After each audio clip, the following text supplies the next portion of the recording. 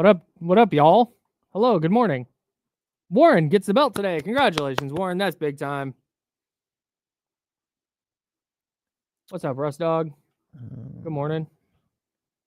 Joe Brazil did not do that. Joe Brazil is in promotions today. That was a Jesse joint. I think, Russ, I also saw you talking about Alex Bregman. I think he's going to probably play second base for the Red Sox. Really? That's crazy.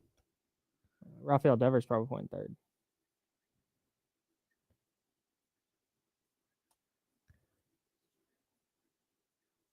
At least I think. Good morning, everyone. Good morning, David. Good morning, Michigan. What's up, John Poles? These headphones make me want to sing like "We Are the World." Hello, Jim. Zabo, what's good, baby?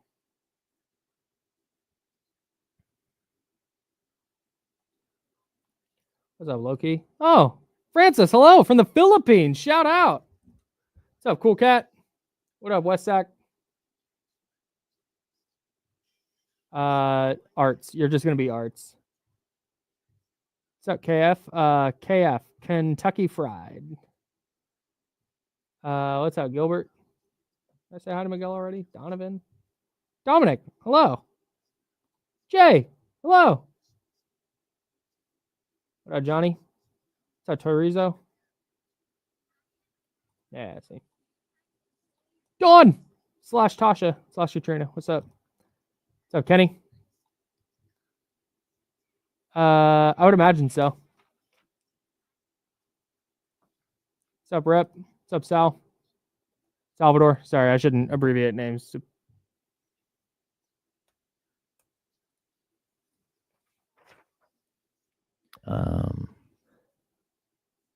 Quick move around. Okay. We have a guest. Oh.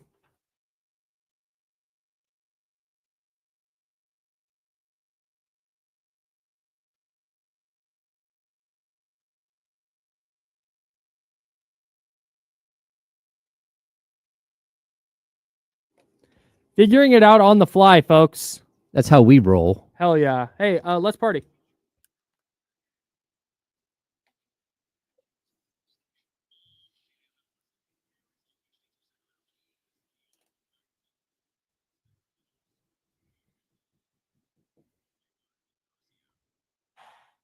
It's time now to go beyond the headlines. And for the next 2 hours, go where every sports fan wants to go. Behind the scenes and into the practice facilities, locker rooms, coaches' offices, and press boxes to get the info before anyone else. This is the ESPN 1320 Insiders. Oh, hey, good morning, everyone. Hello. There's a leak happening in my home. Sorry, I'm checking and making sure. There's a leak happening in your home? Yeah, it's fine. That's not good, Kyle. It's fine. I just got a text and they're just making sure everything's good. I think everything's good. Hello, James. Good morning. And good morning, everybody listening on ESPN1320.com. Everybody on the YouTube stream at YouTube. No, wait, hang on. I'm hearing an echo. I, too, am hearing an echo. Oh, it might be my... All right. Better? I hope so. There it is. Wait, why are you Long on the story. stream in two places? Long story. Because Okay. I had to send a guest a link. Oh, got it. Okay, I got you. All right. Very good. Let's try this again. 3, 2, and 1. That's James Ham. I'm Kyle Madsen. We are sponsored by Jiffy Lube, and we're hanging out with you until noon. Thank you, everybody listening on 1320 AM on the radio, everybody watching on YouTube and Twitch at youtube.com/ESPN1320 and twitch.tv/ESPN1320. Mark Jones, Kings television voice, going to join us at 11:20 today. Mm-hmm. We'll talk about the Kings, but he's also broadcasting the Celebrity All-Star Game. Oh, yeah. And I have so many questions about broadcasting that game. And I'm going to ask all of them. Yeah, does he get to, just hang out with them? And has he ever got to play in the Celebrity Game? Has he gotten invited to play? Does he do prep? Does he, or is he just handed a packet of info on the celebrities? Because I know for me, when I was growing up, at the NBA Celebrity All-Star Game, I knew most of them. If there were 25 people in the game, I would probably know 20 of them. Now, with the amount of people who are YouTubers and TikTok influencers and musical artists who participate in genres that I don't typically listen to. Mhm. Like, I don't know a lot of the people in the game. So I want to Yeah. know how much prep does Mark do? How do you balance it being like a fun thing versus, making sure you're still doing a broadcast? I can't wait. We're going to talk to Mark Jones at 11:20. Yeah, because I don't know a lot of these people. Like, I have no idea who they are. Okay. We'll make up a fun game and go through the list tomorrow. Okay. How does that sound? Yeah, where it's like, are they real or not? Yes. Okay. Okay. That very works. good. I'll We'll stop have a looking fun at the game. list because I won't remember any of these people. Perfect. Okay. Before we do any of that, though, the Kings made a roster move. We'll dig into the Markelle Fultz edition for sure. But the Kings also got a win last night, 119-111 over the New Orleans Pelicans. And if I wanted to nitpick, Mhm. I could pick several nits from last night. Yes. But at the same time, the thing that I've been asking for, and the thing I've been saying, is I just want to see improvement, and I want to see steps toward a sustainable brand of basketball that can win in the play-in/playoffs. And I don't really think we've seen that lately. And while it would have been great to see the Kings beat the Pelicans by 20 last night, and that's kind of what we asked for. Like, can you just go boat race a team? Can you just go beat a team by 20 or 30? Rest your starters in the fourth. Can you do that? They couldn't. But Keon Ellis was scintillating. 27 Spectacular. points. Oh. 7 of 11 from 3. Mhm. That deep, like, heat check 3 he took, Oh yeah. that was great. That's what I want to see from Keon. Just no hesitation, catch and shoot, like searching for his shot. And I think the more important thing, the Kings finished with 28 assists last night. When he got rolling, the offense was, hey, find a way to get it to Keon. Yeah, they rode the hot hand. Yes. It was like, hey, what are they doing? Yeah. It's 2 nights in a row, 2 games in a row. DeRozan at one point got into his spot in kind of that like mid baseline area, and he started to dribble. It's like, dude, Keon is red hot right now. And sure enough, they sent the double. DeMar turns, throws it out to him. It's like, oh my God, It this happened. is great. This is awesome. Again, it wasn't perfect, but if I'm going to sit here and say, you can't just be satisfied with like, oh, just win. Like, yeah, you got to win the games, but there's also some style points you kind of need to have. Mhm. And I think you started seeing some of those style points last night. I was not necessarily satisfied with Monday night's win. Monday night? Yeah, I think. Let's see. Yeah, today's Thursday, your favorite day of the week. Yep. Monday so night's win. It was Monday. Yeah, I wasn't necessarily like, I wasn't dissatisfied last night the way I felt on Monday. Like after Monday's game, it's just like, ugh. Like, yeah, you got to win, but that was the OT in Dallas. Mhm. It's like, oh man, you should. Okay, Tonight, so last night was better though. I think I understand why we have an issue here. It's because what they're doing right now is unsustainable. Like, right, when you see DeMar DeRozan go for 42, like there's a major sustainability issue there. He's not going to go for 42 every night and bail you out. When we see them win against New Orleans and Keon Ellis goes for 27, Keon Ellis is not going to score 27 points every night. In fact, Keon Ellis averages like 7 points per game. Mm-hmm. So like there is this weird thing that's happening where the Kings are doing things sort of that are out of the norm and out of the flow of the offense and out of the flow of anything, but they're finding success by doing that. And for me, what I think will happen here is you're going to see more of these outlier like performances until the team has practice time and starts to figure out how to play together. Sure. And then we're going to start seeing more and more of the actual offensive flow that we've seen in the past. At least that's what I would hope. But in the meantime, just find a way. I don't care what it looks like in the end. 119-111. This game was way closer than 119-111. Yeah. And the fact that they were able to pull away and actually get the win, that's all that matters. Because, again, there isn't an asterisk next to your standings that says, 14 ugly wins. Right. There's just not. So you go out there, and if you win, it goes in one column. You lose, it goes in the other. And I'd rather see them get more in the left-hand column than the right-hand column. Well, and they got up 45 threes, and they got a lot of good looks on those threes. It's like, that's what you want to do. Like, that's if your offense is going to be shooting threes, which Doug Christie has said that's what they want to do. They got good looks. It's like, that's what you want. 28 assists on 41 made baskets. I will take that every single night. Mm-hmm. And that's and the points, like, yeah, sometimes Keon Ellis is going to go 10 of 14 from the field and 7 of 11 from 3, and he's going to score 27. That makes up for Malik Monk having 17, Keegan only having 6, Domas having 16. Sometimes you're gonna have to piece it together. Mm-hmm. And I thought last night the way they pieced it together was just that. Man, Keon's hitting, find him. We're gonna get some threes up, and we're gonna try and keep this team at arm's length. Don't really have an answer for Zion, but we're gonna shut the faucet off on CJ McCollum. We're gonna make Trey Murphy's life tough, and we're just gonna find a way to win this game. Like, that to me was a much better example of, hey, this game got a little grimy. Here's us figuring out a way to win, instead of, hey, we just don't have the horses to hang with the freaking Mavericks. DeMar, can you score 40 for us?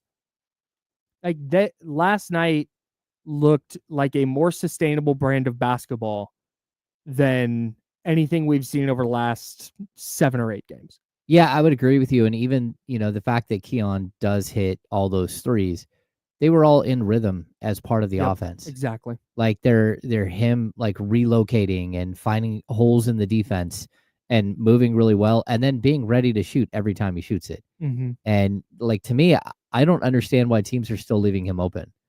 Like, we're at a point. Yeah, it is baffling. I mean, he's one of the best 3-point shooters in the NBA. He's over 45% on the season. 45.1% on 4 attempts a night. 3.9.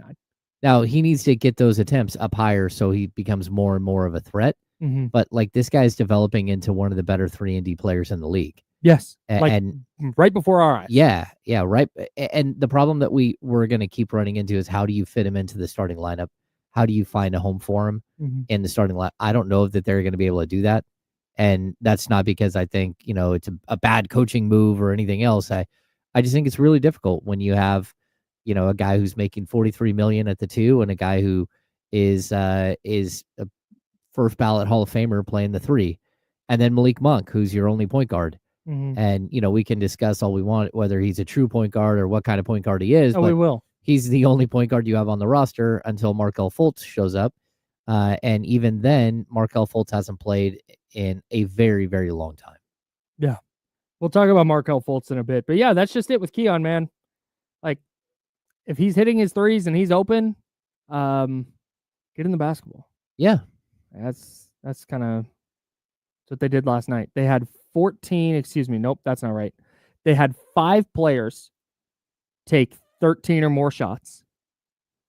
DeMar DeRozan, 17. Malik Monk and Zach LaVine both had 14. Keon had 14, and Domas had 13. Mm-hmm. Keegan had 5. And then everybody in the starting lineup had 4 or more assists. 4 for Monk, 6 for DeRozan, 3 for LaVine, 7 for Murray. No, I'm sorry. 6 for DeRozan, 4 for Monk, 7 for LaVine, 5 for Murray, 5 for Domas. Yeah. Like, lots of assists. So that's the difference for me. I would have loved to see the Kings win last night by 30. But what that game was they don't have an answer for Zion. And I don't know when Zion's rolling like he was last night that many teams do. He is just a hoss. He's really hard to stop. Yeah, when he gets under the basket. Yeah. He's absolutely crazy. So I'm not gonna gets rolling. I'm not gonna sit here and be like, they gotta figure out a way to stop Zion. Like, nah, man, when Zion's healthy, he's really damn good. That's just, health is his issue, not skill set. Yep. So I'm not gonna kill them for that. What last night was to me was much less like, oh, they just kind of survived and played horribly. That was they're still figuring some things out. Mm-hmm. Some of those turnovers because guys are in the wrong spot. Those I think will get fixed. Some of the stretches of that game where the offense just kind of bogged down a little bit, that's the kind of stuff that'll get fixed with more playing time, with a little bit of practice time, with more film sessions. I was more encouraged last night than I've been at really any point since the trade deadline. Yeah, and I'll tell you, like, when you go in the locker room, Doug Christie, really way up high on the whiteboard. I don't know how he gets up there and does it. He writes a code word or a catchphrase for the day. And the other day we were in the locker room, Sean Cunningham likes to tweet these out every day, which for me, it doesn't move the needle. It's a great bit. But Sean, he's using it as a bit, exactly. So the other day, Doug had written "kiss" on the board, and Sean looked at me. He was like, "Kiss." I'm like, "Keep it simple, stupid." That's what KISS stands for. Keep it simple, stupid. And that's basically what I think we saw in the first quarter was the Kings turned the ball over 8 times. They were reckless. They were out of control. They lost their mind, and they were going to lose by 15 or 20 because they were turning the ball over every other possession. 32 turnover pace isn't going to win you a lot of games. No, you're not going to win many games. So the second quarter, they turned the ball over twice. The second half, they turned it over once. They finished with 11 turnovers after having 8 in the first quarter. And to me, that was a moment where the message got through. Keep it simple. Yep. That's it. Just keep it simple. Yep. And if you can do that, it's a brand of basketball that works. Find the open man. Take the shots you're supposed to take. Stop pump faking every time you're wide open for a 3. Move the ball to the right guy.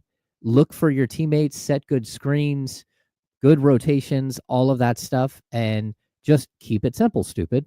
That's it. It's real basic. More like the Sacramento kiss. Yeah. Keep it simple, Sacramento. That's really good. Yeah. I was looking this up. Of the regular rotation players who've played 40 or more games, because there's 2 players at the top of this list, but they've played 2 games and 1 game respectively. Ever heard of Daquan Plowden or Damian Baugh? No. Okay, good. Of players in the NBA this season who have attempted 3.9 threes per game or more, number 1, Luke Kennard. He's averaging 4.4 3-pointers per game, 3-point attempts per game, and he's making 47.8 of them. Percent of them. Okay. Taurean Prince is next. 4 3-point attempts per game. He's making 46.2. In third place, Keon Ellis. 3.9 3-point attempts per game, and he is making 45.1% of them. Just ahead of Nikola Jokic, Karl Anthony Towns, and Rui Hachimura. Shout out to Keon Ellis. Yeah, man, he's just been really, really good. And on top of that, his defense is just some of the best defense in the league we're seeing from guards. Yeah, he's just disruptive. Yeah, he's really if he's not second team All NBA level, he's right close to it. Very, very close. Yeah, I don't think he'll get the notoriety for it, but man, he's spectacular. And we talked about this all the time. You need to find a Herb Jones. They found a Herb Jones. Yep. That's what Keon is. He's your version of Herb Jones. Mm-hmm. You would love to find a 6'8" version of Herb Jones, like sure, a Herb Jones. Sure. But at the same time, it's good. Trey Murphy, you just described. Well, Trey Murphy's a little bit better. Or I described Herb Jones. Just straight up. Sure. It's Herb Jones. You would love to find one of those guys that is a little bit bigger and still have Keon. Because then you start becoming really disruptive if you have 2 or 3 of these guys. But for right now, look, he's bringing everything that the Kings need. And, whether it's off the bench or it's as a starter, he's still getting close to 30 minutes a night. Some nights well over 30.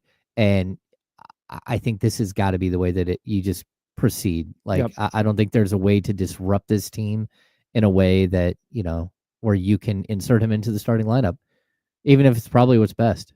All right, we have a ton more to get to about this game, but before we step aside, we have to tell the people, James, about our very favorite sponsor, Jiffy Lube. We do. It is the month of February, and Valentine's Day is tomorrow. It is. Jiffy Lube wants to show you some serious customer love this month with is it too early? No, go. No. With their February oil change deals you can find online. Simply visit jiffylube.com and find a service center near you to see these sweetheart deals on oil changes, wiper blades, and more during the month of February. So drive into savings at jiffylube.com today and save in the month of February. Okay. We're going to step aside. We'll have more on the Kings. Shout out to Jiffy Lube, jiffylube.com. We'll have more on the Kings win over the Pelicans last night. We'll talk some Markelle Fultz, who is now a Sacramento King, the former number 1 pick. And did the Kings get any help from around the NBA last night? We'll talk about that next on ESPN 1320. It's Sacramento Sports Center.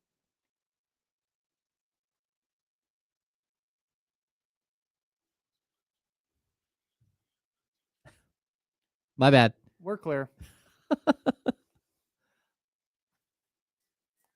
Like, oh, you're teeing me up. Like, wait, no, I should probably wait.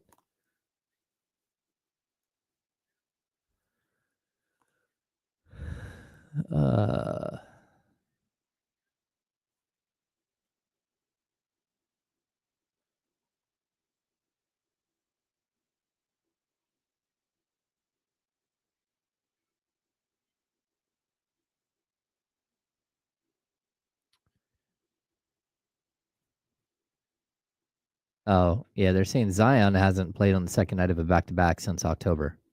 And he was questionable last night. Yeah. I think it was hilarious that it was almost like a running joke. Well, if he plays tomorrow night, if he wants to sit out, it'll make life a lot easier on us. Like, oh, that's not weird. He's like, but how would I get my points per game up higher? Like, I only get 4 to 6 opportunities to beat the Kings every year, or at least put up numbers.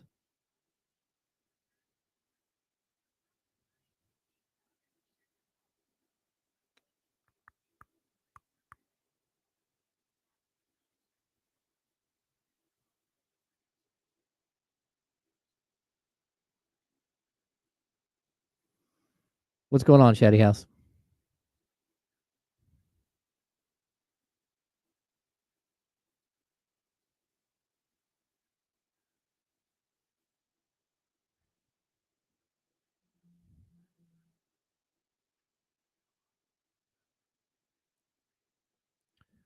Wait, there's YouTube TV CBS beef right before March Madness? Yes. Ooh. But if they don't fix it, YouTube TV said if they don't get it fixed before March Madness, they will give you an $8 credit a month to pay for CBS streaming service. Oh, wow, that's nice. Yeah. I read this yesterday. They sent us an email, Kyle. Nice.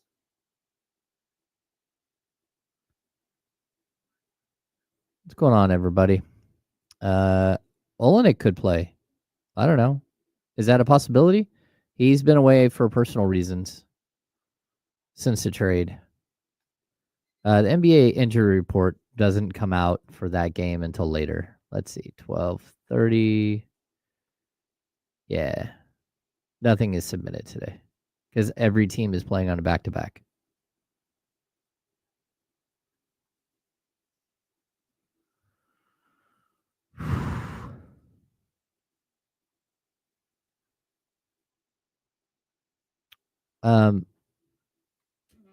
Markelle Fultz will. I don't even know if he'll be in uniform tonight. Like, people are asking if he's going to make his debut. I think the Kings are going to want to see what Markelle Fultz looks like. Oh.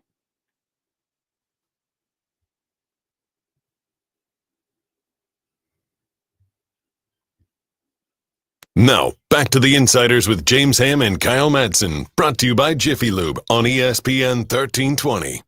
James Ham is over yonder. I'm Kyle.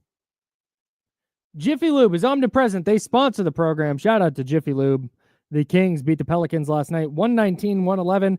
That wasn't the only Kings news from last night, though. The Kings have another point guard. They do. Shams Charania of ESPN reported that Sacramento is signing Markelle Fultz, the former number 1 overall pick from the 2017 draft. Fultz is 26 years old, almost 27. He's played in 234 games, averages 11 points and about 4.5 assists for his career. Career 27.4% three-point shooter, not a willing shooter either, at 1.2 attempts per game, 47.2% from the field for his career. Where do you land on Markelle Fultz? I don't hate the signing. Look, he's young enough. He's proven that he can score in the NBA. I think, the one thing you pointed out there, he's played like 235 games in his career? 234, which is less than 3 years of NBA games, and he's in his 8th. Again, expecting him to walk out and step on a court when he hasn't played competitively since I got May 5th. Orlando lost in the playoffs to Cleveland on May 5th, and he actually played 13 minutes in that game. He hasn't played since then on a court. So what are we talking about? 9 months, roughly. Yeah. That he hasn't actually played NBA basketball. Like, look, he does a few things really well. He's got good size. He can score. He's busted up the Kings in the mid range a couple of times. He does have like a unique game. I think he's a really good passer. I think there's a lot of talk about how good he is defensively. I think he's a quality defender. I don't think he's like a, blow your socks off type of defender here. But look, as of today, I think he's probably one of the better options. You're not taking a risk on Bones Highland, it sounds like. A guy like Reggie Jackson might go elsewhere. If they're bought out, there's going to be guys in the buyout market, but a lot of those guys might be headed to teams that, that they're choosing, where Fultz is he's been waiting around. He's been healing up and getting ready for the right opportunity for him. And he clearly thinks that Sacramento is probably the right opportunity. Yeah, it's probably where there's going to be minutes. Yeah. They need somebody to just run the point and to handle the ball. And I thought that could be DeMar DeRozan and Zach LaVine, but it's clearly not when Malik Monk's not on the court. So I'm with you, man. Like, and this isn't a buyout situation, to be clear. He like James just said, he hasn't played at all this year. No. He's been a free agent. He did not play in the G League. He didn't play anywhere. So the fact that he's just been hanging out, looking for the right opportunity, right? That's fine. This is a very low risk, potentially high reward flyer. If he's good and he can give you 10 minutes a night, 12 minutes a night, and he can get you a couple points and dish out a couple assists and just not turn the ball over, great. If he can't, okay, you're back where you started. And of all the people who were available, and we actually talked about this last week, Reggie Jackson is probably the best option available. Yeah. In the buyout market. Has he even officially been bought out yet? I don't think so. So if he is available, though, he's probably the best option, but he's going to go somewhere that is in the playoffs now.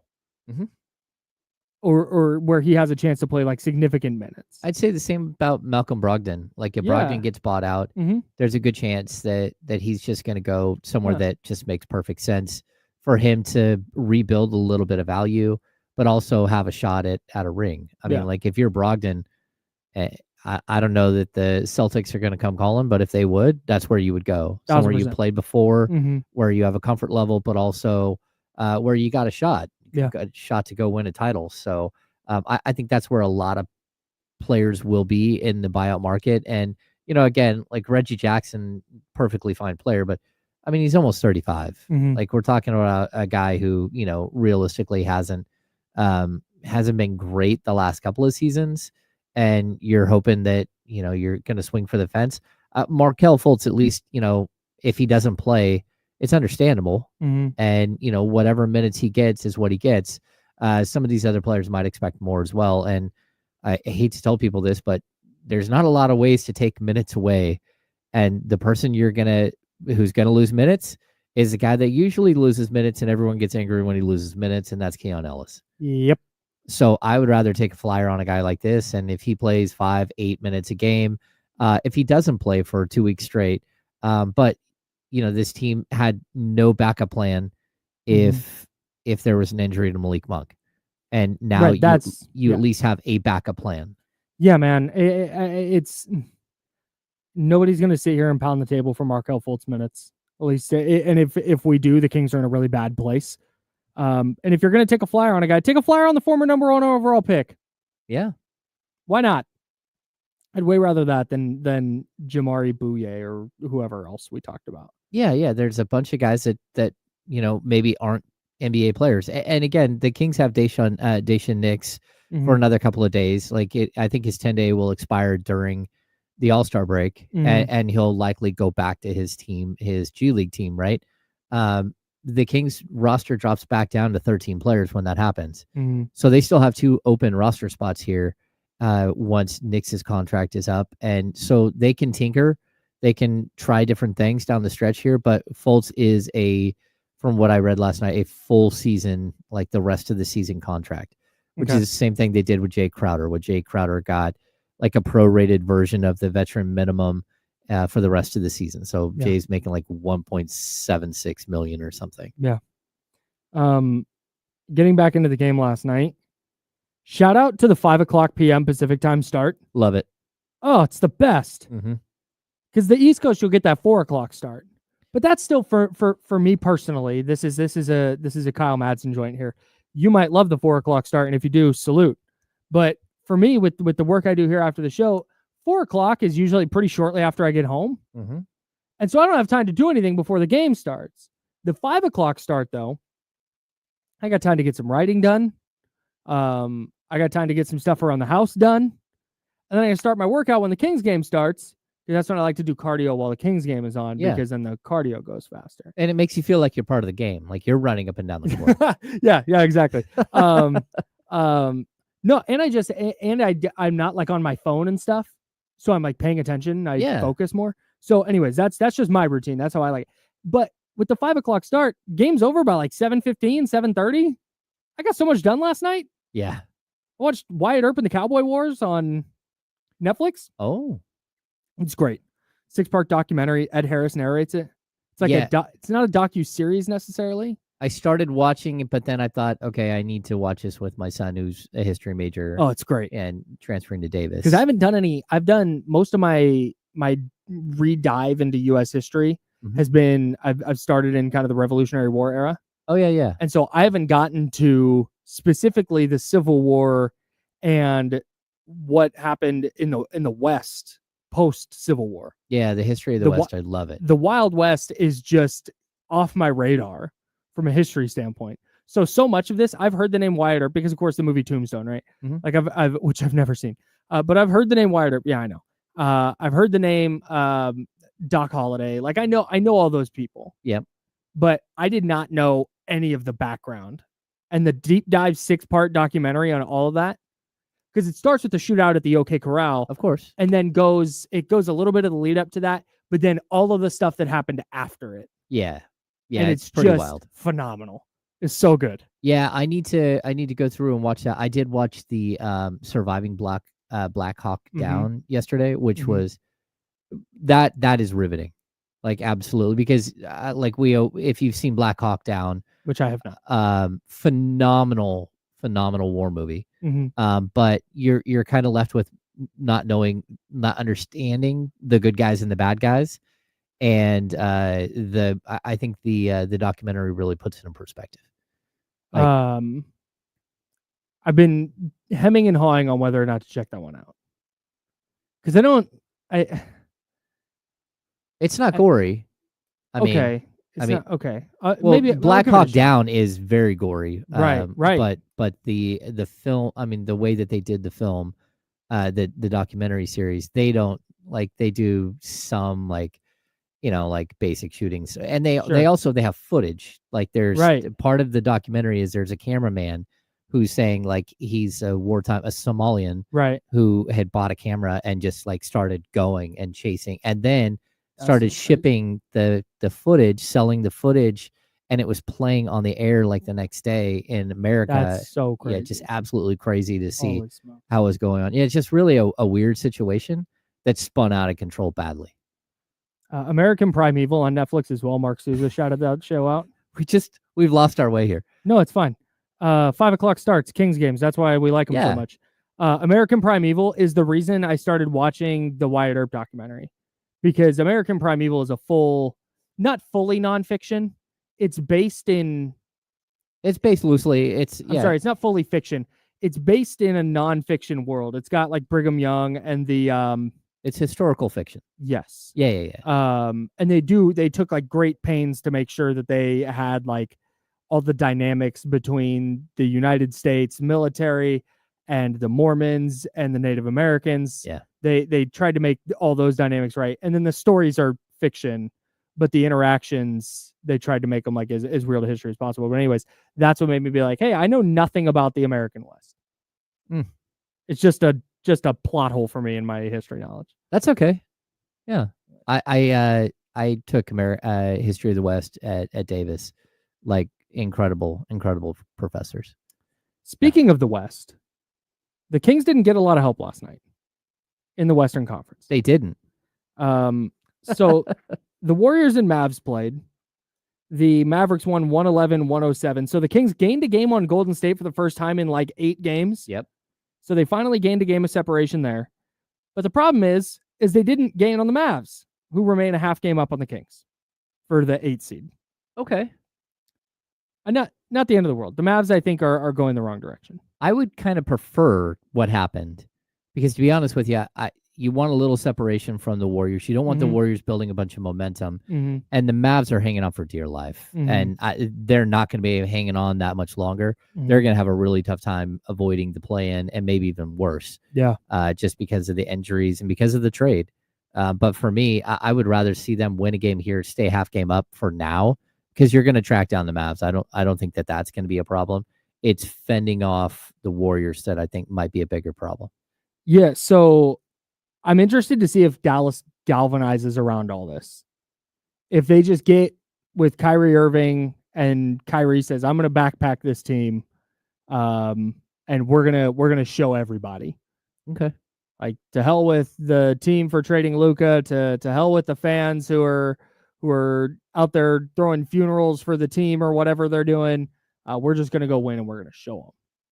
That's possible, but the problem that he has is like his top 4 centers are gone. Yeah, it's tough. Like I don't like even Dwight Powell's they can't play. Yeah. He's got a hip issue, and like you're looking at Derek Lively's out. I think for the season. I'm not saying I'd bet on it. I'm just interested to see if that's kind of the way this goes. Yeah, because last night was a very, very inspired effort from a very shorthanded Mavs team. The Bucks beat the Timberwolves. That's a W for the Kings. Yep. You gain a full game on 7 seed Minnesota.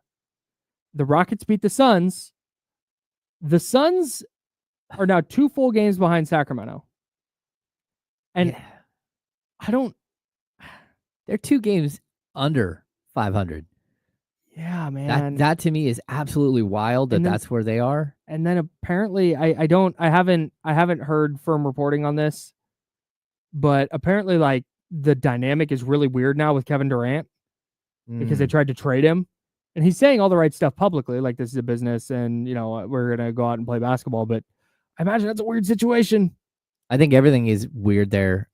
Even the Bradley Beal thing. Yeah, that's been weird too. Yeah, you shipped out Nurkic, but, you thought Nick Richards would help. And it really, like he's played well, but it hasn't really helped. That's a rough situation. Again, I think the Clippers are a target that you're looking at. The Lakers, those are targets that you're looking at if you're the Kings, that you might be able to keep climbing if you take care of business right now. I'm not just putting them like Minnesota and Dallas are teams that they can pass. I think there are more, but you got to figure out how to continue this sort of physical play into the second half. Yeah, I think the play-in teams kind of might be set. Okay. You think the play-in are the Timberwolves, Mavs, Kings, and Warriors? I think so. Okay. I'll explain in a second. The Clippers also beat the hell out of the Grizzlies, so the Clippers stayed 2.5 games up in the 6th seed. Here's why I say this. One, I don't think the Suns, let me rephrase. I don't think the play-in teams are set. I think the top 10 are going to be the top 10 in some order. Okay. I don't think the Suns are going to bounce back. They have a lot of top end talent, and it's really hard to just rule them out. But I don't see them turning things around. The fact it hasn't happened yet, I have a hard time believing in that.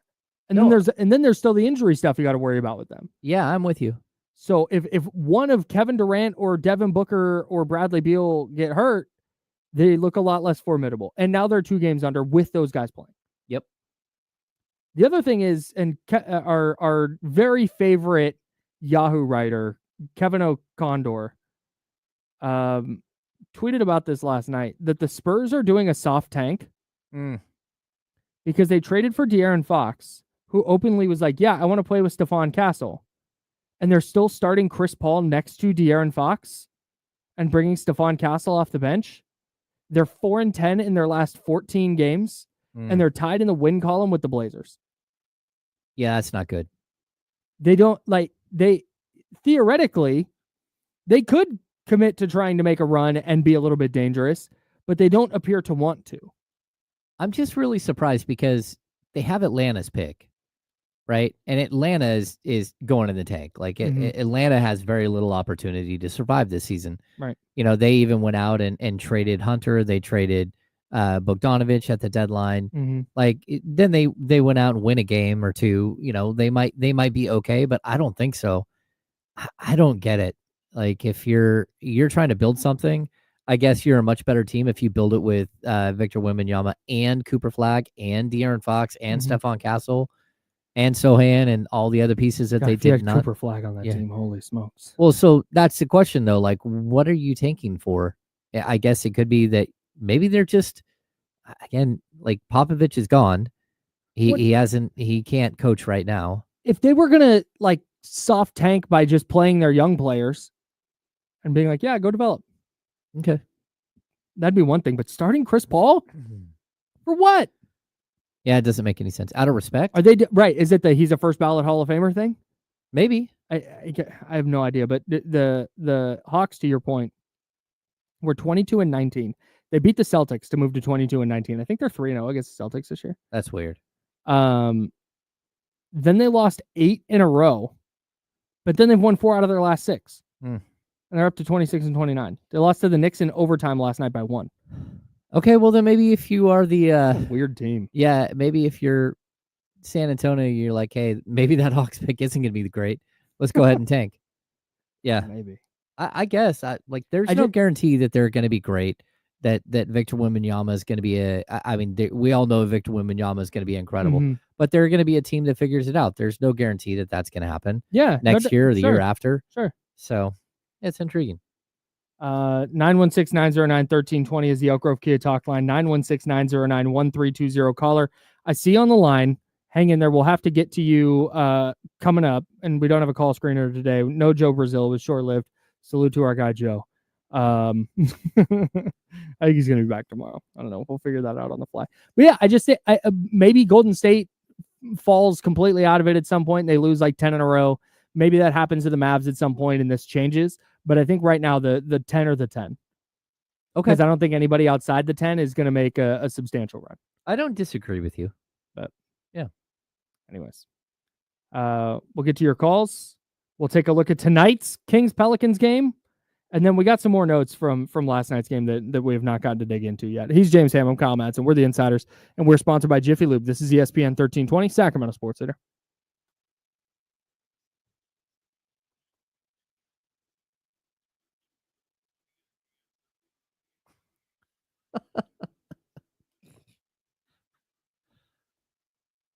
That's not very nice.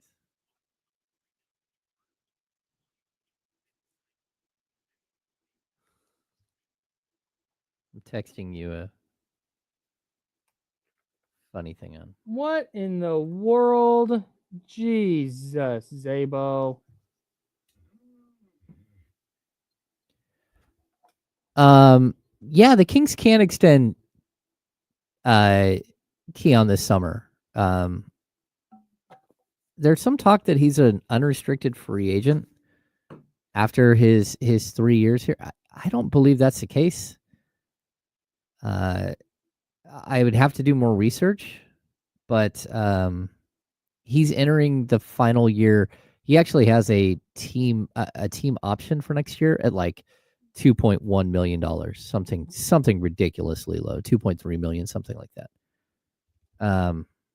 But if you've been with the team for 2 years and you're entering the final year of a contract, you can sign an extension. Now, the problem is there's going to be limitations on the amount of a raise he can get, I believe.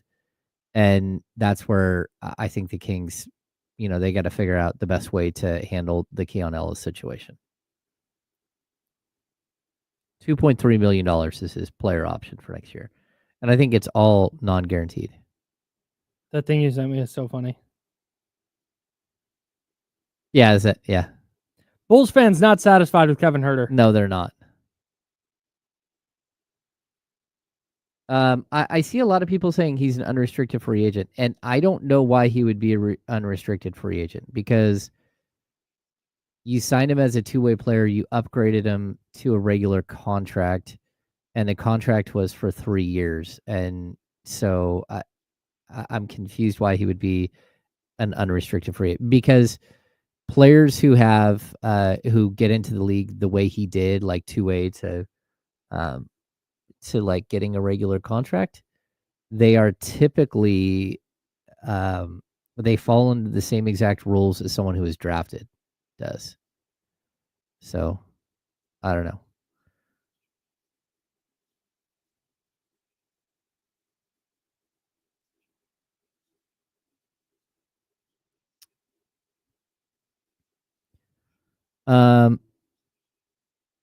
Niley Berlin, I don't know that he didn't enjoy his time with the Grizzlies. He was not a fan favorite. He was the opposite of a fan favorite in Memphis for whatever reason. So whatever has happened here where all of a sudden he's a fan favorite, it's new for him.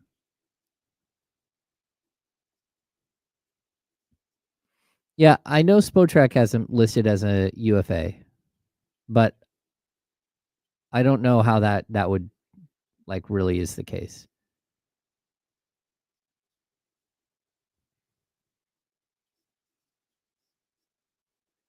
Because like they gave him a 3-year deal. Now, like he does have bird rights for sure. Like he's on a 3-year contract, even though part of it was, a half of a season last year. That doesn't change anything. Keegan Ellis, I think, is 24. 25. He just turned 25.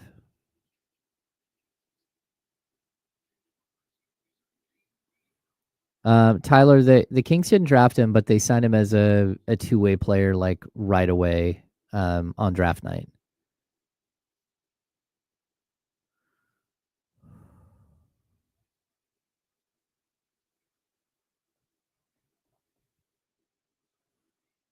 Tyler, it's just an end of the year contract with Fultz. He's under contract for the rest of the season. So it's just a league minimum deal. Oh, we have a thing to do right now. Oh.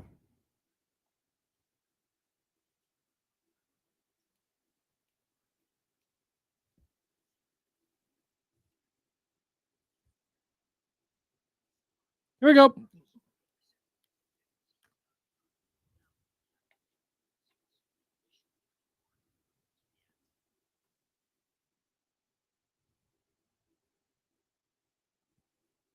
Now, back to the Insiders with James Ham and Kyle Madsen, brought to you by Jiffy Lube on ESPN 1320.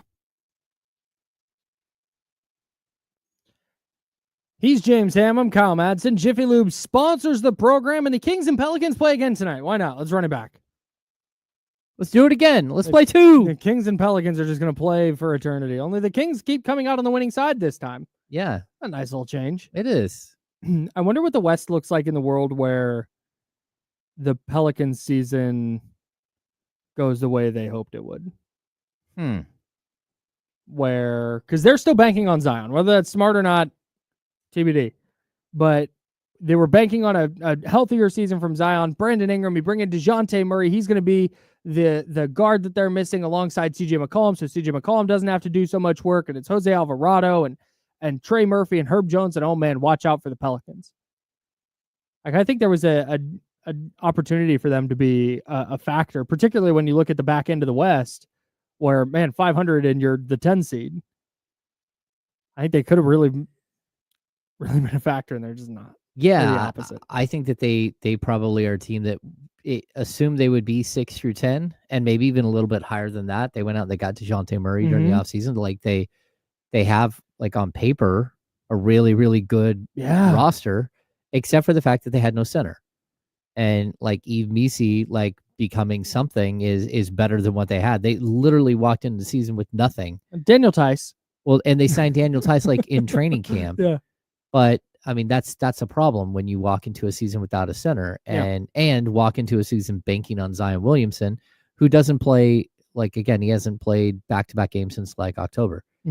So I don't know what you expected here, but once any type of injury hit, you are in trouble.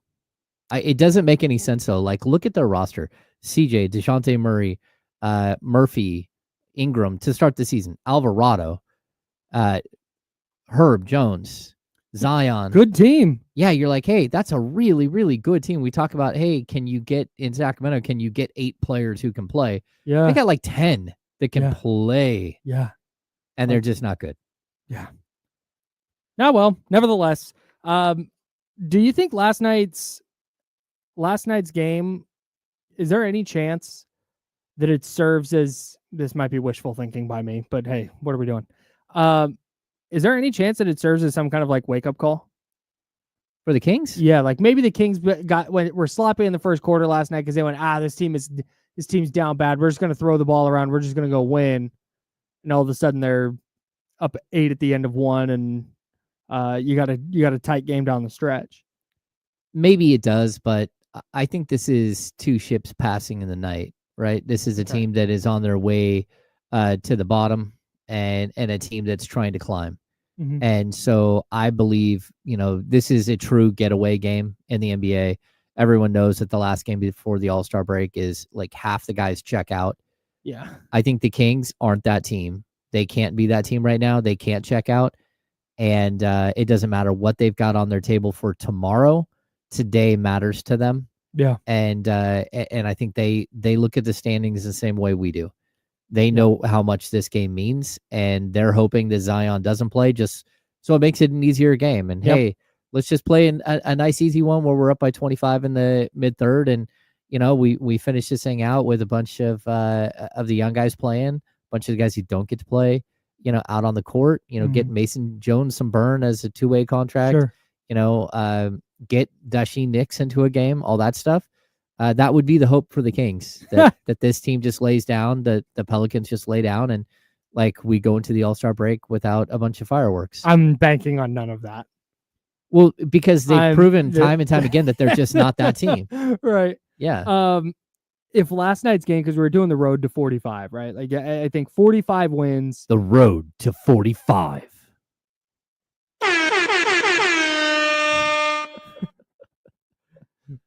45 comfortably puts you in the play-in. I think that gets you in by multiple games. Okay. So I'm just 45 wins is the number I circled. If last night was an 8 on a scale to 10 in importance, tonight's like a 9. Oh yeah. Yeah. This is not, for all of the reasons you just laid out. This is a prime spot where human nature sets in. And the Pelicans are 1, 2, 3 Cancun, or Cancun on 3, or whatever the phrase is on. Yeah. I've never said that in my life, so apologies for botching it. The Pelicans are doing the Cancun on 3 thing on February 13th. Yeah. If you go lose tonight, that's a mess. That means that you're mentally not in the right place. Well, it also means that you walk into the All-Star break 1 game over 500. And just like clinging to life, and you might be above the Warriors, you might not. You might be tied with them again because they play again tonight. Yeah, they got Houston though, and Steph's not going to play. Oh, okay. It just puts you in the wrong frame of mind for this final 29 game stretch or 28 games, whatever it is. That's just it. Is I can sit here and I can whine about the wind didn't look the way I thought it would or whatever. Mm-hmm. But I've heard that from you. This is this is what you were saying yesterday. It's what Kenny was saying the last couple of days. Like, just win right now. Like, just win however you can. And that has never been more true than tonight. You just got to figure it out tonight. No, I totally agree. And I mean, if you win this game, you're now on a 4-game win streak going into the All-Star break. Mm-hmm. That is momentum. You come out of the All-Star break with some practices. You come out of the All-Star break with a soft schedule for a couple of games. You can start building and try to get up to that 7-8 games over 500 right away. Mm-hmm. And then can you balance and just stay 500 the rest of the way, right? So if you can get up to 8 games over, 9 games over, and then just like flatline, like win the games you're supposed to win, lose some of the games you're supposed to lose, and just try to stay afloat the rest of the way, then you got a shot here to be not only a play-in team, but maybe a 7-8 in the play-in. Sure, where you just need to win 1 to get into the playoffs. Yeah, exactly. So you're the 7. Somehow you get up to 6, you're in the playoffs. Somehow you get up to 7, at least you get a home game where you can win and you make the playoffs. That's right. Yeah. There's some advantages to like picking up wins here at the end of the schedule, at the end of the first half of the season. Big time. And just, I mean, it gives you margin for error too. Not every game, because when you're hanging around 500 and you've got two teams breathing down your neck for the last play-in spot, every game comes with so much. You have no room to slip up. But hey, you stack these wins now. Hey, now all of a sudden when you play Boston, yeah, okay, you know what? Not that big of a deal. If you slip up against the Knicks and you lose to the Knicks, okay. Well, we do have good news for the Sacramento Kings. It has been confirmed that Zion Williamson will not play tonight. All right. There you go. Do we expect anyone from the Kings to sit? No. Yeah, you got to sprint through the finish line here. Yeah, I fully expect them to. If they were if the Kings were the 3 seed right now or something, I would go into tonight's game wondering, like, if all things remain the same, but the Kings were the 3 seed. All things being, minutes and injuries and stuff. Mm-hmm. I would look at tonight and go, hey, maybe this is a game where you can just steal a night off for DeMar. You can steal maybe a short night for Domas. But you can't. Everybody's got to go because you got to go win. And you have not put yourself in a position roster-wise to be able to be like, yeah, DeMar, go ahead and sit tonight. Yeah. No, not gonna work. No, nobody gets a night off. Yeah. Like, you're hoping the guys play less because you run up the score on somebody. Yeah. But no. Not betting on that. I'm not betting on that either. It doesn't look like Olenek will make his debut either, and Brandon Boston has also been ruled out. This is all according to our friends at Underdog. Oh, shout out to Underdog. Which they've got to have a link somewhere that's helping them put this stuff out there. But it has not been put out on the injury report or through the Pelicans PR account. So King starters tonight: Malik Monk, Zach LaVine, DeMar DeRozan, Keegan Murray, Domantas Sabonis. I would guess for the Pelicans, it's Jose Alvarado, CJ McCollum, Trey Murphy, and then maybe Matkovic starts. Probably. He's got 6 fouls to give in 14 minutes. Boy, does he. My man is just, first of all, in the face, he looks like Landry Shamet. So Karlo Matkovic is 23 years old, almost 24. He's a rookie. And there were a couple of moments last night where you just watch him move and you're like, oh, okay, okay. He kind of knows what he's doing. And then you watch the totality of the game and you watch him foul out without taking a shot. And you're like, oh, that's still very much a rookie. Well, he's gotten a little burn lately for them. He was holding on for dear life against Jonas Valanciunas. Like he was like, what is that thing? Yeah, dude. Like, I'm getting beat up by Domas. Now, who is that and what is going on? This is a guy who had 5 points, 11 boards, and 4 assists against Denver. And then the next night against Denver, 10 points, 9 boards, and an assist with a steal and 2 blocks. 6 points, a couple boards, a steal, and a block against the Kings on Saturday. And then 8, 9, and 2 with 3 blocks against OKC. Like, oh man, look at this guy. And nope. he got thumped. Yeah, he had a rough go. My guess is he starts tonight. Keon against CJ McCollum is a matchup of the night for me. Of course it is. And again, I think the second matchup is Keegan against Trey Murphy. Yeah. Like, keep playing. Those are the two guys that are going to take a lot of the shots. Yep. They did such a great job on CJ last night. They did. I was really impressed. Making him drive, and then every time he drove, he was having to do it through 2 or 3 defenders. And he made some shots. He made some tough shots. But if you can make CJ McCollum really, really have to work the way they did, like, that's the best you can do. Sometimes he's going to put 20 on your head anyway. Yeah, I mean, he was 0 for 5 from 3 and ran a negative 23 in that game last night. That's the Keon Ellis effect right there. Yeah, no doubt. We'll have keys to victory coming up for you later. My guesses are going to look like a lot like last night. I think so. That's James Ham. I'm Kyle Madsen. The Kings looking to make it 4 in a row heading into the All-Star break. It's a big one tonight. And we'll have those keys to victory for you coming up in a bit right here on ESPN 1320. That is Sacramento Sports Leader.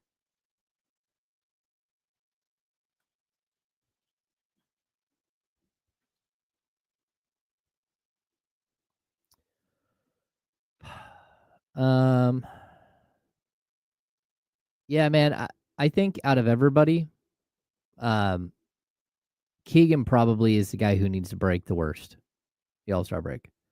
Like, that dude needs to clear his head. He needs to get away from the game. He needs to, like, go in his backyard and fish.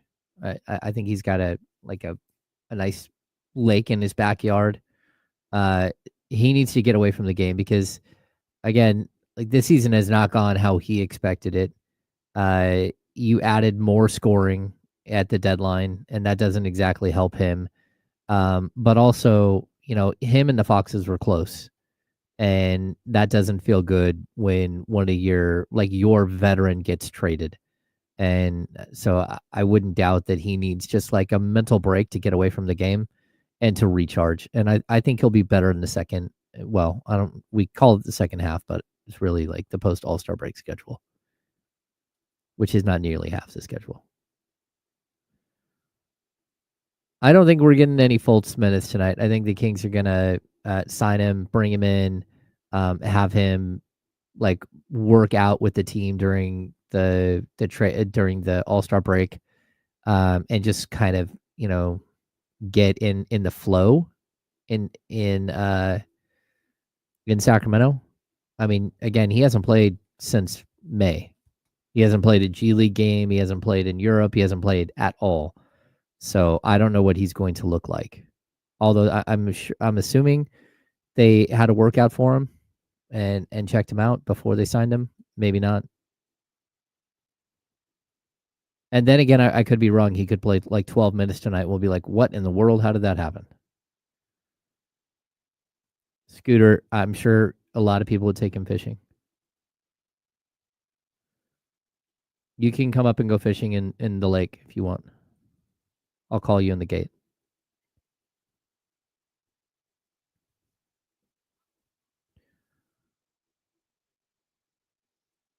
My guess would be maybe not.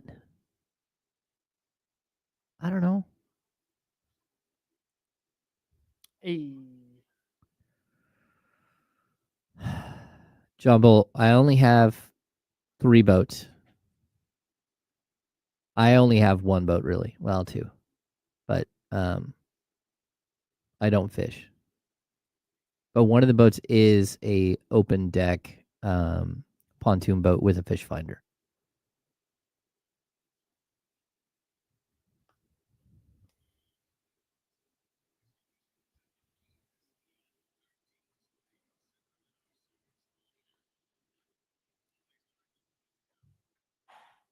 Welcome back to hour number 2 of the ESPN 1320 Insiders. Get ready for the most up-to-date sports news and talk with the ESPN 1320 Insiders. Hour number 2, that's James Ham. I'm Kyle Madsen. We're rocking with you until noon. Then we'll hand it off to D'Lo and Casey.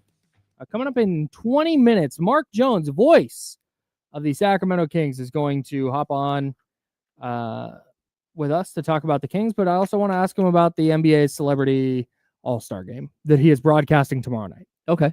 I can't wait. No, I love so it. Many questions. It's like to walk in Mark Jones' shoes for a day would be fun.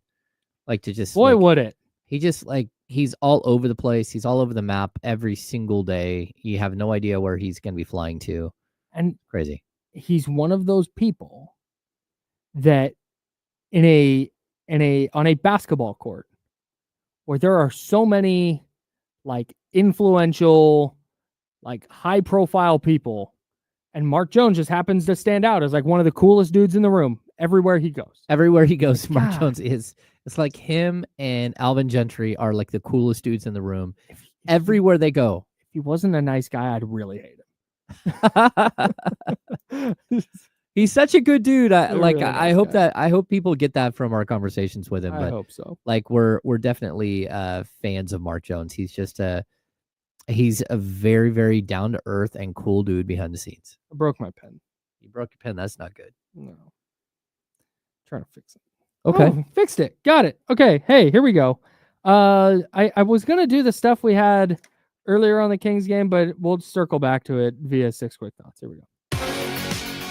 How'd yesterday's Kings game go? Yeah, Kings insider James Ham has 6 notes you need to know. Here are James Ham's 6 quick thoughts. James Ham of the Kings Beat, kingsbeat.com. Subscribe today. The 6 quick thoughts. Jeez Louise, number 1. Neon Keon, or what are they calling him? 3-on? I don't know. Whatever you want to call him, the dude was on fire. He had 13 of his 27 points in the first quarter. Made 7 threes on the night. Played incredible defense. And Kyle, I don't know how to do it, but like they just have to find. Maybe they, as opposed to shortening the game to 10-minute quarters, like Adam Silver's asking, we can petition the league to go up to 15-minute quarters so Keon Ellis can get another 9 minutes per game. Yeah, but proportionally, I don't know if that works. Yeah, man, I don't know. If I've made my case for Keon to start, and nobody likes any of the solutions, so to hell with it. He shouldn't start. It's just a really odd situation to be in. And, like, I think the Kings are a better team if he's starting, but I just don't know how to do it. Right. I'm not going to bench Keegan. Here's my, right. You can't. Here's my caveat with this. If Keon is going to shoot it, if he's going to come in as early as he does and then score it the way he did last night, it changes the calculus a little bit. But I still you have 3 guys in your lineup who are like microwave scorers, and you need defensive help.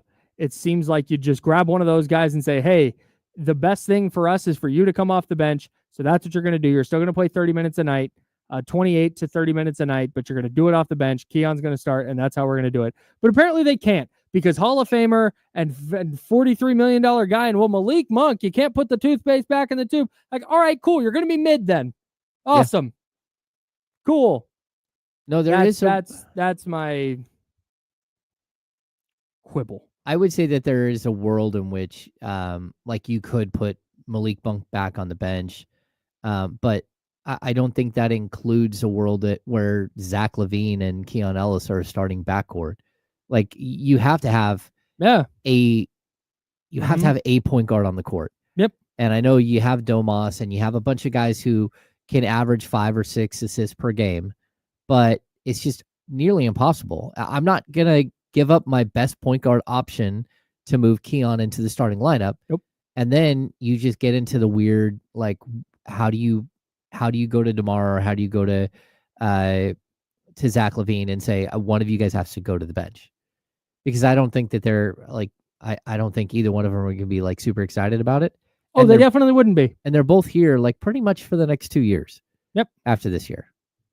Complicated, man. It is. It's not easy. I make it sound easy. Like, yeah, you go up to DeMar DeRozan and say you're 30-6. You're going to come off the bench now. Mm-hmm. But obviously you can't just do that. Nope. There's interpersonal dynamics and things at play. There's all kinds of dynamics in place. But I'm going to sit here on the microphone and have a strong take about it. Let me tell you. Yep. Number 2. Let's see. Number 2. DeRozan was really good again. 24 points. Right now, what he's doing is he's keeping the offense afloat until they figure out how to play offense together with a new group of players. Mm-hmm. And it's just like, hey, man, we need 20-something from you every night. We might need 40 from you certain nights, but just keep it afloat. And I think he's trying to be a passer. Mm-hmm. And so he is, stuffing the stat sheet a little bit.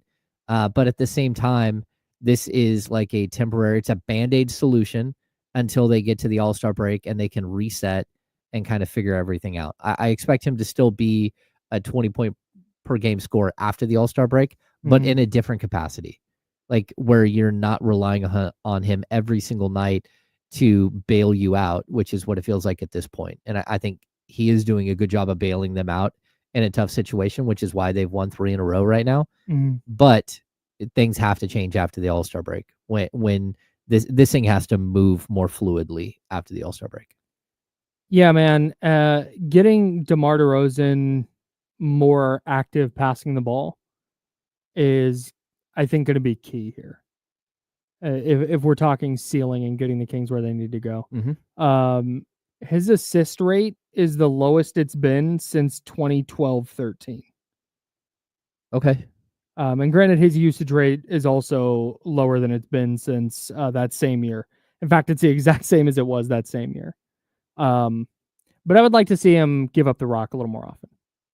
Okay. And I think that's how you can keep the offense in a flow, I- while also continuing to rely on him. It's not even so much the passing; it's that the ball moves, and moves, and then it stops, and everyone sees it. It's like time freezes, and that's what you have to get away from. It has to be within the flow of what's happening, which is why, again, hat tip to Keelan Ellis.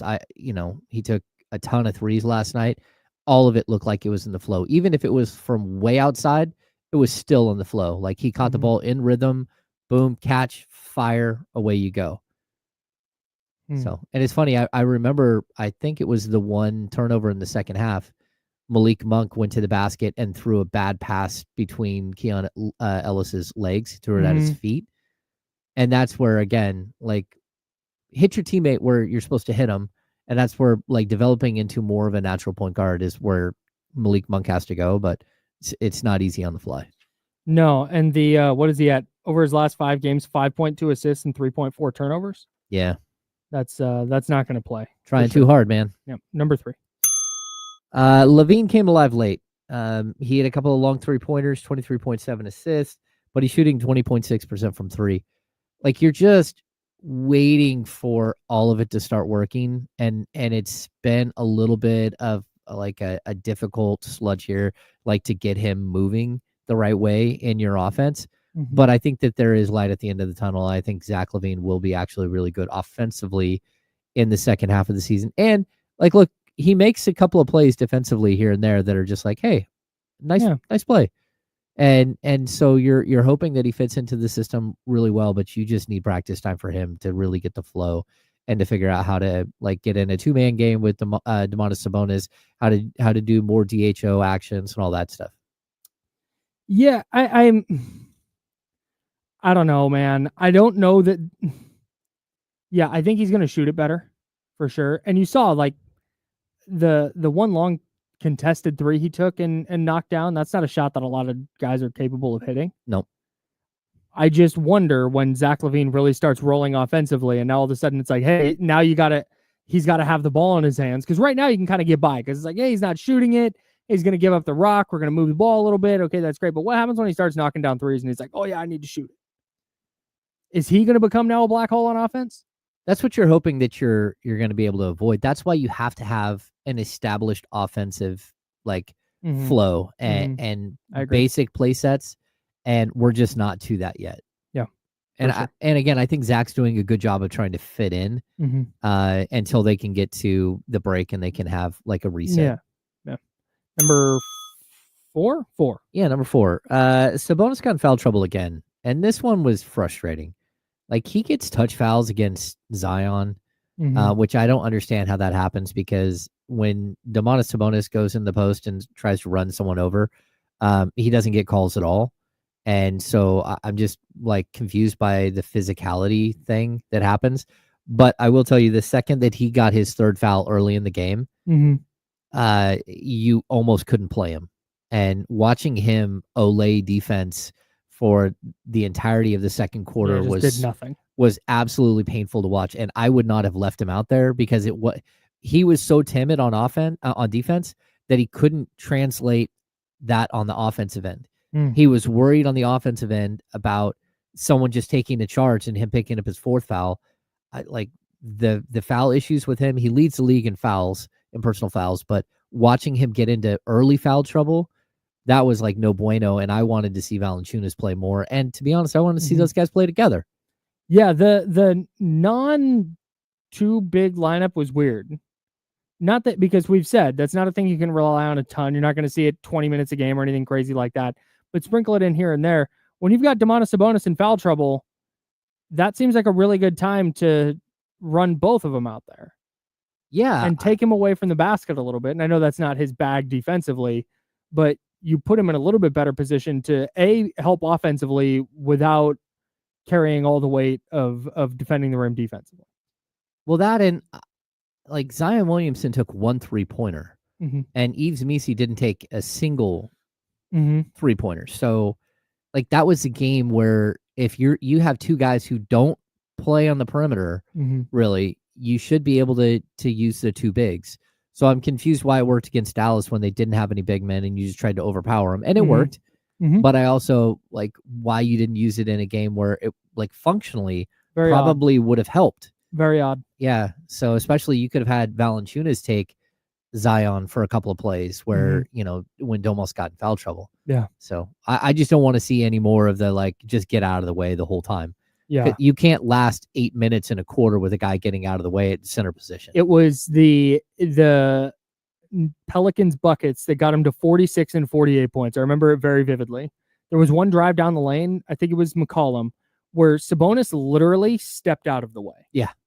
Like stepped aside to not draw any contact. And then the next time down, I think it was McCollum again, missed a layup, got the board, and Sabonis is standing there because he doesn't want to go over the back. He doesn't want to give it. So he just stands there and lets CJ McCollum grab the rebound and then go back up with it while Domas stands right there. It's like, that's just not tenable. No, he got stuck statistically for the entirety of the second quarter, where he had like 8 points, 6 rebounds, and 4 assists. He had a couple of assists like down the stretch, but there was a moment where he just like got paralyzed by the situation. And to me, he was unplayable for a stretch, which I never think that about Sabonis. But watching him in that situation was like, oh, all right, well, that's not good. Number 5. What do we have? Malik got chippy. I liked him going at CJ McCollum, and I got to be honest, I did not like the play by CJ. Yeah, that was weird. Like, if you want to foul, just reach out and foul. I don't get Don't lower your shoulder into the guy's ribs. Yeah, that was weird. Yeah, I thought that was very strange. And then him acting like, oh, I don't know what you're talking about. Yeah, you know exactly what you're talking about. And, Malik is a guy who talks a big game. So maybe he was just trying to level him out a little bit. But, I was okay with it. I loved the way that got handled. Yeah. Malik walked over and was like, didn't like that, friend. And CJ McCollum was like, what are you talking about, pal? And they talked it out. And then the ref said, okay, that's enough. Go to your benches. And let's go look at it. We're going to take a look. Yeah. Instead of being like, T here, get up. Because that's what escalates it. These dudes, like, especially a guy like Malik, who's just a pure hooper. This happens all the time. Go to any open gym across the country. There's going to be a foul somebody doesn't like. You're going to talk it out, and it might get a little heated. It might get a little loud. Yeah. But nobody's going to throw. It's basketball, man. Just to say I didn't like that foul. Like, well, I don't know what you're talking about. I didn't do anything. Like, yeah, you did. You threw that. You don't have to do all that. Blah blah blah. You get into it. It gets a little chippy. Some people get in. Hey, okay. Let's get back to it. That's exactly what it is. Like, great. Why doesn't every situation get handled like that? Somebody pushes. Somebody somebody says the wrong thing. Okay, fine. You can throw that. But when guys get in discussions, the guys are like, just tee them both up. Yeah. Ugh. It was great. I love the way it's handled. Yeah, I liked it too. Yeah, and it calmed the game down. Yeah. But I also thought that you need that fire from Malik and from the rest of the team. You need that fire. Somebody coming out there and saying, no. But in a controlled way. Yeah. I think when you throw technicals out there, now all of a sudden everybody's like, wait, now I got a technical, and then it never gets resolved. No. I think it resolved itself. It was awesome. Last one quickly. Searching for his role. Keegan Murray finished with 6 points, 5 assists, which was a season high, and 7 rebounds. He just looks like he doesn't know what his role is on this team at all. A 1 of 5 from the field. Like, he just wasn't part of anything. And like, he moved the ball fine, but just really comfortable. He had that early block on Zion. Really nice help side block.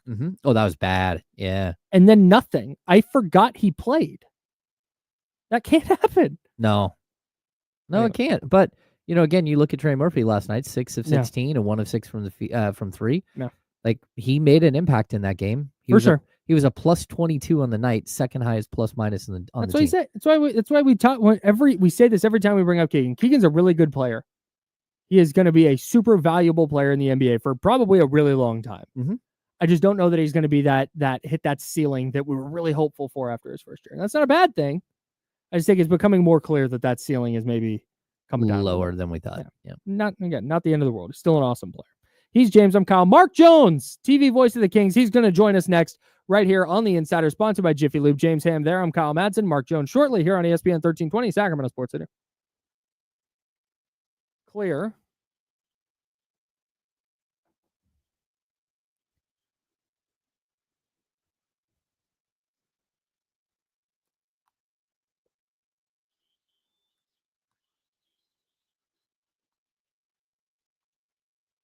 You have a read?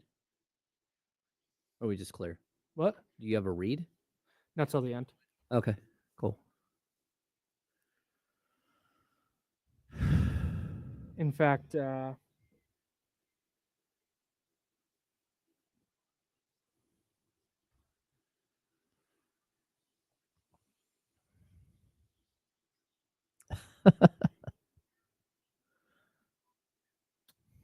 damn. Everything all right? Yeah, I'm just trying to figure out.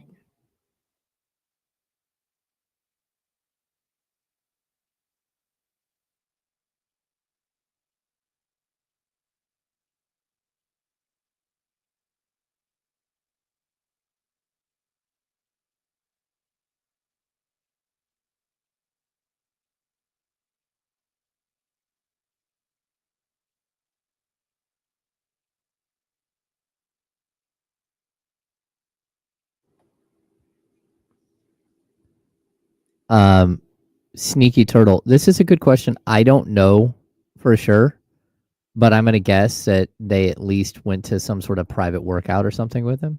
I don't know.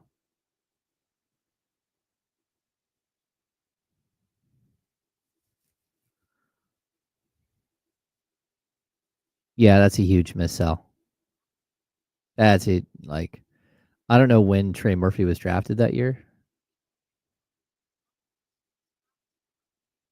Davion Mitchell had a nice game last night for the Heat, though.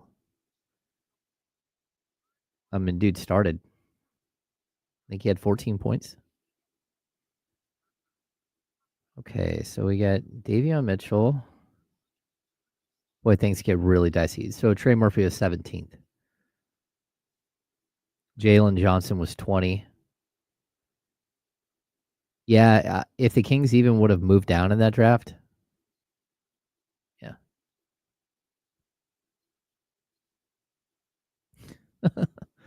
Yeah, John Bull. When is that Markelle Fultz press conference coming?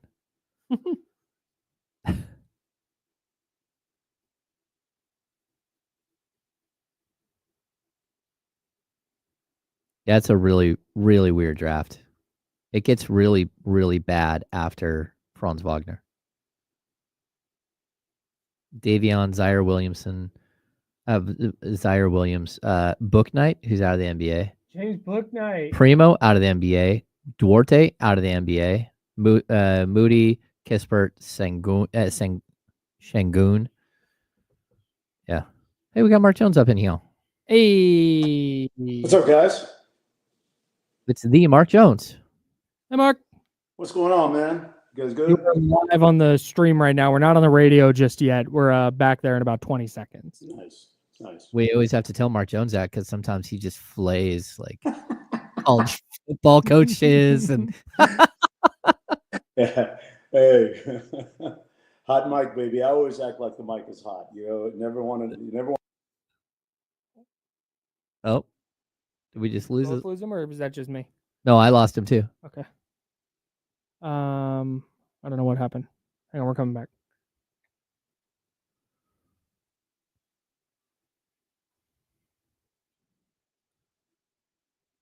Oh, that's not how that works. Here we go. Let's try this again. Now, back to the Insiders There we with go. James Ham and Kyle Madsen, brought to you by Jiffy Lube on ESPN 1320. Yeah, James is there. I'm Kyle, Jiffy Lube, omnipresent, as well as our guy Mark Jones. Can he not in hear the us? building. Can he not? Okay, so he can't hear us, and we also lost his audio briefly. So what we're gonna do is we're gonna take Mark out of there. Let's see. What's that? No. Can you text Mark and tell him to exit the studio and re-enter? Yeah, actually, what we can do, I'll do this. Okay, great. Let's Live stream. Yeah, live stream. Perfect.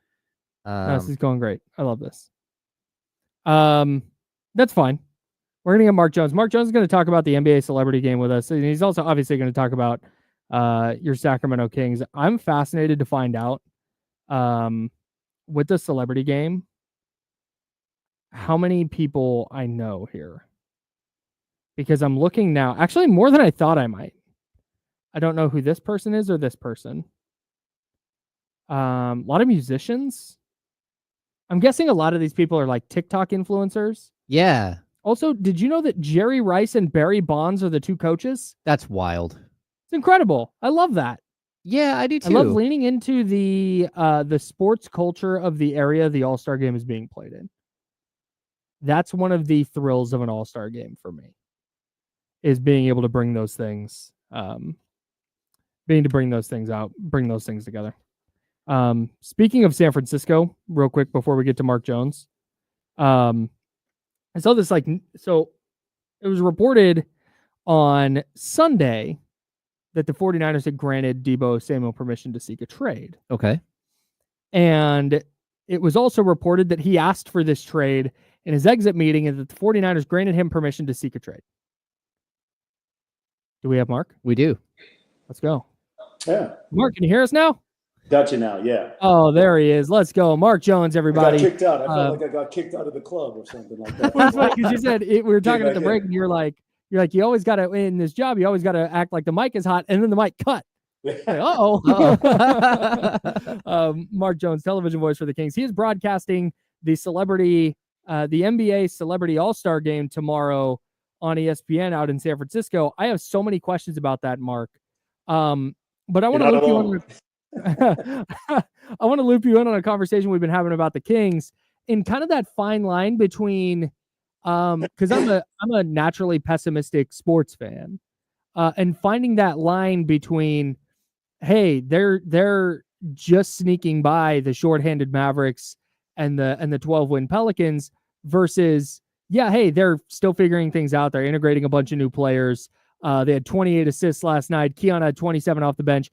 And finding the difference between, they're stacking towards being competitive in the playoffs versus they're just kind of getting by against bad teams. Yeah, you know what? I don't think you can put any qualifiers on wins at this point with Sacramento. A win is a win is a win. It doesn't matter how you slice it up, especially when you look at all the mitigating circumstances, right? All the new bodies, all the new players that the Kings have added, the issue of being able to develop chemistry. Those are analogous to players being absent on the other side, right? I think anyway, because when you look at even the play of Zach LaVine, right, he's still working his way through the familiarity of his teammates and getting on the same page with them, and Valanciunas as well. And, they've got some issues too. So anytime you get a win, I think you just take it and run on to the next like they will tonight. And all things being considered, I love the resourcefulness that Doug Christie has shown recently in being able to use the different combinations of lineups with the lack of familiarity and making it work. Like the Lithuanian Lightning Towers that we saw a couple of games ago in Dallas, using those two guys at the same time, and finding time for LaRavia to look as moderately comfortable as he has. So all things considered, 3-game winning streak, 3 games over 500. Hey, listen, Dallas still had Kyrie. Zion was still playing for New Orleans. You win, you win. Everybody's got their issues in the NBA. So you take it and you run with it. Mark, you brought up Jake LaRavia there, and, I had a conversation with him before they left, but then you had another conversation with him about like some of the basics that are different in Sacramento versus what they are in Memphis. Just how difficult is it for a player to basically like get off a plane and, hey, we need you to go out there and play. And, oh, by the way, we do this, this, and this are basic principles. I need you to follow those basic principles. Or sometimes you skip that step and they get out on the court and they don't know that they shouldn't be funneling players right to the middle. Yeah, it's different. Like I asked Jake exactly that. I said, give me the basic differences defensively first. And he said, man, it's a big difference here in Sacramento as compared to Memphis. In Memphis, we would always hedge to the middle. That's where the help was. He said, I've got to deprogram myself because here in Sacramento, we like to ice defensive terminology and send things baseline just because of the way the respective teams are built, right? When you've got Memphis, you've got Jaren Jackson Jr., Defensive Player of the Year, waiting for you in the paint, and Zach Edey as well. Sacramento's built a little differently than that, so they like to send things baseline and keep it out of the paint.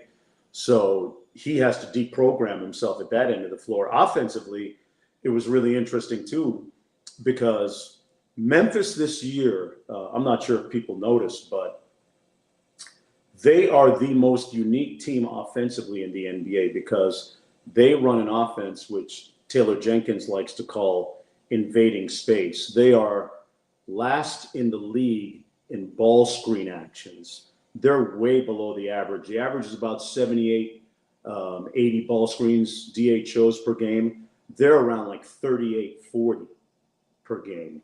So they're really spread, and they work in a system where you just dribble to space, and they have certain rotations. It's almost like a sink and fill type deal.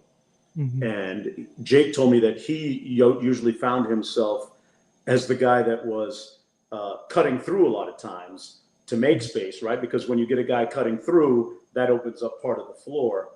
And that kind of movement is a little bit different, actually significantly different from our base offense in Sacramento, what we call a 5 or even 4 sometimes. So despite all that, he's done pretty well.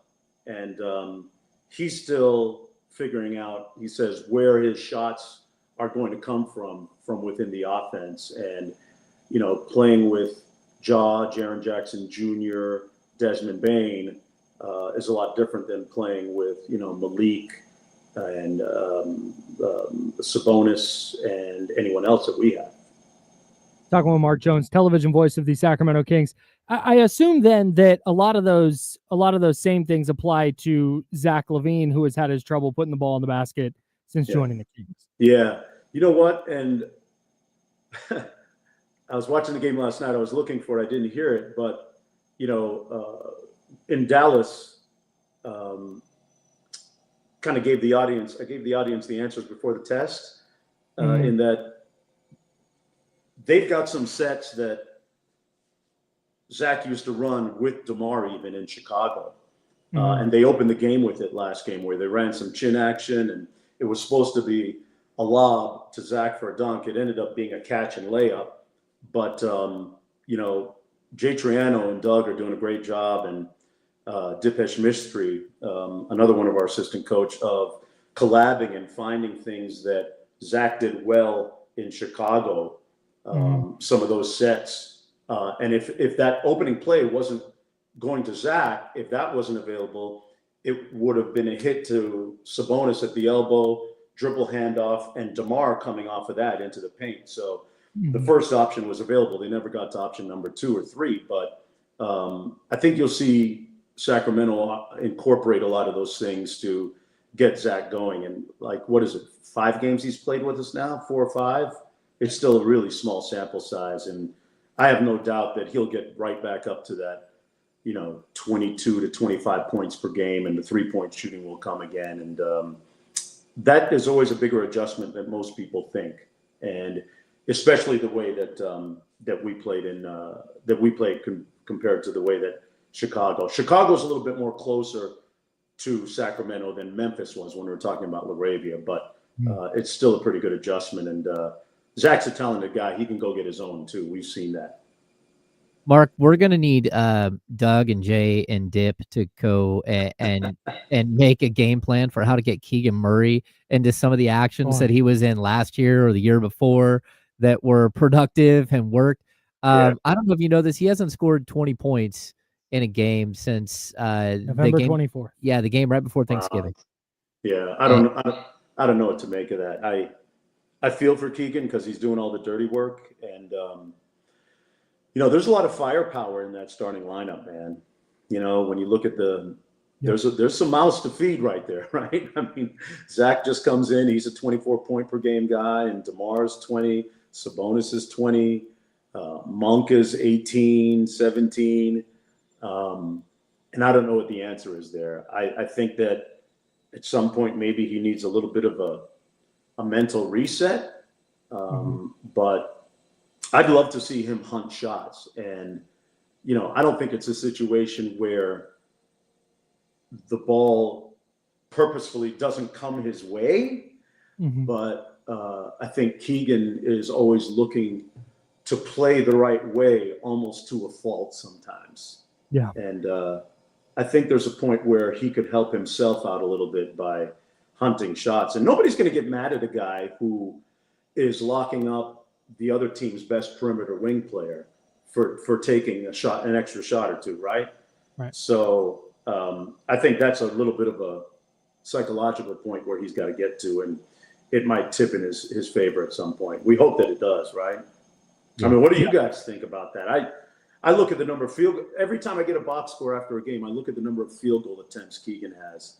And if the only time I'm happy is when it's like anywhere between 12 and 15. I'd love it between 15 and 18 because I think he's that good a shooter. But, and with Malik handling a little bit more now, I'm wondering if some of those looks might get to Keegan somehow.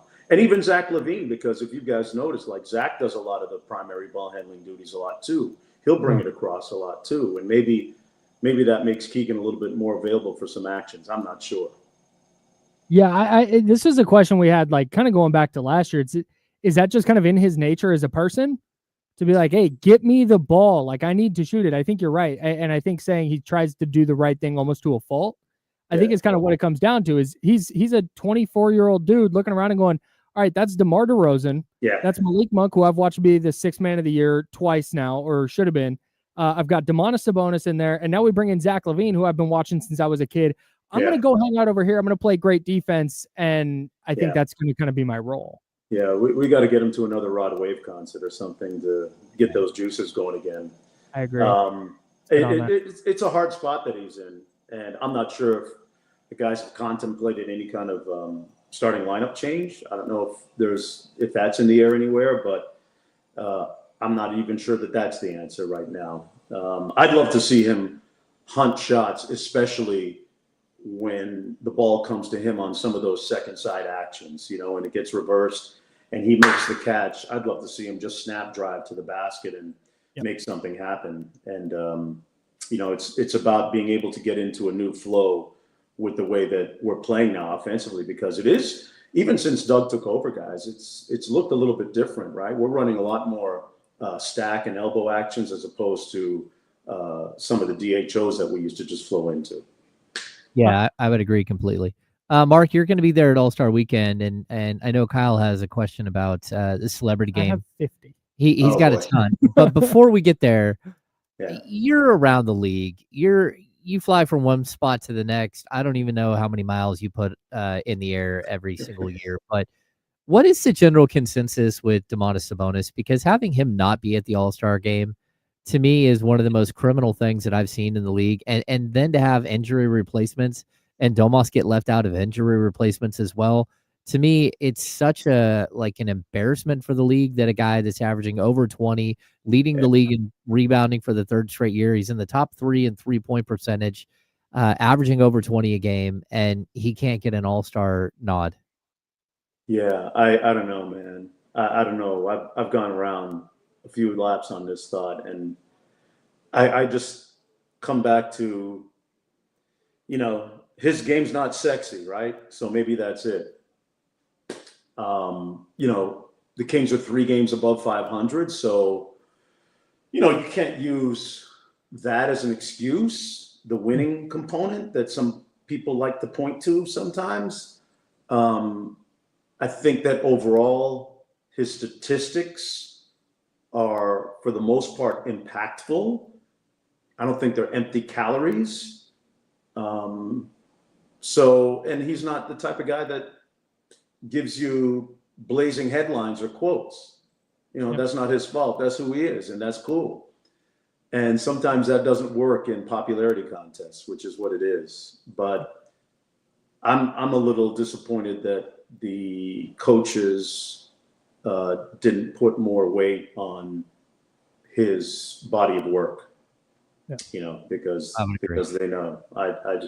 It blows my mind, man. It blows my mind because he should be playing down the street here in San Francisco on Saturday, and his game may not be Listen, he's not Anthony Edwards, right? Right? Sure. There's not a lot of sizzle on that steak for Domas, but the numbers are the numbers. And if we're measuring productivity and winning, then yeah, he should be there. He should be there. And he, like you said, he leads the league in rebounding, double doubles, plays the game hard. I don't know that there's a more relentless guy in the NBA, but maybe relentless doesn't sell. I don't know. Mark Jones, television voice of the Kings. You're broadcasting the Celebrity All-Star Game tomorrow. Yes. I have a couple of questions just for you on that before we get you out of here real quick. One, how much preparation do you do for this broadcast? Man, it's tricky. So, like, I'll get the list, and I'm pulling up the list right now of people in it. Okay, so the coaches are Barry Bonds and 2 Chainz. Yeah, Of course. Great rapper, right? I sold 2 Chainz a second chain, by the way, just in case you guys are wondering. He was Jerry Lone Rice. Chain. Yeah, it's one of my favorite rap rags of all time. He says, "I wear pajamas to Ruth's Chris." It's just an unbelievable line. I love 2 Chainz. Okay. I love that. Kai Sennett, Baron Davis, Alicia Gray, looking forward. So that's a real basketball player, right, for the WNBA. Tucker Halpern apparently played collegiate basketball. Did a little research on him.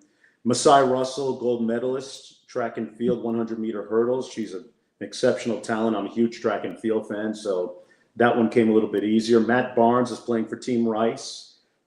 Chris Brickley is an interesting one. I'm familiar with Chris a lot because he trains a lot of the NBA stars around the league. Jimmy Butler. He works out with a lot of the high-end guys. Who else? We've got Terrell Owens, a 2-time Celebrity Game MVP. Good player. Yeah. I'm curious to see what T.O. looks like because, guys, how old is he now? Like 48? Got to be in his high 40s. Yeah, something like that. I think he might be older than We that. have the technology to figure this We out. do. That was I mean, the 96 draft. Yeah, I have a researcher preparing charts for me on this game. I mean, like, come on. He's 51. Yeah, He's 51. Yeah, like, what am I going to ask him? What is Pablo Schreiber's points per game average in the Celebrity League? I mean, yeah, Shabuzi. And Drewski's one of the participants too. Another Drewski, the influencer, the streamer. Yeah. So how do you balance and we've only got like a minute here. So but how do you balance the like, hey, this is a fun Celebrity All-Star Game versus trying to like be a professional broadcaster? Still trying to figure it out, man. Okay, very good. Still trying to figure it out. Sometimes you'll get stretches of good basketball. Yeah. And that's when you kind of lean into the hybrid good athletes like the NFL guys or WNBA players that might be playing, or you'll get an influencer or like Quavo, right? When he played in it, he's 2-time MVP. He plays a lot of basketball, so those guys will be pretty good. And if those guys get into a ball stopper hogging mode, then we'll get some good basketball. But if they get too deferential and start passing, then it goes down from there. But you just roll with it, man. We got a 4-point shot. We've got a penalty box deal where if you foul in the third quarter, it's a 5-on-4. I mean, we got the whole circus going in this game, man. I'm reading over the rules right now, so you never really know what you're going to get in this game, but it's fun anyway. Well, not many people better to suit at a game like that to broadcast a game like that than you, Mark. Appreciate your time, man, and enjoy the heck out of this weekend. All right. Thanks. You got it. Thanks, guys. Thanks, Mark. It's Mark Jones, television voice of the Sacramento Kings. We got to step aside. We'll take a look at keys to victory for the Kings tonight in New Orleans against the Pelicans. He's James Ham. I'm Kyle Mads, and we're the Insider, sponsored by Jiffy Lube here on ESPN 1320. It's Sacramento Sports Leader.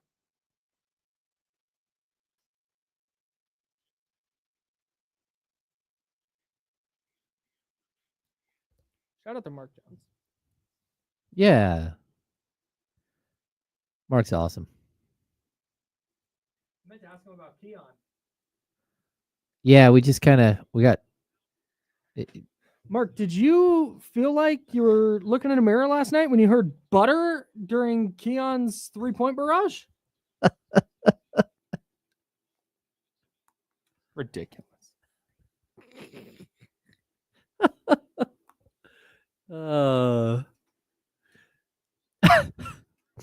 Butter. So who's man? Yeah. That's a me thing. It's a me thing. Don't worry about it. Yeah. I don't know what to say. No, you don't have to say anything. We're moving on. Moving on. Nothing to see here. Do you think trading Debo in the 11th first round pick to Cleveland for Myles Garrett would be okay? No.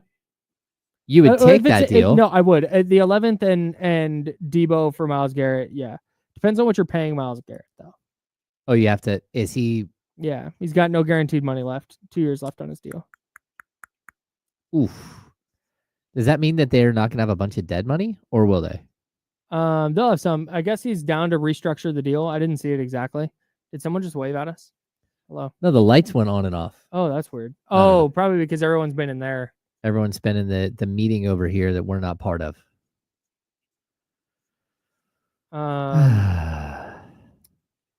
John Poles is starting a petition. Yeah, the thing I was saying before Mark got on was all signs point to Debo leaving. And for some reason, Tim Kawakami yesterday, who I love very much, Tim Kawakami yesterday tweets like, talk to some people and the 49ers are preparing for Debo to not be back. It's like, yeah, that's what I gathered the whole time. Okay. Coming off the worst year of his career, he's going into the final year of his deal. The 49ers aren't going to pay him. And so he's like, yeah, hey, send me where someone will pay me. And they're going to cut him if they can't trade him. Okay. Because that makes financial sense and roster sense.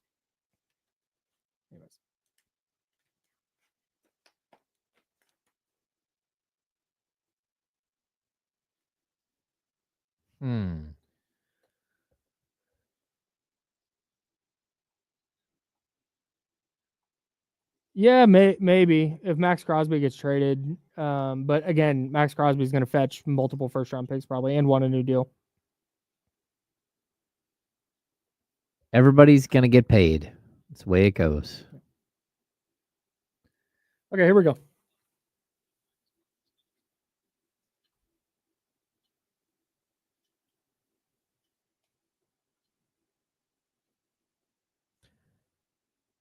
He's James Ham. I'm Kyle Madsen. The Sacramento Kings taking on the New Orleans Pelicans once again tonight. And before we get into keys to victory, actually, you know what? No, we'll do keys to victory first, and then I'll get into my prize picks. 3 games out of 4, right? My underdog picks for tonight. I'm sorry, what? This is the 3rd time they've played the Pelicans out of 4. Yeah. It's just wild. Just like playing the same team. Yeah. Just rinse and repeat. Well, hey, you'll take it. When the Pelicans look like this, you'll take it, man. Yeah. For sure. They are not that good of a basketball team. Got some good players. Just not a great team. Zion Williamson not playing tonight, which is a sigh of relief for the Kings. It is. They just, like I said, I say they don't have anybody who can slow them down. Nobody really does. Well, Zion slows Zion down. You're going to come out of that game with a lot less ice bags. Just straight up. Like, Zion batters you. That's who he is as a player. He likes to drop his shoulder and get to the rack, get to the left side of the rim every single time. And he's a powerful, powerful athlete that just, like, when you're done playing him, your chest hurts. Yep. And I think that it's good to go into the All-Star break without an extra couple of bruises. All right, let's get to keys to victory. I'm hoping they're a little bit different than yesterday's. Especially since Zion isn't playing, and he was directly one of my keys. So key number 1, James Ham for a Sacramento Kings victory tonight. Stop turning the ball over. Well, keep it simple, stupid. That's what was on the board, KISS. Stop getting crazy with the handles. The second the Kings stopped turning the ball over last night, they just pulled away. Like, it's nearly impossible to win a game when you turn the ball over 8 times in a quarter. And so if they can just do that one functional piece, they should win this game handily. Yep. Don't give them free possessions, man. Yep. That is, it seems easy. And again, there's going to be some. There's going to be whatever they're averaging turnover wise now should come down as just they get more familiar with each other. They get some standard sets put in, some standard offensive sets put in. Like at some point, those turnovers will come down. Mm-hmm. But also just you mentioned the Malik Monk pass earlier that went through Keon Ellis's legs. Like you just throw a better pass, man. Yeah. That's just, sometimes it just comes down to that. Yeah. Like don't run into a double team and get the ball stripped. Yeah. And like I said, if it's Zach LaVine in the corner and he starts to cut, but he wants to go back to the corner and you throw the bounce pass waiting for the cut and it goes out of bounds because you had a little miscommunication on where he was going to go. Okay, that happens. But the other ones, the unforced ones, that can't go down. Yep. My first key, especially with Zion out, whatever the plan was for CJ McCollum last night, do it again. Mm-hmm. Throw different looks at him. Make sure that when he drives, there's multiple bodies on him. Run him off the 3-point line. Make sure you're contesting his threes. Keon Ellis and Keegan Murray should be chasing him around all night. Yeah, you got to shut him down. And there's only real two faucets on this team if Zion's not playing, and it's CJ and then it's Trey Murphy. Facts. Like if you can slow those guys down. Again, Alvarado had a really nice shooting night last night, but if you go back to what he did on Saturday where he didn't hit any of his 3-point shots, like that, he's just not a consistent scorer. He can hurt you, but like outside of CJ and Murphy, there isn't a lot of like meat on the bones there with that Pelicans team. Yeah. Number 2. Continue to build chemistry. Yeah. Like if there's no Zion and this game gets out of control pretty quickly and the Kings are rolling, work on your play sets. You don't have a lot of time to spend together. And we keep talking about like these mystical practices. There might be like 1 or 2 practices during All-Star weekend, All-Star break, that these guys actually get on the court and get to like see quality time together. This is a game where you can use as a scrimmage if it gets out of hand quickly. And that's what I would like to see them continue to get to the 28, to the 30, to the 32 assist mark and see if they can try to find some continuity with this group. I'm changing my second one. Oh. Number 2. I need Domantas Sabonis to stay out of foul trouble. Oh. You hit the nail on the head earlier. It just takes him out of his game entirely. Yeah. And now your rotations are messed up, and you have a better option in Jonas Valanciunas to play the backup 5. So that's okay. It's not like, oh my God, you can't win. But their offensive flow, Domantas Sabonis being out of the game or being mentally taken out of the game isn't going to help what ails them offensively. Yep. So you Domas, just try and stay out of foul trouble, man, especially with no Zion. Well, and this is a team that starts a rookie and then comes off the bench with another rookie at the center position. Yep. Domas should do what he did on Saturday, where he dominated this team with like 27 points. What I was waiting on an underdog last night, and it didn't happen. Yeah. It very much is a game where he should be the focal point for the Kings, and he should dominate this game. Yep. 100%. Number 3. By hook or by crook, just find a way to win. That is, man, every once in a while you do a thing where I'm like, oh yeah, you're way older than me. Yeah. And that was one. Yeah. It doesn't matter. Yeah, Not I get a phrase I've ever heard before. Yeah, it doesn't matter. Like whatever the way you got to beat this team, it doesn't matter in this game tonight. Yeah. Just go out there. There's such a big difference between going into the All-Star break with a 4-game win streak and 3 games over 500 and going in 1 game over 500 and being tied or potentially tied with the Golden State Warriors for like the 9-10. Like that's not where you want to be. You need to be moving up the ranks here, and the potential to win this game and to move above Dallas and be the 7. And that's what they would be, right? In the Western Conference, maybe the 8. If the Kings win and Dallas loses, yeah, it'd be the 8. Yeah, they'd be the 8. That's a big deal. And it might not seem like it is now, but there's only like 28 games left after tonight, and it's a sprint to the finish line, and every game matters, especially against 12-win teams. Yep.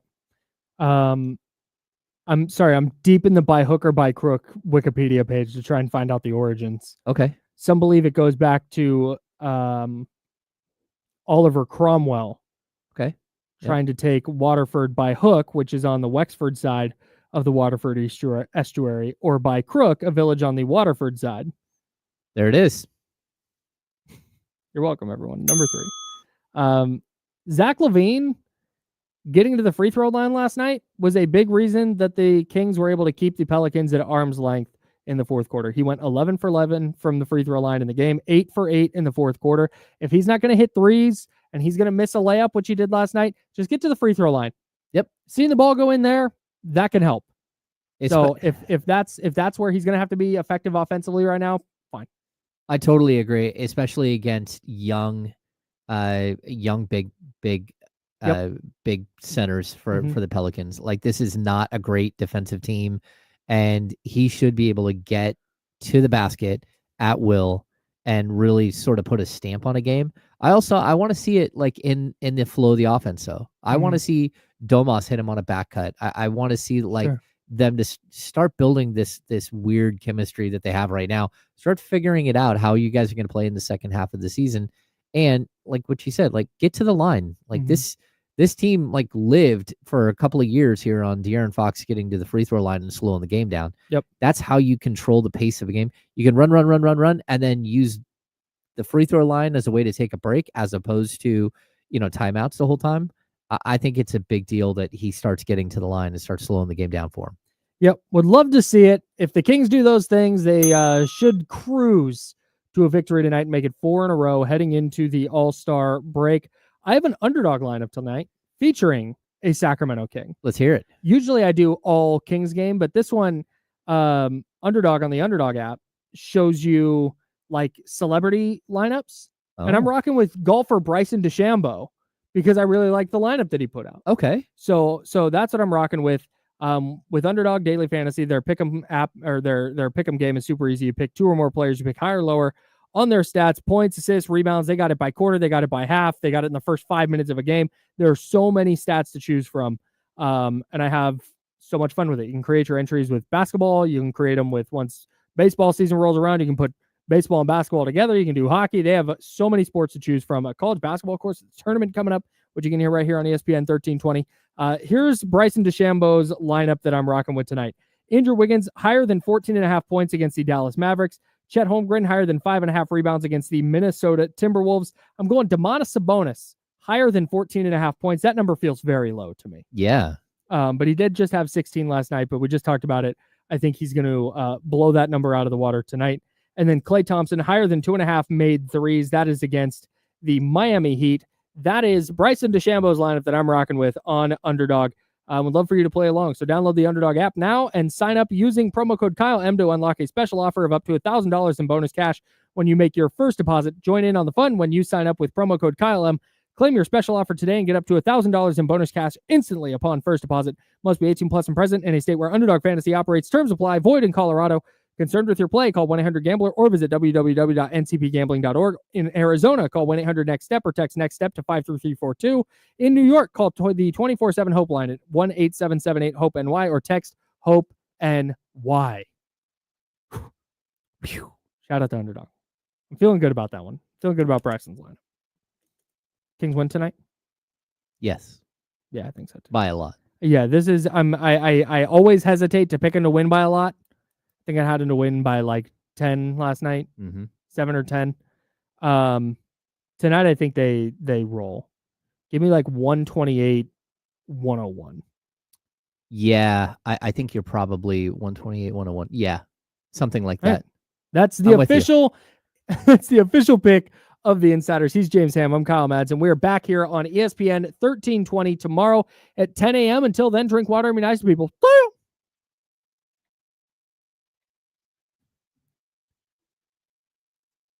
Thanks, friends. Hit the thumbs up. You don't mind.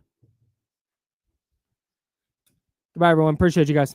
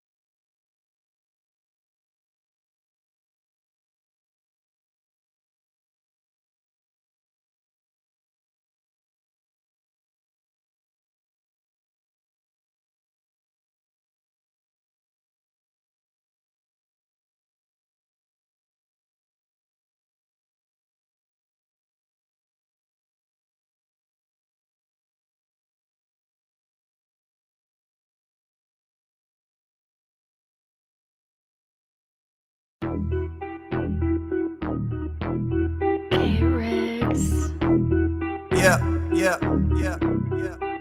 We got them screaming D-Lo, KC, D-Lo, KC, D-Lo, KC, D-Lo. We got them screaming D-Lo, KC, D-Lo, KC, D-Lo, D-Lo.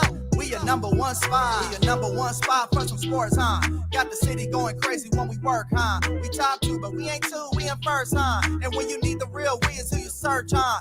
D-Lo, KC, D-Lo, KC, D-Lo, KC, D-Lo. We your number one spot. Hey, yo, what's good? Let's let it ride one time. Y'all know what it is. Y'all know what we do after Sacramento Kings victories. Yeah. Let's go, baby. 3 in a row. Come on. When on the low, that's a Sacktown thing. Talking about us, it's a bounce out thing. Must they forgot we some Sacramento Kings. Whole squad going crazy, yeah, we back with it. Northern Cali going crazy, one sack winning. If you doubted us, then ain't no back spinning. This is real right here, ain't no catfishing. So tell me what you see now. Coming down the lane off the rebound. It's 9-16 now. Look towards the sky like the beam now. Tell them like the beam, like the beam now. You can tell them like the beam now. Tell them like the beam now. You can tell them like the beam now. Tell them like the beam, like the beam now.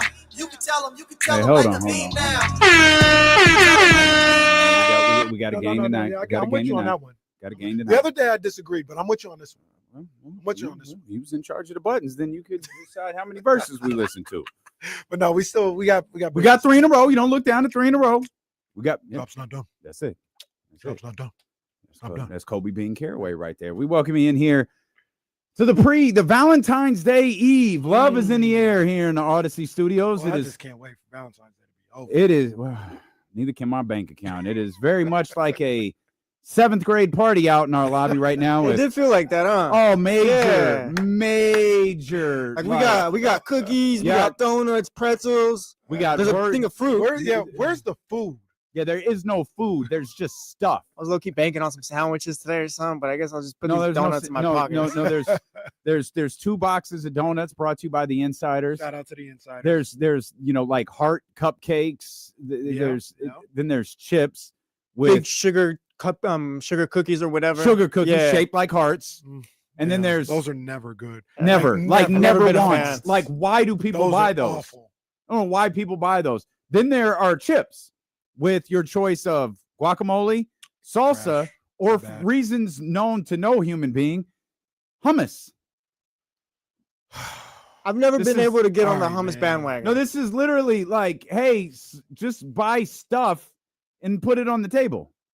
Now, shout out to the people who went and bought the stuff. We appreciate you. Always. But this is heavy. This is very heavy middle school Valentine's Day party vibes. And we could have got some tacos on the side with the chips or something. And now the teacher is up there yelling at everybody about something. Y'all looking, I'm talking about Aaron. Yeah, that meeting's still going on. Like Aaron is still talking. He was like, hey, this would be a real quick meeting. He's still talking. And I realize sometimes when I talk with a heavy voice. Like I was telling our people, like, we're the ones. And I realized when I walked back, it was like, wow, I said that in a way. It's like, don't cross us.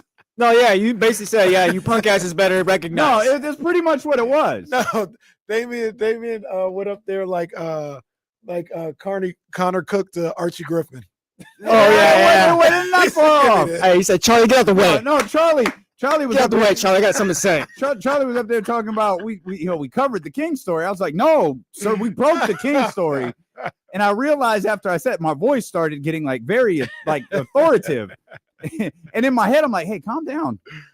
And then I walked it back. I was like, I don't know. That went well enough. Look, sometimes you just got to say things how they had to be said. I think you got the point across. I think so, too. I'm a big proponent of that. That's why I curse sometimes. Look, y'all hoes need to listen. That's why I curse sometimes, because sometimes things just need to be said a certain way. Can you put that in an email, please? Actually, I think I did. I need to send that email. Matter of fact, read the email out loud. Do that.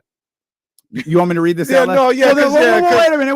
Well, okay. Wait a minute. The email. I was making a callback joke, but I didn't even know there was an email to be read right now. I was talking. What was the callback? I was talking about what we was talking about. Remember when you did a meeting and you're reading off all the stats? Like, this is great and all, but can you put this in an email? Oh, that's a good callback right there. Yeah. How long ago was that girl fired? No, that's cute. I think that's what she said too. That's cute. All right, yeah, no, okay. I don't know. They'd be catching these hands. So, but I did type out an email. This is a very. I was talking about the very calm email. What just happened? We had to read the. You talking about the words that we can't say, brother? Oh, you should. God, it's a yearly tradition with some people. Let me tell you about the people we work with, folks. It's so infuriating. Like, you know how you are like on a Zoom call, you're at a work call, and you have like one annoying person who wasn't paying attention to something last time. Imagine having like 5 of them. Now we love all of them, but the conversation about the Super Bowl or March Madness or things that you are allowed to say had every year, every single year. Rule has not changed, by the way. And the edict is, if you're talking about the game, you can say the Super Bowl. If you're talking, you could say March Madness. That's fine. No problem. If you're saying you're going to a March Madness party brought to you by Sky River, because you can't say that. If you're selling it, you can't use it. Every year, the same conversation is had. And I've been here long enough to know it's had with the same people. What are we doing? Hey, look, I thought they was going to go to blow. Yeah. Oh, my God. It almost came down to a fisticuffs. Oh, my God, man. What do you mean we can't say it? Well, that's not what you said. Yeah, what do you mean? We need to film everything. Everything. That was hilarious. That was hilarious. Shout out Abe too. Well, I said Super Bowl like 700 times. So where do we go from there? I almost popped it. I almost snapped at Charlie too. Charlie up there talking about, I checked in and it was 125 to 1,500. No, it was about 8,000, bro, Charlie. yeah, for real, you for real. shortchanged us about 7,000 in front of the whole goddamn staff. Charlie, me and you gonna talk when this is over. And on a normal day, we're not competing with 100, by the way. Oh, That's not a normal man. day. Like, hey, come on, man. That was D'Lo and Casey maybe a month in. 150 to 1,500. No, it was 150 to 8,000. Bro, it was like astronomical. Like what he said is just a normal day. That's a normal regular day. In that situation we was in, it got downright disrespectful. Yeah, Dame stood up. He said, "Enough of this. Give me the mic." He said, "Watch out, Archie Griffin." Yeah, I'm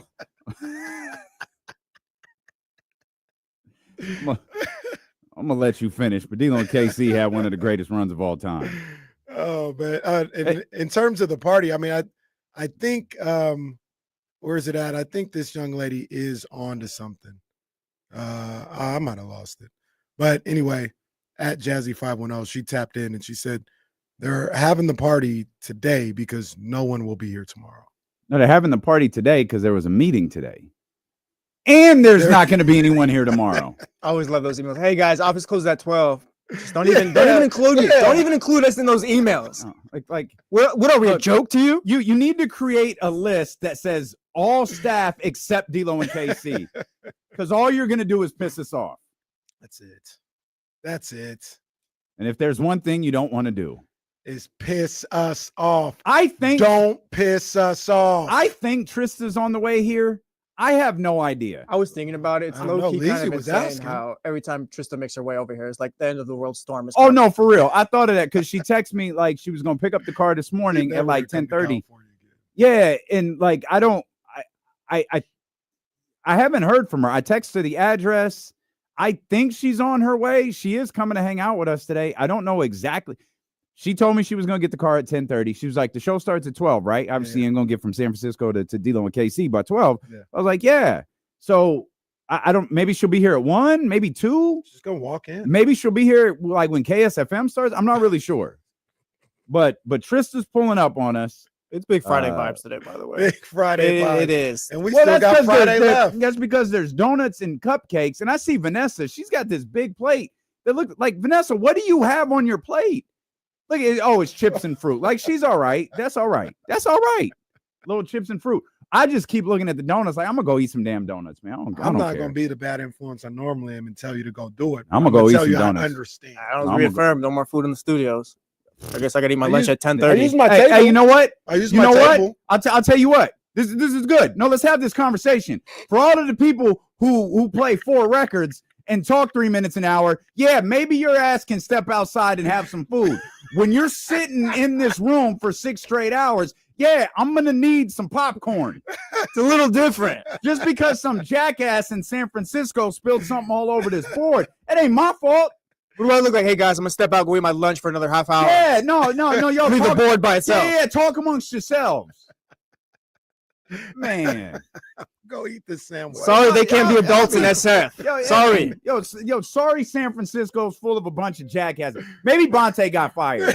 Maybe Bonte's the one who spilled the water on the board, and he's like, hey, man, go do TV. You're out of here, pal. It's not our fault they put chicken noodle soup on the board. You know what I do when I eat my lunch and I drink something? I turn away from the board and I go to the little table area right here. I don't eat it on top of the board. Literally everybody does that, except for one person. When I look, I eat some soup over the board. And now Seth walking around talking about don't break my stuff. Oh, man. Come on, man. Come on, we know. Kings win last night, goddammit. There we go. And they signed Markelle Fultz. Bro. How come that wasn't in my speech? So we running We're the NBA most now. influential show. We got motion. Who else mentioned Markelle Fultz? Nobody. After us, everyone. Before us, nobody. Nobody. You're welcome, Kings. Jesse Tapia. Man, get on the screen, man. It's D-Lo KC. It's not me. It's D-Lo KC. No, because people was trying to say, KC, you called it. No, I got to give respect. D-Lo KC. Said it, bro. I just co-signed it. We just co-signed it, but my man said it, bro. Come on, man. Give him his love. Avid listeners of D-Lo KC, the Kings front office. We love it. Come on, man. Oh, we know the front office is listening. They still listening? Well, somebody is. Somebody is. Salute. Glad y'all here. Glad y'all still with us. We're going to talk about y'all later, as a matter of fact. We're going to have some conversations. What you feeling a little differently? No. Me? I'm just checking. No, but I'm also fair. Okay. So we're going to talk. Okay. We might yell about more stuff. I don't know. I really don't know what today brings. I didn't know what yesterday. Stuff is just happening. Look, I don't think we're mad. We're just yelling right now. No, we just vibing. I'm going to set the tone, too. We vibing. I'm going to set the tone. All right. KC sets the tone. Set the tone. And D-Lo and KC return here. Sacramento sports leader, ESPN 1320. Hold on, guys. I didn't even get a chance to get my water. They still. Bring a whole box of donuts in here. Casey almost got run down in the parking. Well, I bet I need to go tell somebody something. Jesse, talk to the people. Y'all don't go nowhere. I'll be right back. Don't go anywhere. What's up, people?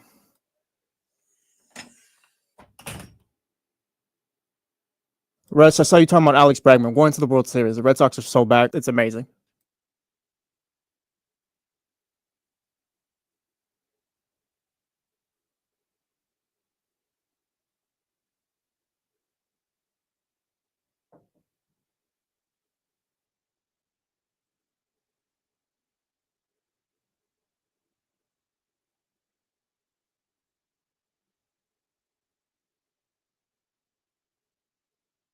Zebra, it's going good. Now it's kind of gotten to the point. It's like, all right, I think we can pay for this. So it's kind of now it's fun. Yes, sir. Drew down. Yes, sir. Sal, I'm gonna go Niners. I can never count on the Dolphins, but I'll be there. Sal just out here trying to start mess, bro. Like Sal always is, to be honest. He's always like Dolphins or Niners or something about Canelo. Sal's always trying to start something.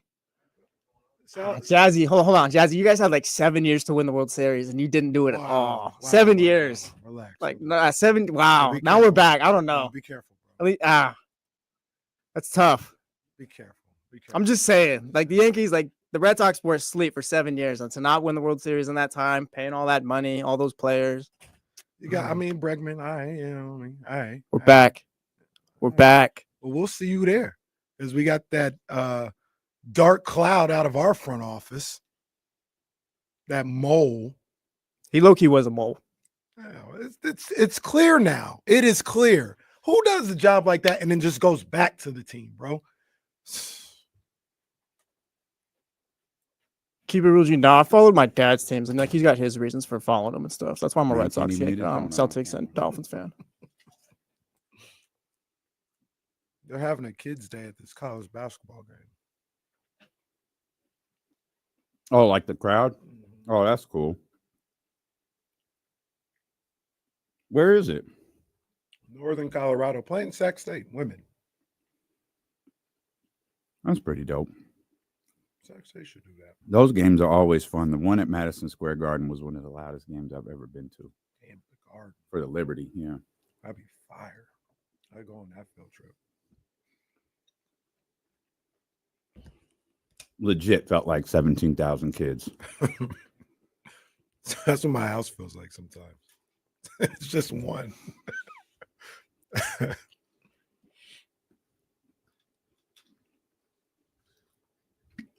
Just one loud little girl. She is loud.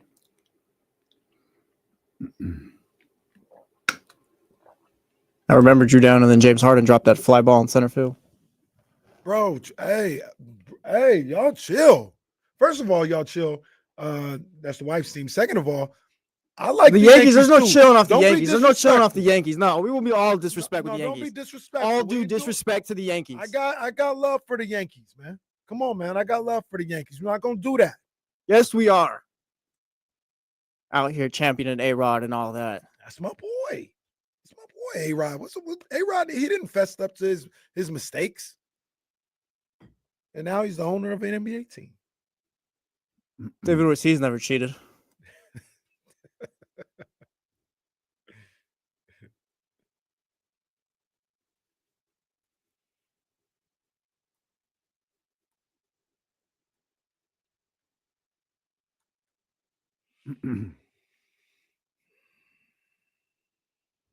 Chill, Alfonso. Don't do that. Relax, bro. Relax. Don't do that. I am Giants. I'm always gonna be Giants. I got love for the Yankees, though. Don't do that. Don't do that. This is all I need to know. Ortiz was never caught. He never cheated. It's all that Who's this matters. guy? Hey, why aren't you in class?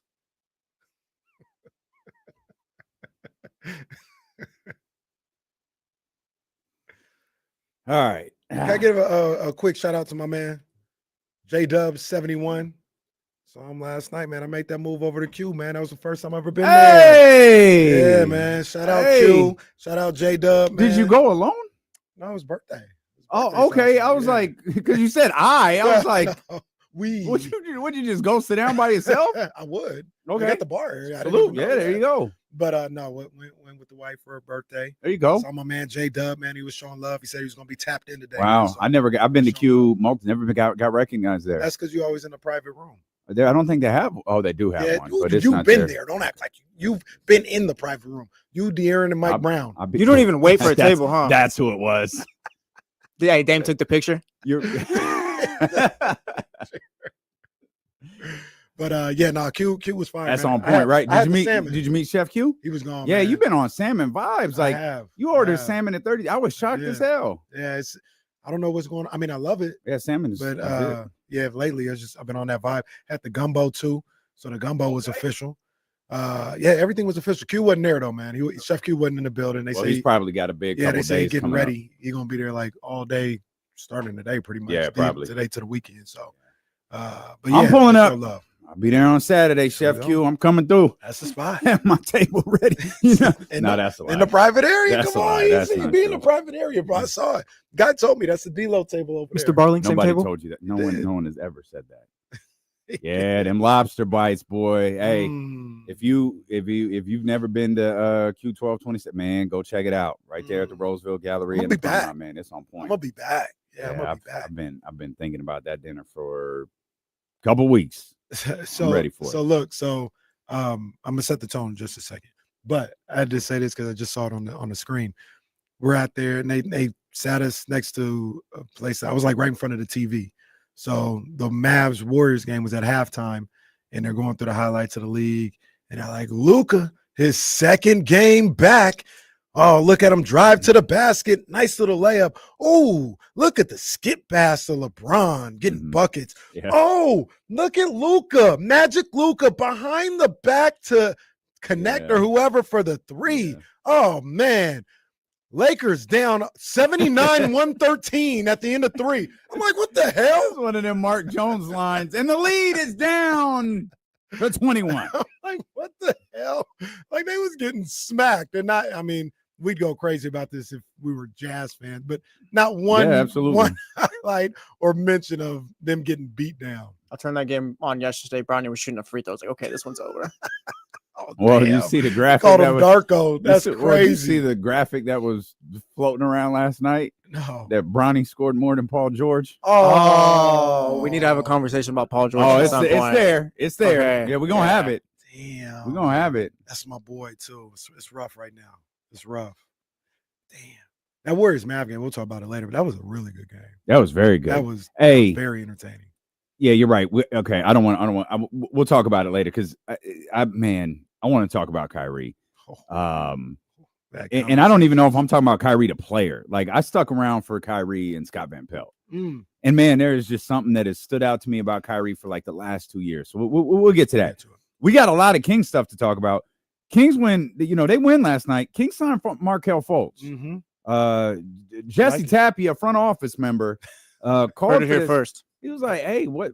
Why not? Like, you need somebody. Like Isaiah Thomas is too old. Okay, fine. We went through like different scenarios, different potential buyouts, and it's like Markelle Fultz is available. And Sacramento Kings obviously heard him. And we're like, you know what? He is. I think he's like 26 years old. Yeah, that's crazy. Crazy. Markelle Fultz is 26 years old. Number 1 pick in the NBA draft in 2017, I think it was. And he was a guy. Crazy too. He was a guy that, and I'm not saying this is who he's going to be here in Sacramento. Just talking about seeing him play. Him being the number 1 pick in the draft made all the sense in the world if you saw him in Washington. It was like, this guy is insane. Like he was like Ja is right now. He was like, name your point. Like we talk about Scoot Henderson and guys like that. Like he was that type of prospect. And it was like, oh yeah, he makes sense. I know that Tatum boy, he's nice. I know Lonzo nice. De'Aaron Fox, yeah, he could hoop. But no, I don't see any qualms with this guy being number 1 in this draft because he is the truth. And obviously he hasn't been that in the NBA, but he had a nice little rebound to his career, like when he got to Orlando. Yeah, I thought so too. Yeah, before he, had the ACL tear. So hasn't played basketball this year. Kings need a point guard. Why not? Yeah. Why not? I'm all for it. A guy that can give you, I'm looking at 10 to 12 minutes a night and 10 to 12 steady minutes. He doesn't have to be great. He doesn't have to score a whole lot or anything, but just take some pressure off of Malik Monk running the point. A guy that can create a little bit, and I don't think he's, did he tear his ACL last year and he hasn't played, or was it the year before and he came back last year? I can't remember.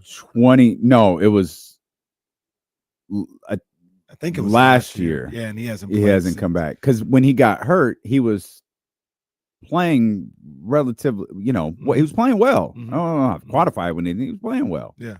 But I'm pretty sure that was last year. Yeah, I think it was. Did he tear it twice or just once? I think he just tore it once. NBA.com says he tore it on January 6th, 2021. Was cleared September 21st, 2022. So, he's played since then. Yeah, he's been playing since. I think, yeah. Yeah, so I guess he did tear it twice. Wow. Yeah, wow, yeah. So he played 43 games in 23-24. 60 games the year prior, 18, 8, 72 back in 1920, 19 games in 18-19, and only 14 games his rookie year. Yeah. So I think I don't want to overstate it. It's not like they went and got an MVP, but I thought it was a good heady pickup when Jesse brought it up a couple of weeks ago. I didn't even realize he wasn't in the league anymore. I was like, yeah, why not? Like that would be exactly what you're looking for. I feel like a guy like that. And lo and behold, they actually did it. They actually listened to us. Well, 1, it's about goddamn time. 2, everybody should listen to us. Stephen Moore cooks in the kitchen now. And 3, well, no, he's not Jesse wrong. on the staff. Damned if you do, damned if you don't. Any concerns that he's not really a threat in terms of shooting, and maybe that will affect the way defenses and coaches scheme for him? A little bit, but once again, I'm looking at him as like a bench guy. I say 10 to 12 minutes. For sure. He may be 8 to 10 minutes. Mm-hmm. Like his job really is to go in there, don't turn the ball over, give Malik some time on, off the ball and or on the bench, and just the favorite phrase of mine, just don't take anything off the table for 8 minutes. That's his job. Whether he makes a point or hits a jump shot or anything, or like I understand what you're saying, like his lack of shooting may affect the time out there on the court. Find a way for it not to, right? Like be a distributor. It's got to be. Yeah, do something. He's got to be able to drive. Yeah. Right. Like if they're going to play back on him, like you got to attack. So I think draw people that way, I guess, if you're on the floor, because he's going to be on the floor with Malik. Like he'll probably be on the floor. He's going to be on the floor with guys who can shoot. Yeah. So got to draw the defender in somehow. Yeah. So I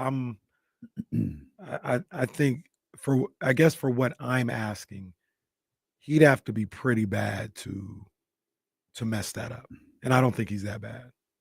I don't think he's bad at all. But I don't think he'll mess up for what I'm asking. Maybe they got a different criteria for what they're looking for. Doug is looking for. But for me, I think that's easy work for him. Yeah, and he'll have an opportunity. I mean, Malik was talking about this last night. He's like, I feel like we're doing pretty good, and we haven't gotten a chance to practice. He was like, man, imagine what we could do when we're able to practice together. Yeah. You got this last game in New Orleans tonight. 1, win it. 2, I don't know what these guys' plans are. I know their first game is Friday.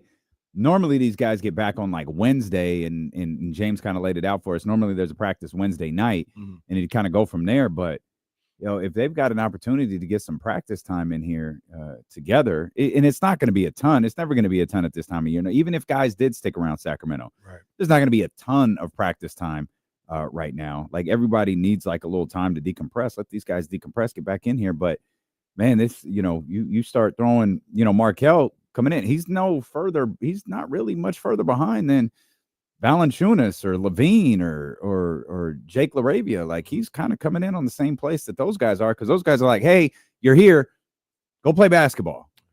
And that's what I don't remember if it was DeMar or Malik, which one of them said it. Was like, in the end, it's not that difficult to integrate. Zach LaVine said it. Yeah. It's just basketball. Yep. Let's get out there and play basketball. That's it. Securing the Bagley said it in the chat. I'm looking up as well.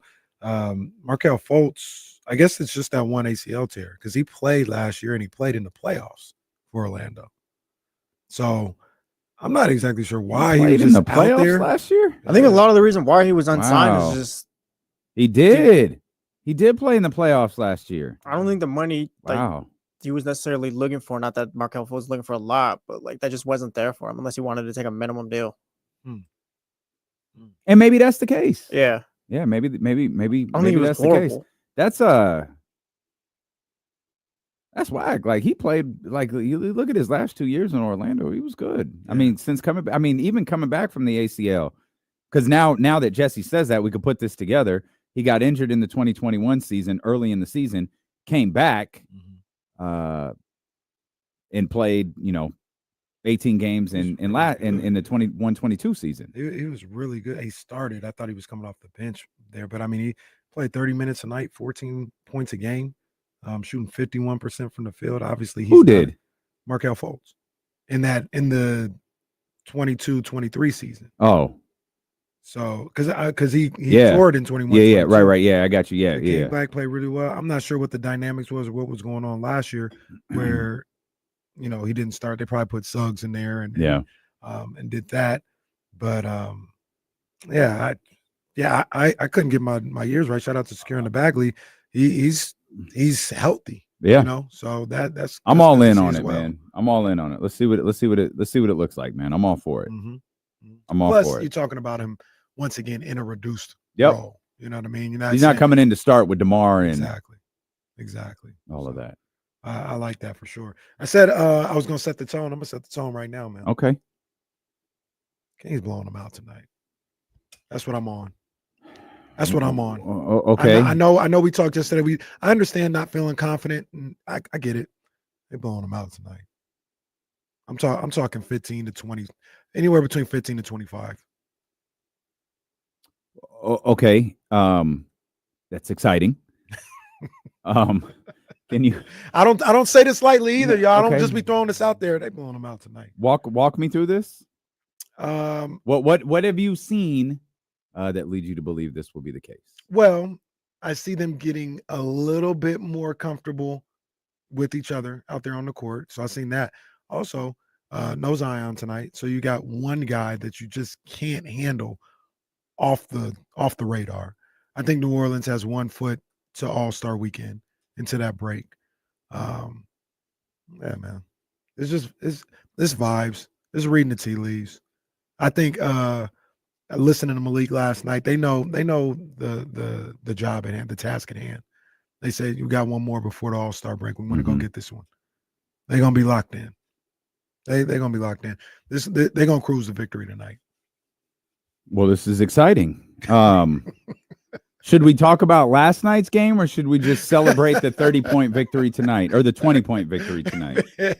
15 to 25. 15 to 25. 15 to 25. It was 8 last night. It felt like it was on the verge. And okay. So I'm a guess. I'm glad we got the uber close-up view of Brian Windhurst back here on the screen for reasons known to no human being alive. At but the Marriott in downtown San Francisco.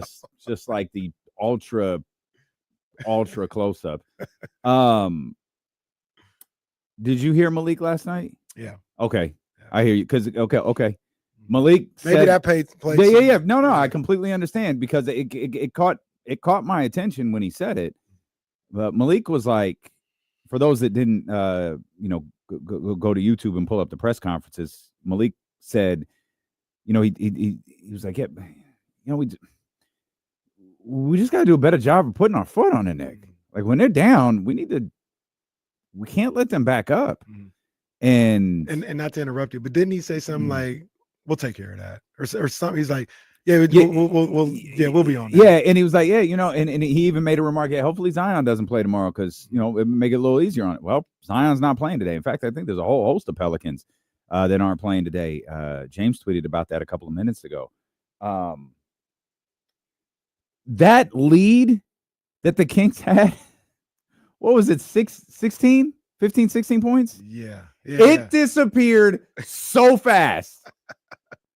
It was like, all right, boys, let's go. That's what we talking about. And I'm gonna go get a drink here real quick, sit down, grab some food, get comfortable, and the lead is down to like 4. It's like, hey, what?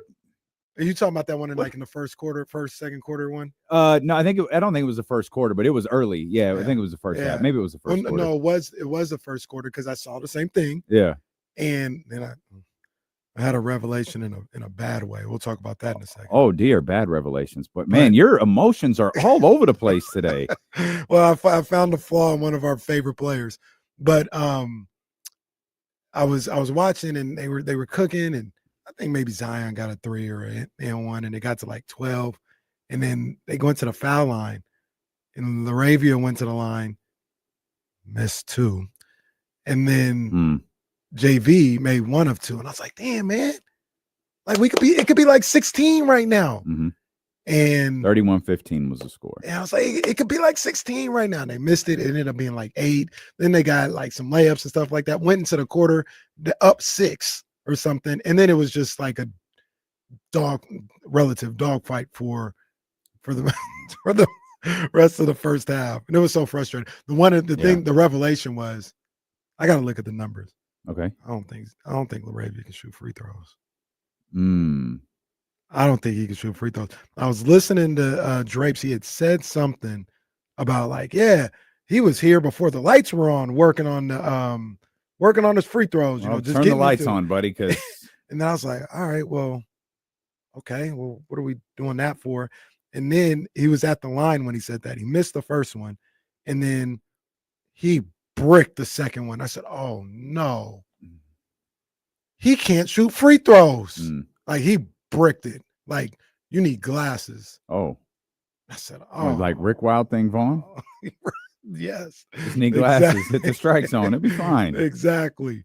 Jake LaRavia, career 75% free throw shooter. That don't tell the whole story. He is 67% last year, or this year, excuse me, as a whole. He shot I'll round up and say 70%. It's 69.8 is the number with Memphis. Mhm. He hasn't made a free throw yet for the Kings, or it's 0% right now. Yeah, that's tough. I'm like, oh, that's our boy. Well, that's like Zach LaVine. Zach LaVine was shooting like 90% from three, and then he gets to Sacramento and he can't shoot no more. It's like De'Aaron Fox. De'Aaron Fox never got a foul call. Now he's got a Spurs jersey on and he's SGA. Like, what is happening? Zach LaVine coming here talking about it's a shooter's gym, and I mean, I know they're on the road right now, but damn. And he hits LaVine tanking his 3-point percentage. Then he hits a three, and I have a little big league moment. I'm like, there we go. There we go. Well, yeah, maybe you did, but It's a wide open 3-pointer, Kenny. no, that's fine. But I popped for the one in the fourth quarter. Little sidestep. Yeah, I popped for the one in the fourth quarter. It Yeah. was like, all right, I don't care if that's your only one. Like, or I'll take it. Yeah. He gonna get it though. He gonna. I think so too.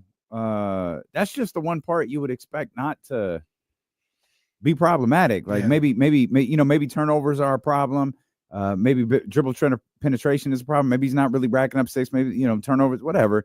You feel like especially with the way that Malik and DeMar play, and Domas for that matter.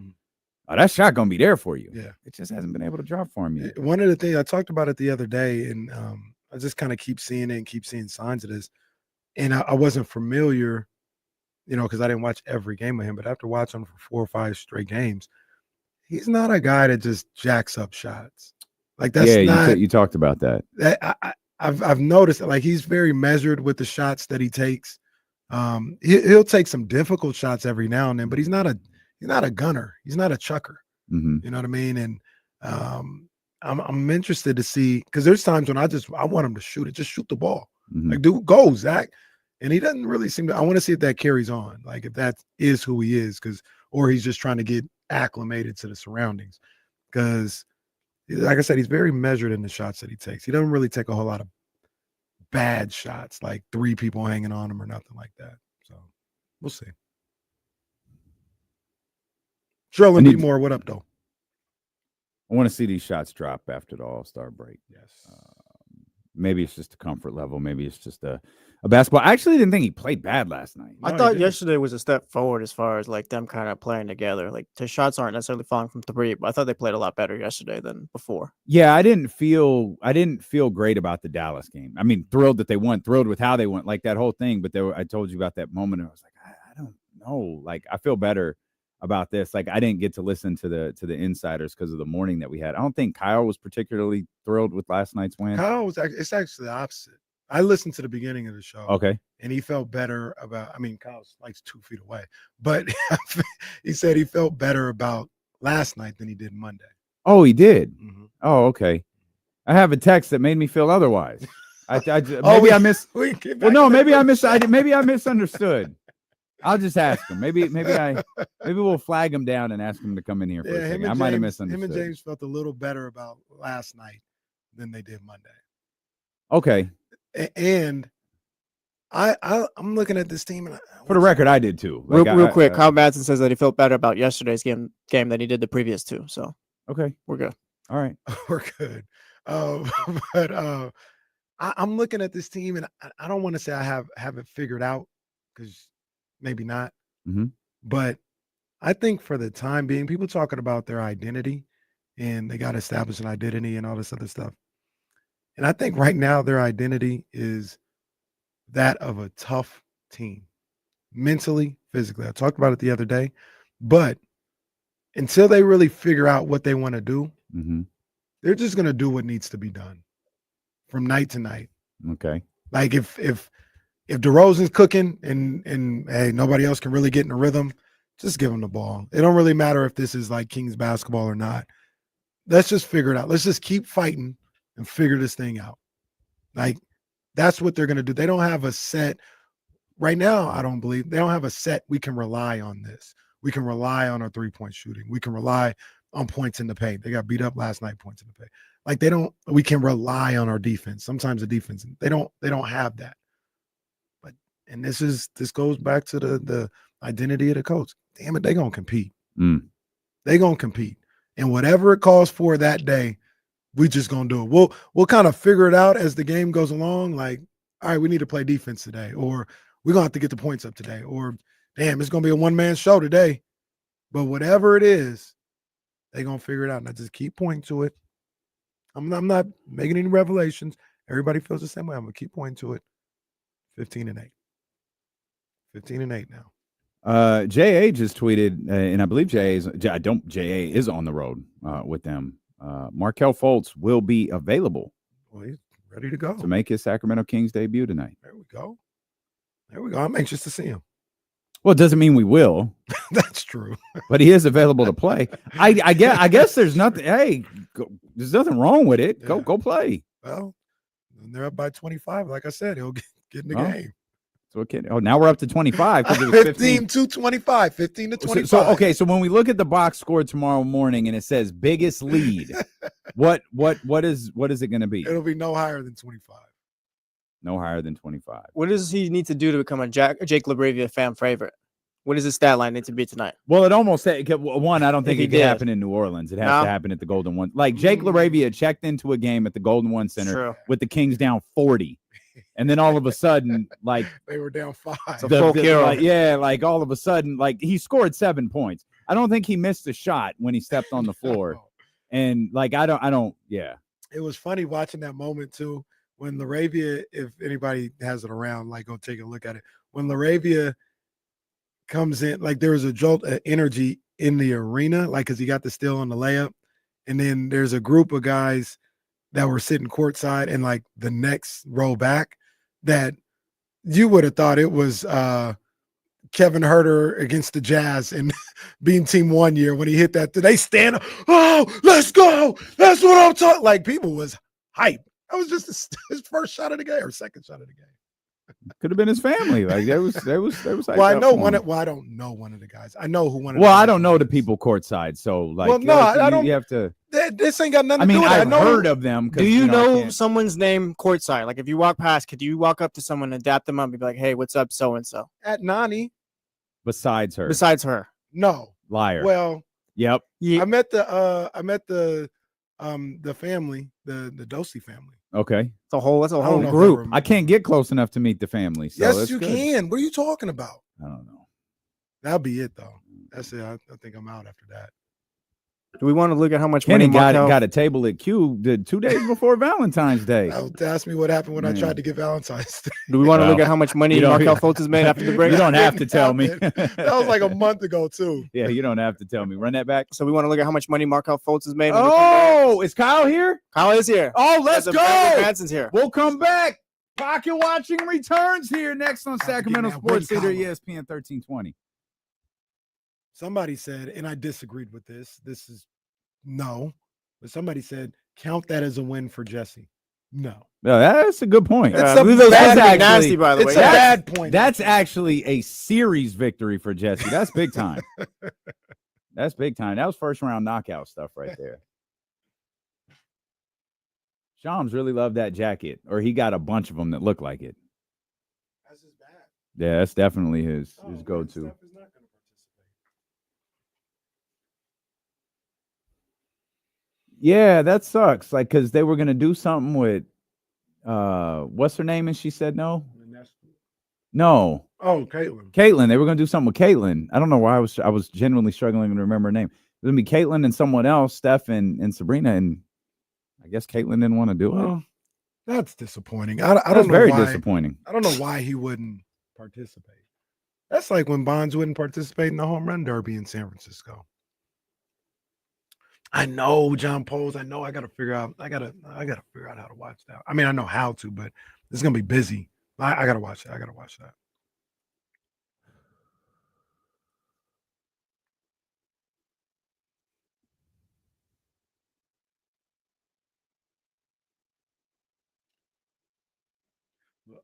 Oh, damn. All right.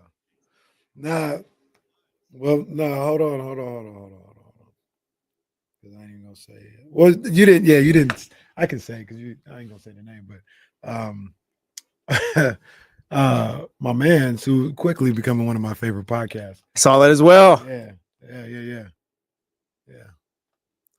That's a little that seems like it's a little too much for me. You know, I like offense, but that's a little too much. I mean, Like I said, I'm not ready to cook this up yet. We gotta add more context to see what we're really working with. Trey don't play no defense. That is Luka-esque. He's a dynamic as an offensive player, but yeah, Trey, that's like I said. Yeah, I mean, that's my boy though. That is my boy. This is interesting. This always gets me hyped up, man. Always gets me hyped up. Yeah, I'm still a mark. What gets you? NBA All-Star Saturday night. Oh.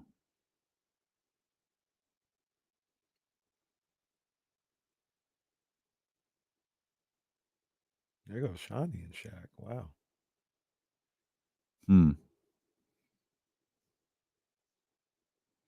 That Jordan light show that they got going on my over the bridge is goodness. crazy. Wow. That's enough to make me want to go to the Bay Wow. Area. That is Bro, crazy. pull up Saturday morning. Oh, well, you got plans. But I'm just saying, Saturday morning, I'm going over there.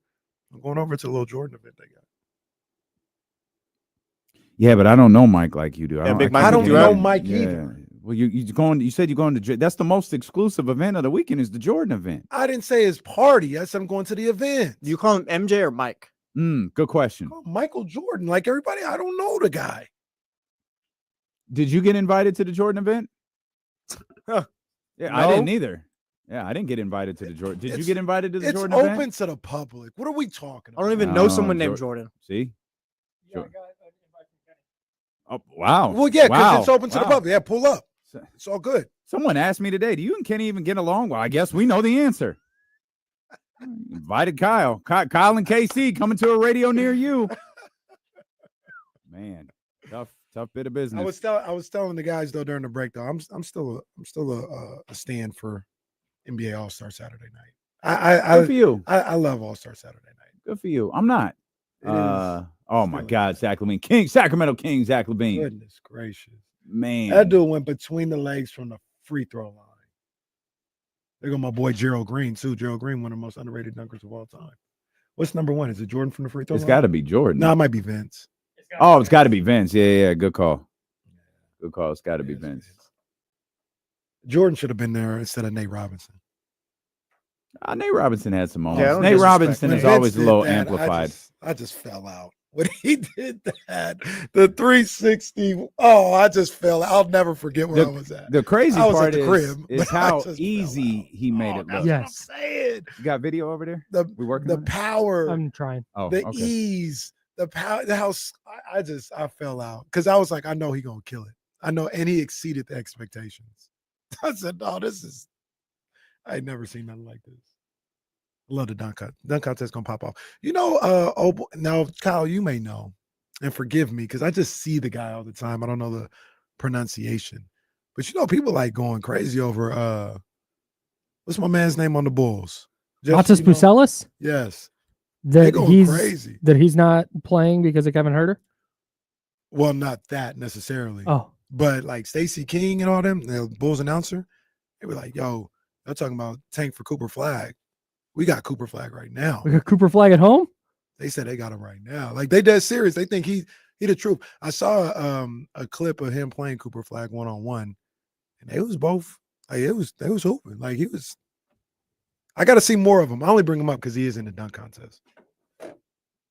That's not true. Mentioned Kevin Huerter. Those highlights in Chicago aren't looking too hot right now. Oh man. Can't imagine that. Kevin, I hope you figure it out. He might be cooked. Might. What Forever. happened? Yeah. I don't know. If I don't want to say he He's is tough. to be done. Like he might be done in the league. Like 2 years. He wasn't this bad last year. He was pretty bad last year. Not He not wasn't- he to wasn't this bad. extent Yeah, though. This is different. This is different. He's like last I saw, he was like 3 of 20 with the Bulls from 3. Oh. Well, what's Zach Levine? Well, No, I'm not think trying he's to be about- like no, I I'm last know what year, you serious. mean. so last year he was 36.1%, which is not terrible. Kevin? Yeah, Okay. he's 29% this year. Yeah, that's not good. 083 with the Bulls, 18.2% from the field. He's what? 083. .083. Do we know for sure that's a real number? That is 8.3%. God bless it. My man has taken 22 field goal attempts. He's hit 4 of them, and he's 1 of 12 from beyond the arc. That's tough. I should have been on the video for the last 3 minutes. I got you. That's Yeah, my no, bad. fine. Well, that's my fault. 874. No, it's good. You got No, it. I got it. I got it. Okay, It's good. All right. My boy Zach LaVine, he's shooting 21% with the Kings. It's not 8%. 7 of 30. He hit that contested 28-footer last night. That was like, whew. I said, let's go.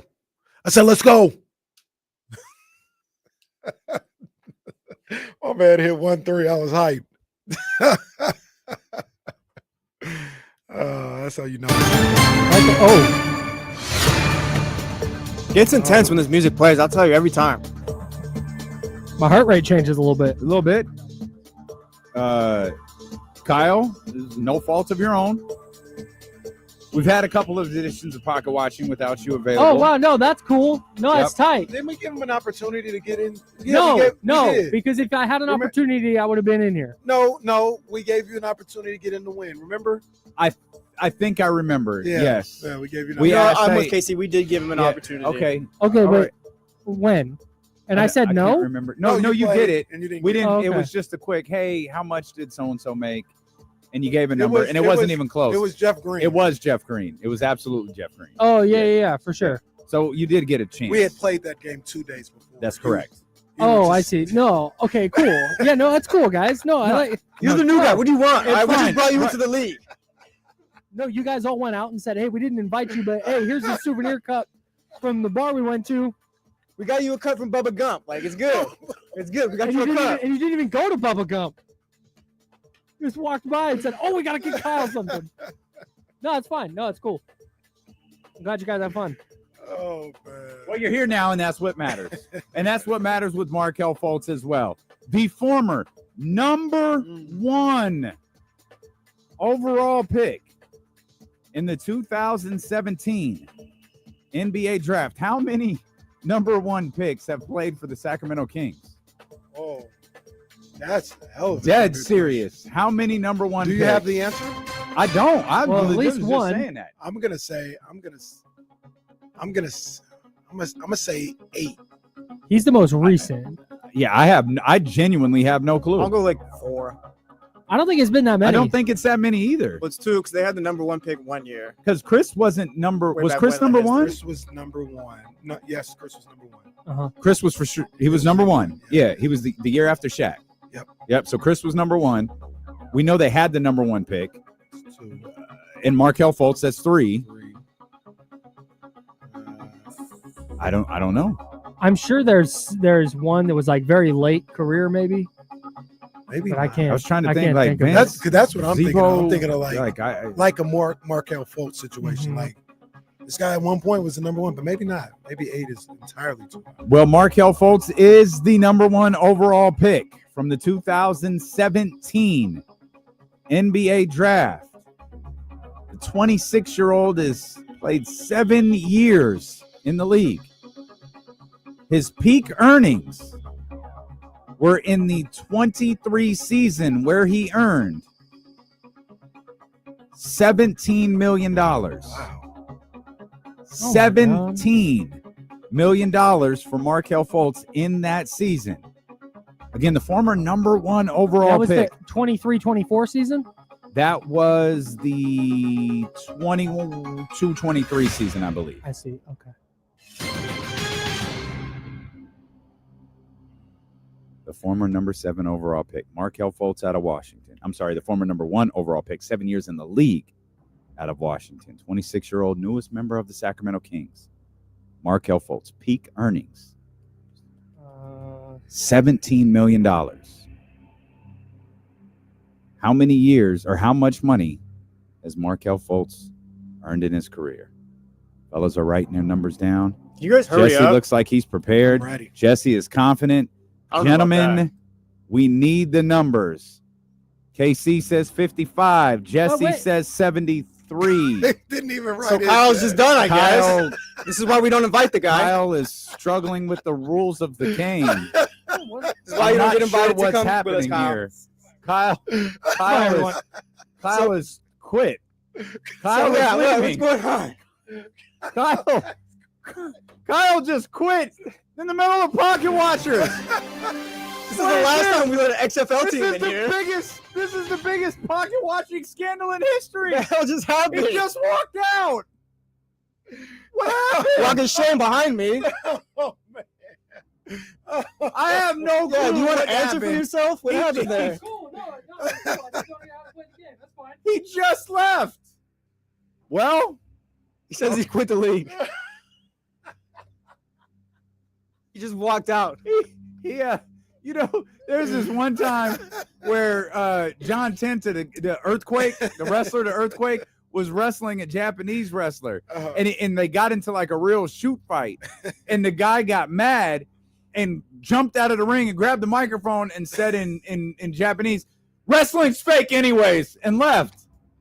I feel like Kyle just dropped the pocket watching. Did Kyle just kill the business? Kyle, Vince Russo Madsen We over just had here. a curtain call right now. Man, it's Jeff Jarrett laying down at the Bash at the Beach. I don't know what just happened. I have no clue either, but we're going to have to run this music for the third time. And the number is 55 million to 73 million. 87,772,844. Wow. Jesse with another victory. Here we What's go. that, 3 in a row? Might be 4. Jesse, We know that don't mean nothing. Oh, Well, it's not this last. is- It's not last season. we, this we know is- that. You don't have steroids with you this time. We know that don't mean nothing. This is tough. Jesse with 5 victories, KC with 2, and apparently Kyle has quit the league. He's quit the league. Yeah, I know. He quit the league. Well, He grabbed third base, threw it across the diamond. Like, it's bad. what a moment. He went all Lou Piniella right now. What was he struggling with over there? Like, did he didn't write anything down. He just left. All right. He just left. Hey, when that music hits, sometimes that pressure's Hey, too not much. everybody's built for this. Dim I lights. felt like Kyle was in a little bit of a mood when he walked in. Apparently he was. Did he just grab his backpack and leave? No, he's right here. Oh, no, he just went back to work. Yeah, we got a silent protest happening right now. Wow. Man. Just laugh. The biggest moment in Pocket Watchers history just happened. It just happened. Don't let this detract you from the fact Jesse got another dub. They got another win. You know what I mean? Look, we already know how this plays out from time to time. You know what I mean? I'm not sweating. I'm not sweating it at all. It's nothing. It's nothing. We're just taking it one game at a time. Trying to go 1-0 every week, huh? On to Cincinnati. Well, it's all good. Hey, I'm just trying to get into the big dance. You know what I mean? Just trying to get into the dance because that's what I do. What does that mean? Just trying to make sure I'm in contention. Because I'm in contention towards the end of the season. We already know how I perform. We already know. Okay. And by the way, all those people, Roddy. Nah, he wasn't. When does pocket watching? Well, Kyle unfollowing D'Lo, KC, and Jesse on social. Kyle just told me we're not friends and we're coworkers. He just don't care to see it. Kyle just don't care to see it no more.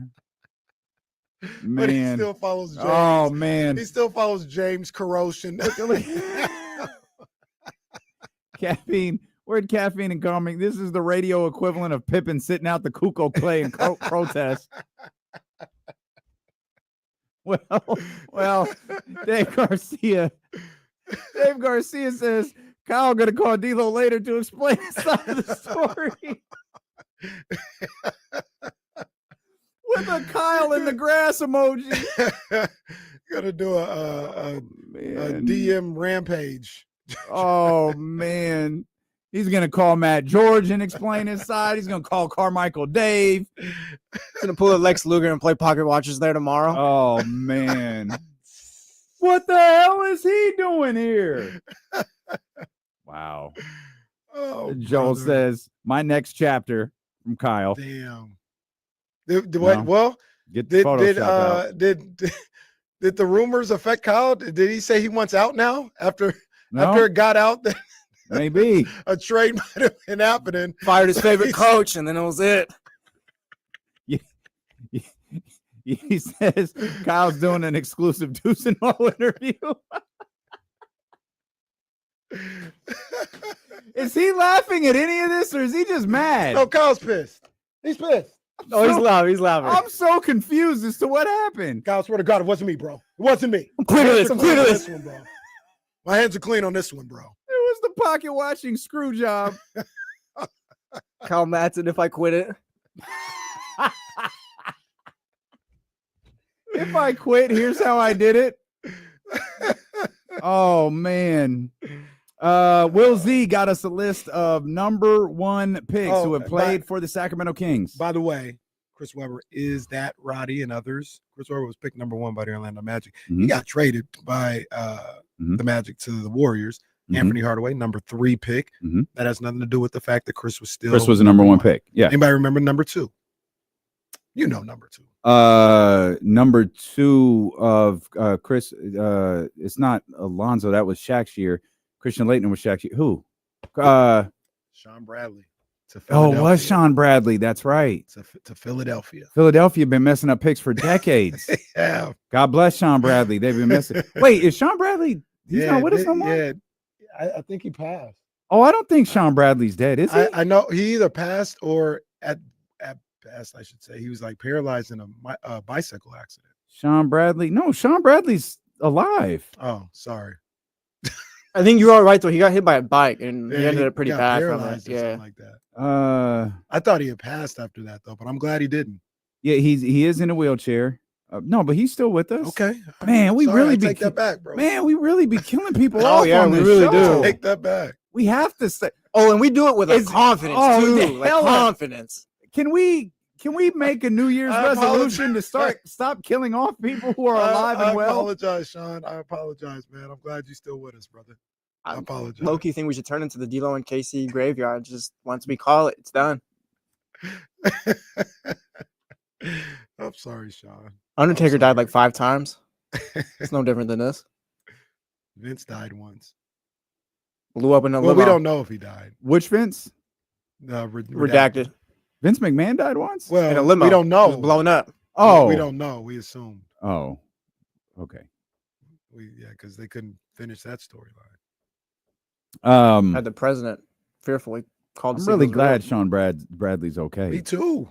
No, I can't. How many people I've killed off a couple, but it was. I'm trying to think of who we've killed off before. I'm drawing a blank. I can't remember. I know we have because I remember. Yeah, Hey guys, he's I can't alive. remember what Like, oh wait, really? Yeah, no, he's fine. Oh, all right. Then we've talked about people who actually just recently passed and we didn't know. Former number 1 overall picks to join Markelle Fultz on the Sacramento Kings. Chris Webber. I want to take my number back. I'm never going to get through this goddamn list. My number's not 8. It's What? it's 5. I'm gonna say 5. Well, okay. All right. Okay. There's asterisks, but well, Dick Ricketts was the number 1 overall pick. Hey, bro. He played. What do you want me to do? What am I supposed to do in this situation? The man's name is. It's Dick Ricketts. You're out. You're out. You're out. You're out. You could have called him Richard. I don't know that his name is Richard. Wow. Look, Basketball Reference says his name is Dick Ricketts. Yo, you keep saying it. They were throwing my name in the chat for what we call Ricky Starks, so they don't call him Ricky Starks. Call him. I don't even know if I can say it. Somebody named S.I. Green, Bob Boozer, Oscar Robertson, Art Heyman, which Al Heyman's cousin, Paul Heyman's brother, Fred Hetzel. They didn't even have the draft back then. That was 1965. Jimmy Walker. Is that Dynamite? Dynamite played for the Sacramento Kings. Alcohol. That's Johnny Walker. Oh, Yeah. Johnny Walker. Yeah, Johnny Walker. You're not a big drinker, so it's No.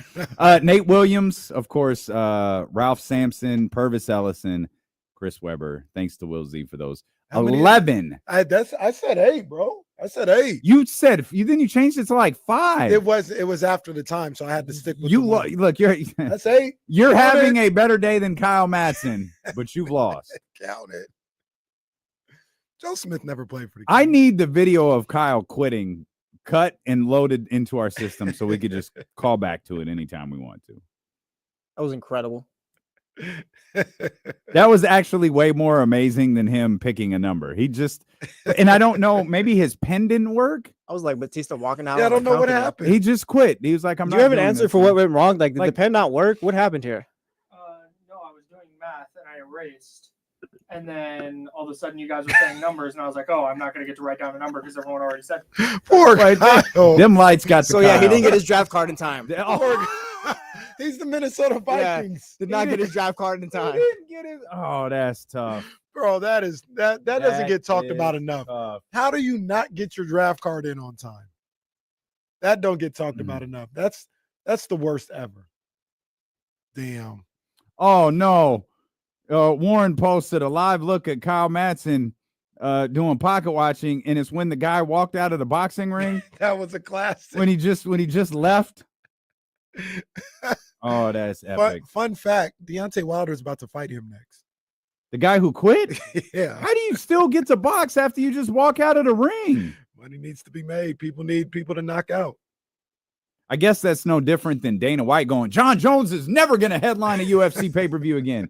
He's headlined 7 since that line. That dude walking out is hilarious.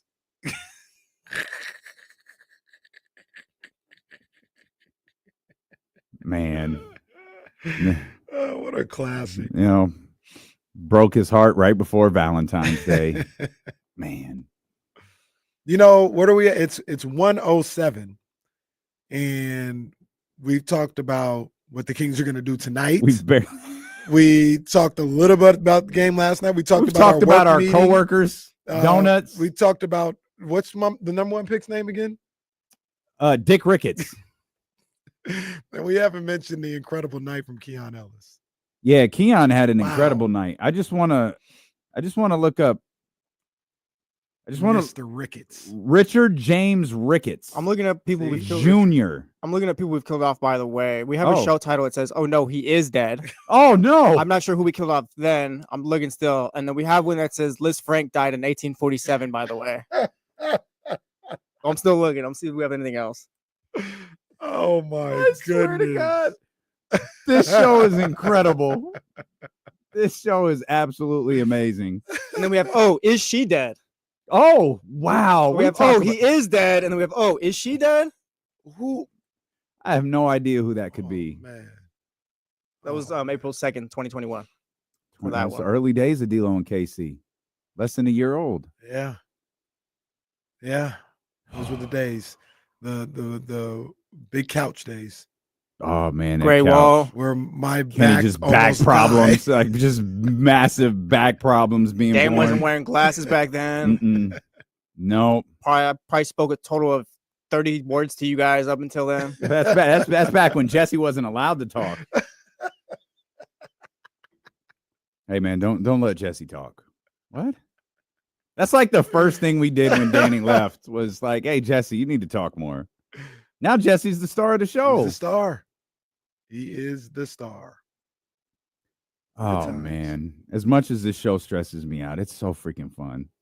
It's actually ridiculous. This is the most fun I've ever had doing radio. It's a good time. I love Me I too. love Jason. I love Ken. Those guys were great. I love Chris too.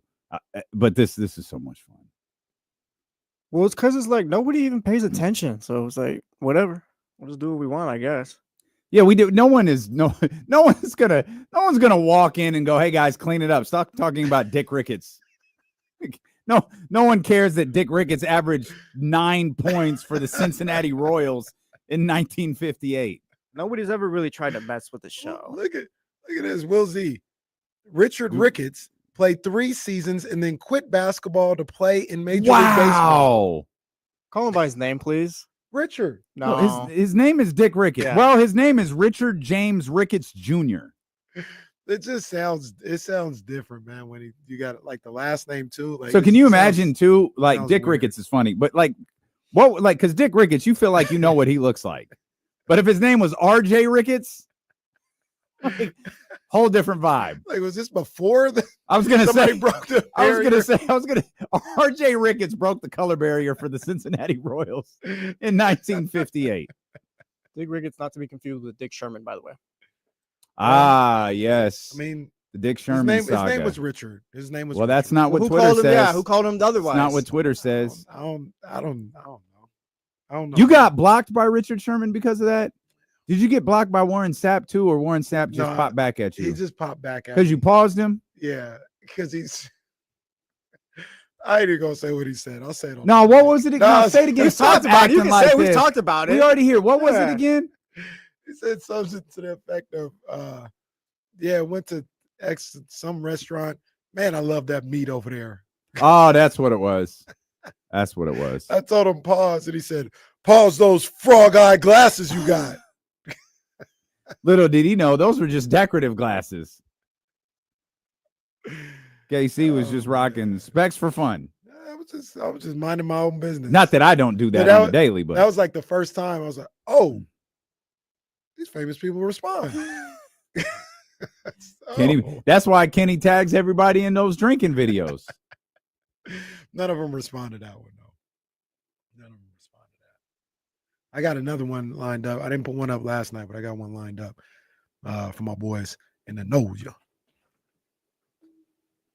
Oh, Hey. snap! Hey! Oh, What's snap. good, baby? TK in the house. TK in the house. Hey, yo. Oh, we cooking now. We cooking now. Come on, man. Man. All-Star Weekend is officially started. It's officially started, Oh, man. man. TK We in Sacramento, man. Stop playing with us. might have to do Flashback Friday with TK here. Let's go. Man. Oh, we're Let's gonna go. hold on. Let's get TK's camera. We're gonna talk about the Kings at some point. Oh, she looked like a little person over there. We got to get that camera fixed. Jacket So you- kind of fire. Jacket look- kind of. look- Come on yeah, now. What yeah, we? yeah, we'll she we'll, look good. break down the. Did you get that We'll break jacket down. from Drake too, like Kenny got? I didn't get it. I didn't get You it. do have a jacket from Drake. Yeah, I didn't we've all get seen it. anything. We're gonna get Trysta settled. Trysta Krick is in the building with us. We'll come back. We'll talk about the Kings at some point, unless something else derails us. And it probably will. It will. The way today is going, it absolutely will. I damn near want to get a drink after this. Steeler and Casey. Well, Trysta doesn't drink. Just get Trysta some Coke Zero and let's keep it moving. Steeler and Casey on Sacramento Sports Leader, ESPN 1320. Come on, man. TK. What's up, TK? Come on, man. I went through Come on. torrential rain. Oh, I know. Like I think Jesse mentioned it earlier. I don't know why just the waters of hell have to open up every time you come to Sacramento. It was crazy. Oh yeah, we need to get you. I want to get Mic you. or- Yeah, I you. You can use my KSFM. You don't mind like over the ear headphones? No, I don't mind. Let me Hey, come on, man. post this. My girl in the building, man. Come Where's on, your man. photographer? Oh. Your photographer didn't come. It's at the crib, at the everywhere. I've got multiple. You told him you had to go to work. Your photographer. Huh? Told him you had to Yeah. go to work. Get a little more than a photographer. I'll see you on Sunday. Mhm. No, Just happen to be everywhere that you are. no, Mhm. no. Where do I find? Okay, hold on. Kyle was pointing at something. I was like, what is Kyle pointing at? Oh, Trista's here. It took so. It was a stretch to get here. Yeah. We're so happy you're here. Me too. Okay, where's the? We're gonna have some good sushi tonight. Yeah, we are. Where are we going? We're going right across the street to Makuni. Okay, cool. Yeah, so we'll shoot right over there. We won't miss too much of the game. Let's see. Eagle and Casey. Send the link out.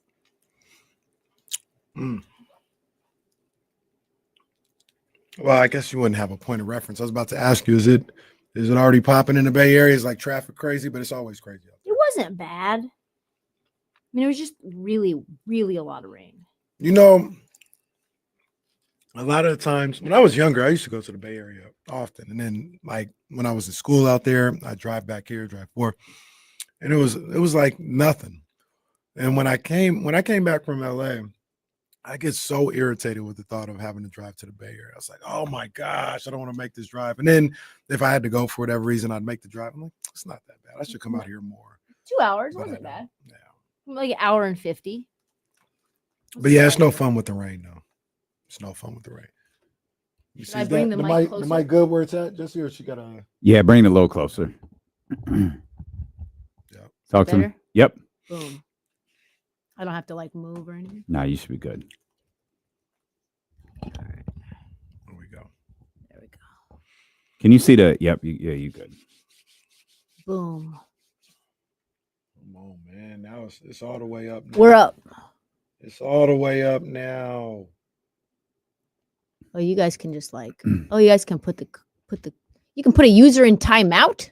Oh yeah. Whoa, you are in timeout. Yeah, don't accidentally block them because you got to fish them out of the abyss of porn and NFL headquarters.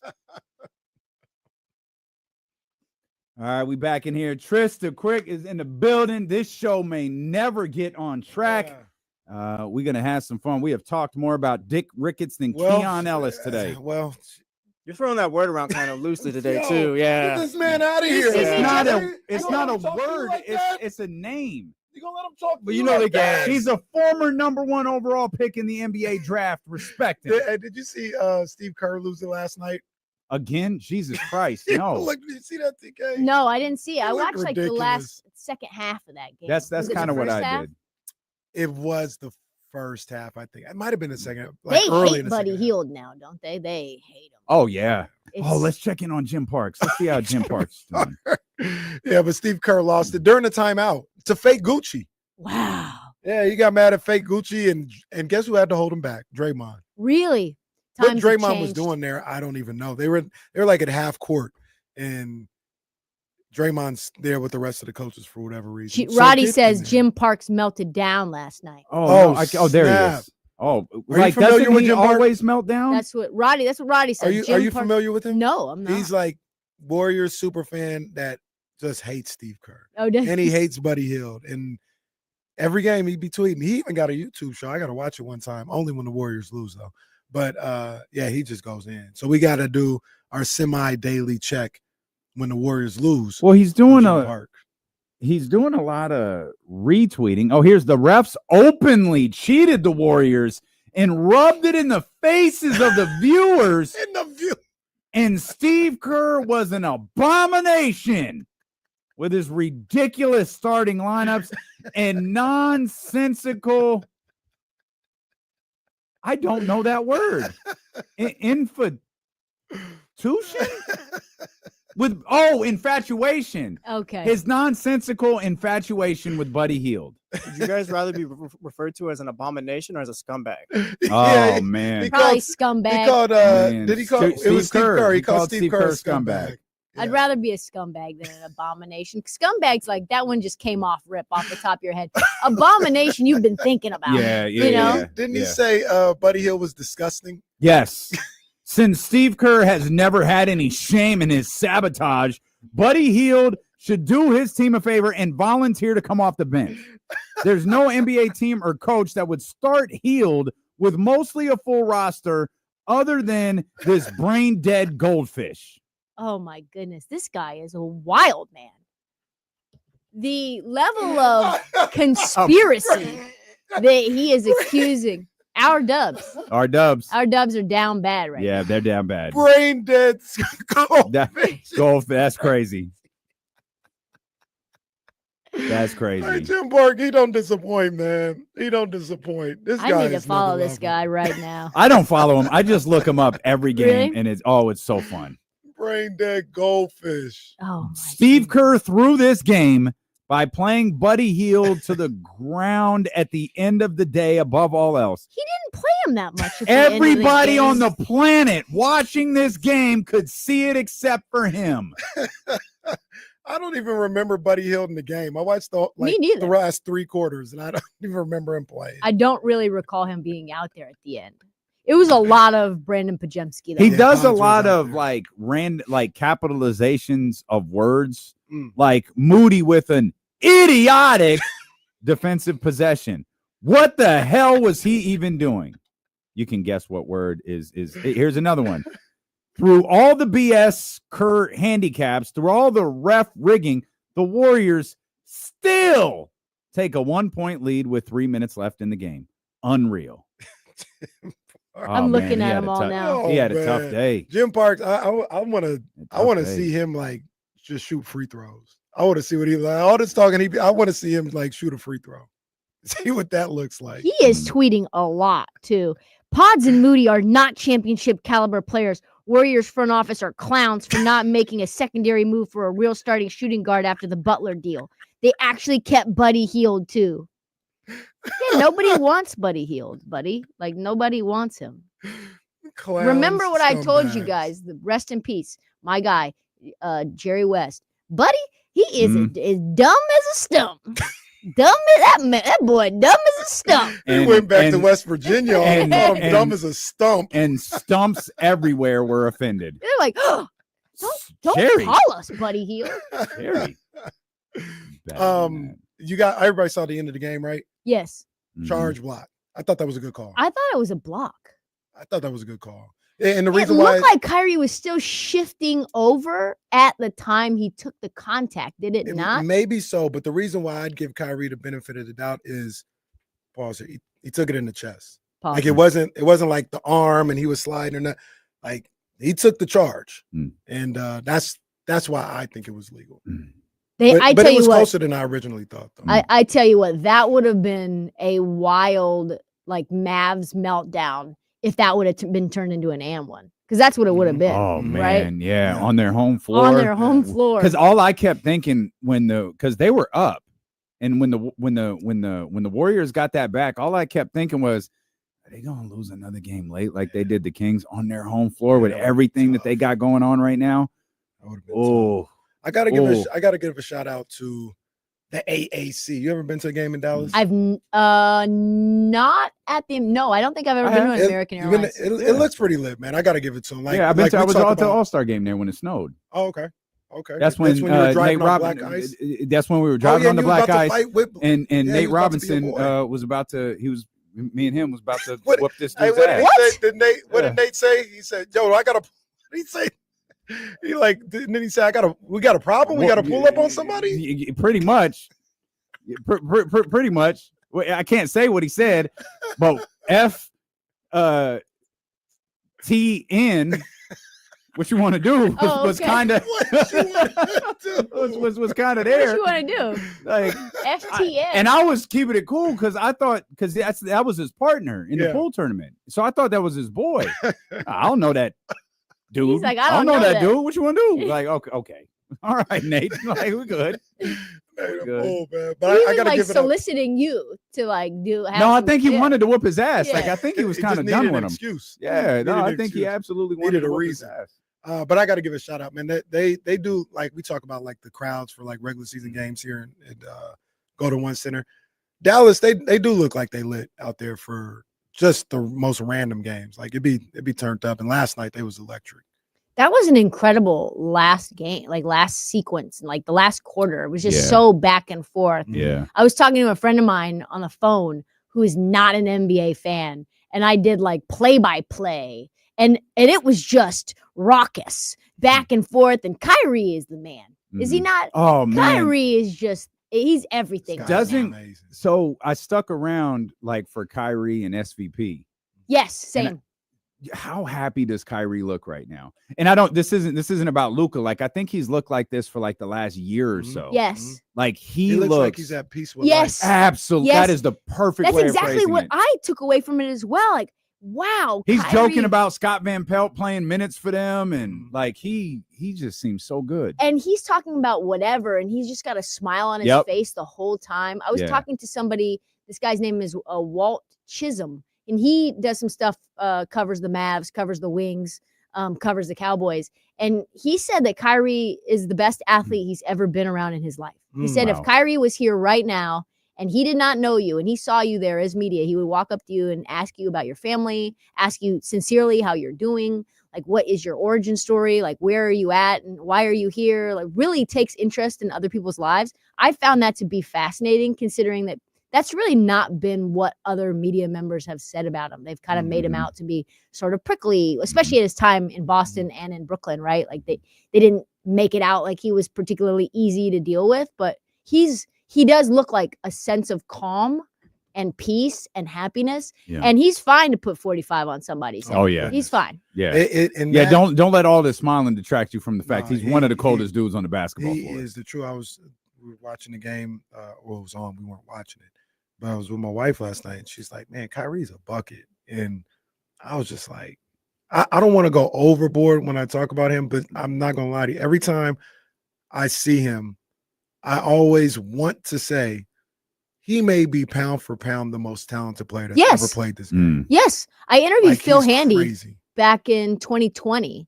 And Phil Handy said, it's not close. I've never seen anybody as talented in my time as a coach. And I've talked, I've coached a lot of good athletes. Kyrie is one of, it's LeBron, it's Kawhi, it's all these really impressively talented guys. He said, he's got the best handles I've ever seen. He's the most skilled guy I've ever seen, probably in the history of the sport. And I think that's probably true. Yeah. Pound for pound for a guy that small to be able to elevate to that level, the handles that he has, the clutch ability. I would rather have Kyrie right now than Dame in his prime.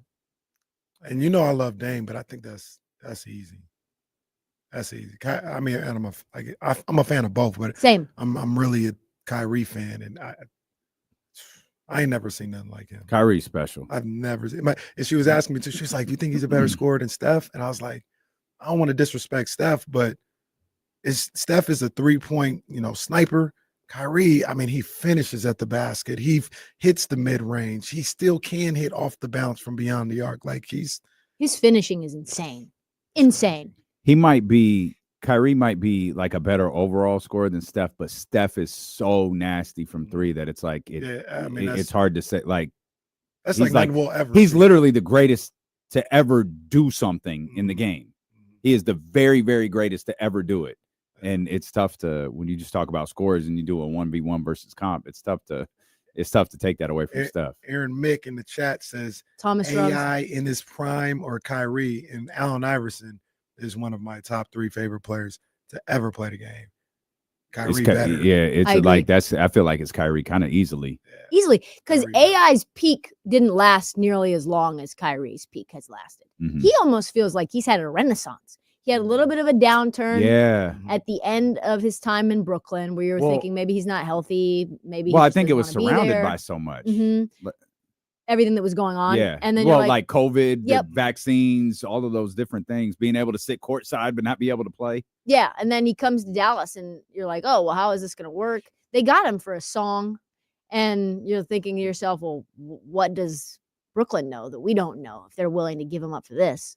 He just didn't want to be there anymore. And now what we're seeing from Kyrie is what we saw from him in Cleveland. Maybe even more impressive because he's winning. Right. And we really didn't see Kyrie win before he had LeBron with him on that team. So this is awesome. And I think what is a testament to, and I know we probably are all aligned in terms of like, I don't think trading Luka's the right move ever economically if you own a team. Like that doesn't make any damn sense. Right. But if you're going to give the bag to Kyrie now as a result, and he's the man, and you think, well, Kyrie's a pure enough scorer and a guy who can take those clutch buckets, and we believe in Kyrie over Luka, even at 32 years old. I was just about to ask. He's 32. I think he's 32. I think I'm fine with that. I think I'm okay with that, especially in the short term. He's a franchise player. Yeah. He's a franchise. He's going to get a bag this offseason. Is he's a free agent this offseason, or I think he's extension or something like that. I think he's extension eligible. If I push tab, will it close me out? It will not. It will not. Okay. We'll find out. No, it won't. You're good. Okay. Just don't hit end stream and we'll be fine. Do that. But player option for 43.9 next year. Kyrie got player option. He picks it up and no, don't pick that up. Extend. True. Yeah. What you think? You guys think you can get 50? 50 yeah, a year? Yeah. I do. 3 years, 150. Yeah. I mean, what did we just see? BI got 40, right? It was 120. Wow. Yeah. 3 years, 120. Yeah. I think I would rather pay Kyrie than Jimmy Butler. What was the Jimmy? Oh my Butler God, that's easy. Jimmy gonna beat somebody's ass the middle of next year. No doubt. Buddies. Oh man, if there is a God. If there's a guy, and it'll happen on the floor. I don't want Buddy to get hurt. I just want that confrontation on the floor. Did you see that clip of Draymond talking about Jimmy Butler? No. So Draymond, he's on this podcast or whatever, and he's like, this, Steph we were talking, and I looked at him, and I said, this is the last dance. And it really hit me. And the thing about it with Jimmy Butler coming over, he's a winner. And I've experienced people hating on winners. And I've been the victim. Yeah. And I just don't want, and then we sat there, is he comparing himself to Jimmy? Yes. Well, he's calling himself a victim. Yes. That's the hilarious part. We then promptly ran a 60-second mixtape where he beat the crap out of half of the league. Jimmy Butler is a lot of things, but he's not that. He's not that. And I think what was fascinating to me about the whole Jimmy situation to begin with, guys, is okay, Jimmy's not happy in Miami. I'm okay with that.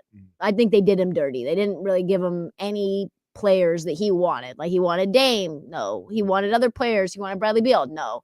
Okay, so he took you to 2 finals. You don't want to pay him. You're Pat Riley's last offseason talking all kinds of smack about Jimmy Butler. Oh, Pat, we trust. That's my boy, Pat Riley. Fine. But he's like, oh, Jimmy doesn't play enough games for me to consider him a superstar. Remember, Jimmy was yapping during the Boston Celtics series, and he was like, if you're not playing, shut your ass up.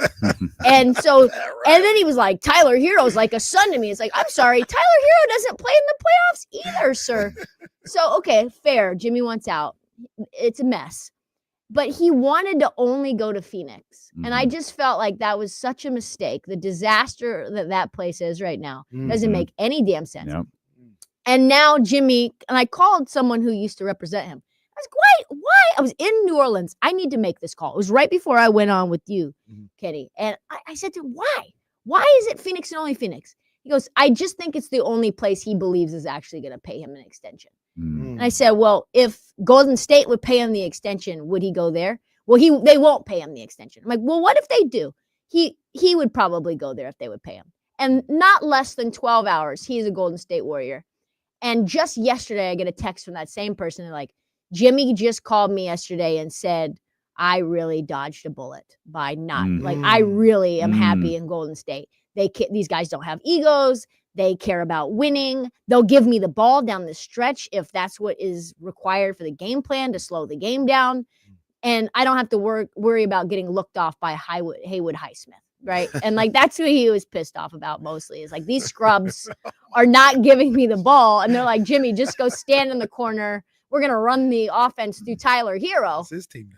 And it's Tyler's team now. But when we get into a real bad spot, we'll give you the ball and let you dig us out of it. And I think that was what, he had such a problem with. Let me ask both of you guys real quick, because yesterday was the first time I really watched. I want to make sure we get back to the Suns. Go ahead. Oh, yeah. That was the first time I really watched the new Warriors. What do you think about them? Like, you think they can make a push at I'll say Western Conference Finals? No, I don't. I think if they can get into the 6th seed, then maybe they can win a playoff series. But Jimmy will have to be much better than he is right now. Like he will have to be 25-point scorer. You're going to need shooting from someone besides Steph. I don't know where that shooting's coming from. Is that coming from pods? Like, I don't know. Is that coming from some of these other role players? I think it helps them a lot to have a guy that you can believe in and give the ball to when it's not just Steph and only Steph. And the offense certainly runs better, but I don't think they could go to the Western Conference Finals. I don't think they could beat an OKC on the road, like on the road to that Western Conference Finals. I don't think they could beat the Lakers on the road to the Western Conference Finals if everybody's healthy. What you think, Dan? I don't think so either. Nah, I think they're better. But I do think they're better. Yeah. Like, and that's the frustrating part is like, I do think they're better. Now it becomes that game was big for Sacramento because it takes the Warriors 2 games back from Sacramento. And I think there is a very realistic scenario where we're talking about another Warriors Kings playing game. Definitely. Oof. Like that's a very real reality right now. And this is another huge night for the Kings. There is a lot happening that matters to what the Kings, what they look like going into this All-Star break. You got the Warriors at Houston. You've got Miami at Dallas. And there's one more. You got Oklahoma City at Minnesota. Like Minnesota's in, they're within eye shot here. Like that's I think you could pull within half a game of them if you take care of business versus New Orleans tonight. things go well for you. The Warriors could drop 3 games behind you. Mm. And then San Antonio, I got my eye on San Antonio for, San Antonio, they're a week away They from could- starting to plan for well, next season. Yes. San Antonio going to learn. De'Aaron Fox can They- learn. Well, I think De'Aaron Fox knows San Antonio is going to learn. So look, somebody That said- little piece I dropped after Mike Brown was fired is going to age like fine wine. somebody, I think it was Vince. I think I was watching their post game on TNT. And they were talking about the team and all this other stuff, and like Fox going there, And once again, this ain't no shade, but they were just like, yeah, I think they need another guy. It's like, Yes. yeah, Mm-hmm. yeah, like that. Yeah. That wasn't the answer. That wasn't Mike and Scotty, Kobe and Shaq. That was, yeah, It's a good take ball your player. Take your third Yeah. player, and then you still got to find number 2. Man, De'Aaron is the third best player on you a got Horace championship. Grant. Yeah, I was you trying got- not to, like, you is he did. the third best player got on a Horace- championship yeah. team? Yeah, he's not even Chris Bosh. Wow. Come on, man. Chris Bosh was an all-star. Yeah. This is true. He's Chris not Bosh Chris Bosh. was the most one of the most coveted free agents Yeah, when he absolutely. decided to go to Miami. Yep. Man, he was good when he was alone. It was, well, he was. He was really good alone. He wasn't terrible with the Heat, but he was different. He was just a Yeah. corner shooter. He was different. This got weird when they were winning championships. Well, we've seen the memes. Yeah. The celebrations are just Yeah, where'd that come celebrations are from? crazy. Do you guys think it was petty that I made a video about De'Aaron Fox unfollowing Sabonis? Nah, People were like, "Get out of that man's social media," and I said, "I didn't. I didn't get in I it. I never searched for that." No, So- that was all over our. Yeah, That was all in our mentions yesterday when the show started, and I was like, "What the hell is going yeah, on?" we weren't tripping on. I saw it earlier in the morning, and I was like, "Oh, okay, it's whatever." I didn't think we'd talk about it. I didn't think it was like necessarily newsworthy. Well, people were pissed. They're still talking about it today. And then his back and forth, and I'm with you, Trysta. I understand, like, it may not mean as much as maybe people make it out to, but there is effort in unfollowing somebody. Like, there's mental effort, there's emotional effort of like, I'm da-da-da-da, and then actually going to find the person to do it. It does mean something. I don't know what it means, but it does mean something. Well, and I think if it was only that, if it was only, De'Aaron's on another team, he gets traded in the offseason. And in the summer, in the middle of like him enjoying time with his family, maybe Sabonis is somewhere with his family and he's posting a bunch from, I don't know, wherever, Lithuania, wherever he's vacationing. Because if there's something Domas does, it's post on social media. Yeah, way too exactly. much. Which is way too much. Yeah. And he's like, it's my off time. I've got the extra time. I'm just going to have a mass purge of all of my people I don't want to follow anymore. Yeah. This is the middle of the season. He did it at halftime of a game. He was like, I'm tired of this ish, And then we have got all of the stuff surrounding what went on between, just the fans and him and you guys talking and like what really went on versus what was reported, him saying he wants to be a king or wanted to be a king for life, Mike Brown firing, like the way that the trade request went down. We didn't request the trade, but we actually did request the trade. We didn't think we could trade in the middle of the season. It's like everything's very fishy and we don't know what to believe, but we have the crumbs. And every time he does anything, And that's only the stuff that's out. right. Every time he does something that we know about publicly, in Yeah. addition to what Yeah. you guys know is happening privately, it's all leading us down The one mics road. will fight you. Be careful. Yeah. It's all leading us to the same place, Mhm. which is like, you're not handling this like a professional, or at least you're allowing yourself to get caught up in the drama, which you don't need to do. And the fans are the Kings fans, at least I think, are starting to resent you for it. Well, I think what he's doing from even the conversation with me, and while I respect it, I respected the call and appreciated the conversation, he framed it in a way as if we have an 8-year relationship and we don't. But again, I appreciated and respected the call, but he was like, you know me. And it's like, no, I don't know you. He's acting so far out of his character. Yeah. And that's the part where it's really like from not because he didn't just call me, he called like 4 other people. He DM'd KC, he DM'd multiple people. And it's like, this is so far out of who you are. And now the social media stuff, it wasn't even just the unfollowing. It's like, whatever. He got into a really lengthy back and forth. Yes, like I just don't want to see his stuff anymore. And then he just kept responding. And it's Yeah. like, that is Really never weird. been what like I've seen De'Aaron respond once, maybe twice, but like get into a back and forth with just like a person. That question, the question that I think of, and you guys can give your opinions without, anything that you guys know, like, or mentioning that, but what do you think that change in behavior is? Like, what is that coming down to? Is it just he thought he would be able to leave Sacramento and still have and be in the good graces of the fan base, and he's now confronting what it's like for a fan base to turn on you and is trying desperately to explain himself? Or what is it? Because it feels so different. I think that is a big part of it. And combined with that, I joke about it's them lights. These lights, like aside from Luka, you were the focal point of the NBA, and you're wanting out and all this other stuff. And the way you went about it was, until Luka came around, like that was one of the biggest story for like a week. And he's not used to it. He's not used to not everything being love. Yeah. Right? Like, because usually if he's on NBA Today, it's because he did something great. Or if we're talking about him, like usually like it's pretty love fest.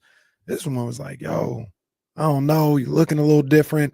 Fans were talking about he's looking a little different. And in the Castle video, I think that sent them over the edge. He was not ready for the way people reacted to that video. Which is like, wow, you're tampering? You're not only are you trying to go, you don't even want your former team to get any good pieces back. So his argument was he wasn't.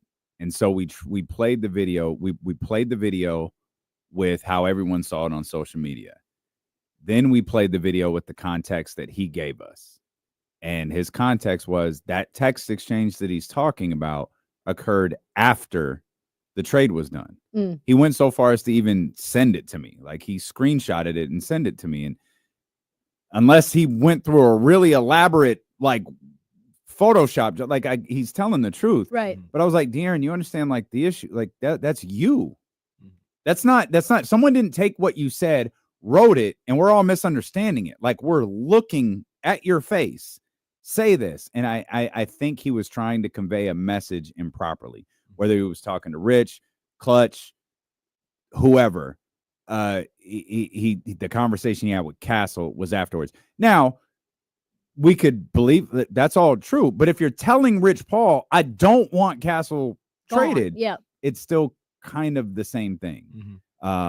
But you're 100%. He was completely bent out of shape by that video and the response to it, because that started the snake, the fox in the grass emoji. We'll come back. Trysta Krick is here in studio with us. We're going to be talking about everything all day long. We got Matt George's final hour of the show. Steeler and KC, brought to you by Sky River Casino on Sacramento Sports Leader, ESPN 1320. Trysta, you missed the East Coast? No. You need anything? No, I'm okay. You good? Yeah. Don't miss it. No. I like being on the West Coast. I like waking up on the West Coast. I like going to sleep on the West Coast. I like watching games on the West Coast. You're like, wow, this game is done at 10:30, not 1:30 a.m. I can now go to bed at a normal time and wake up at a normal, respectable Kenny time. hates that. You hate that? Kenny wants to turn the game off at 2 a.m. Last night at about, well, I mean, that's what DVR's for. Last night it was about 1:30. I was watching Duke versus Cal. Seeing my boy Andre Stojakovic, seeing Cooper Flag. That's why I say if I was on the East Coast, games being on at 1, it wouldn't bother me. That's just what I do. So it's whatever. It's all good. Now, if you had to do it that way, it's tough. Now, the weird thing to me is that period between like 4 and 7 where nothing's on, Yes. right? Like, because out here on the West, obviously 4 o'clock we got games on, college, pro, That whatever. still is throwing me. That That's those still, games are on yeah, at, like, like, oh 4? wait, it's time for basketball. Yeah. I'm not ready. I haven't even eaten dinner yet. I need to just slow down, okay? NBA, slow down. I don't know what I would do from 4 to 7 on the East Coast. You Where get there's your ass nothing home. on. You There's- get your ass home, play with your family. Pause. And There's then nothing on. you just hang out. And then 7 p.m. is when the game starts. That seems not playing with my family, but the thought is boring. Kenny's like, yeah, it's terrible. He's like, I what? just say I don't wanna seems- do that. That sounds boring. Boo. He's like, I need 2-year-old cuss me out for 3 hours without a Talking to basketball his game. kids. So what do you guys do around here? it's still what 30 you get off at 4, right? And then you get home at what 4:30, 4:45. So that's like Yeah. 2 hours you would have to wait. You'd make Wait. dinner. Wait till his kids find out what we do for a living. They're gonna what'd you do today? More than your ass did. Sat there and goofed around with D'Lo and Jesse for 6 hours. Get your ass out of here, Dad. That's pretty much how to Reese go down. already doesn't respect what we do. He's like, hey, why did you guys talk about this? What are you playing this song for? My mom does the same thing. Why didn't you bring up this story? Why did you do it this way? How come you didn't mention this? I'm like, I don't have a momager. I need No. you to just relax. Mm. Well, Trysta, would you ever unfollow D'Lo? No. Nah. No, definitely not. I think you only unfollow people that you stop working with if you really don't like them. That's what I think. You really don't like them. There's people I don't work with now. I still follow 'em. I still follow people at Barstool that I don't like because I'm like, yeah, they still follow me. I don't want to make any Oh, noise. I don't do that. I don't want to make any noise. I just There are mute 'em. coworkers I never followed. True. There's that. It's like, yeah, we ain't Right. like that. Like Actually, there's a whole bunch of them now that I think I, about like, it. like I always say though, you're gonna see me shine. Yeah. You're gonna see me shine.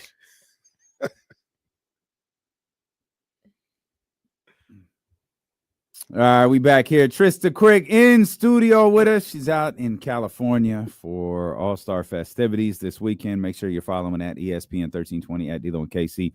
Kenny's going to be out at All-Star weekend as well. I know Kyle's going to meet up with you guys, I think, on Saturday. Sweet. And I didn't even know that. That's dope. yeah, there'll be tons of social content Okay. for you guys to take in. Kyle gonna be in the building? Now, Kyle, I asked Kyle yesterday. I was like, do you want to go to All-Star? He was like, no, not really, but I'm gonna be in the city, so I want to meet up with Trysta, and if KC gonna be out there, I want to be with him. Yeah. And I know you're gonna be out there, so Yeah, for sure. I got. And I you're got a link with you're my going, guy. right? no, You're I'm not going. I'm not I got a link going. with my guy. Two Not things. going. We don't want to spend a whole time with. I would have drove down for the game if you were staying for the game, but you're leaving for the game. So. Well, I am, but it doesn't matter. I He spend sees enough you every time day. with you. I It's spend more okay. than enough Just time. go ahead, with you. unfollow me. Go ahead. I already did years ago. No, you did not. Yes, I did. No. I have him blocked on Twitter. That's I am such- blocked. That's I am such blocked. not true. I text with you more than I text with him. Really? That's a Yeah. truth. Wow. We don't need to The only text time each we other. text is during the Kings games, and if we hear, And it's normally if a we hear or really see smart ass something. remark about someone. Two things about this though that I just went and looked at Sabonis pages, and that's kind of messed up. He had the goodbye thing posted on his Instagram. Yes. And he was like, it's bigger than basketball. Yeah. And he's like, and Darren is You like, should F take you, that down. unfollow. He should delete that post. So is the rumor and the lore, because I don't know, right? Like I am not in on this tea as much as you guys. Is the rumor around what the issue is that Sabonis got Mike Brown fired? And that's what the issue is between De'Aaron and Domas? Is that what the rumor is, at least? There's some validity to that rumor, yeah. So Domas, so the front office and De'Aaron's POV and maybe Mike Brown's POV possibly is that the front office chose Domas Well, over De'Aaron. they didn't just choose Domas though. Right. There were others. Yeah. There were others that were saying, "Hey, we don't like." There the way were that other this is." heavy hitters. Got it. Yeah. There's not that many heavy hitters on the team. I know. Yep. Didn't leave a lot open for the imagination right there. You know, change is good. One of them is very obvious. Yeah. DeMar clearly did not like playing for Mike Change is Brent. good. You don't have to be an insider. You don't have to be like, all you have to do is have eyes. Yeah. If you have eyes and you have ears, you can realize DeMar DeRozan. Which is wild because DeMar, he just got there, right? So Well, after a year- sometimes change is good. Yeah. Sometimes 2.5 months is just too damn long to spend with somebody. DeMar averaging 35 since Mike Brown has been gone. Just cooking. Game winners left and right. But yeah, there's that. And then the other thing I think about when we talk about Fox. By the way, those aren't the only two.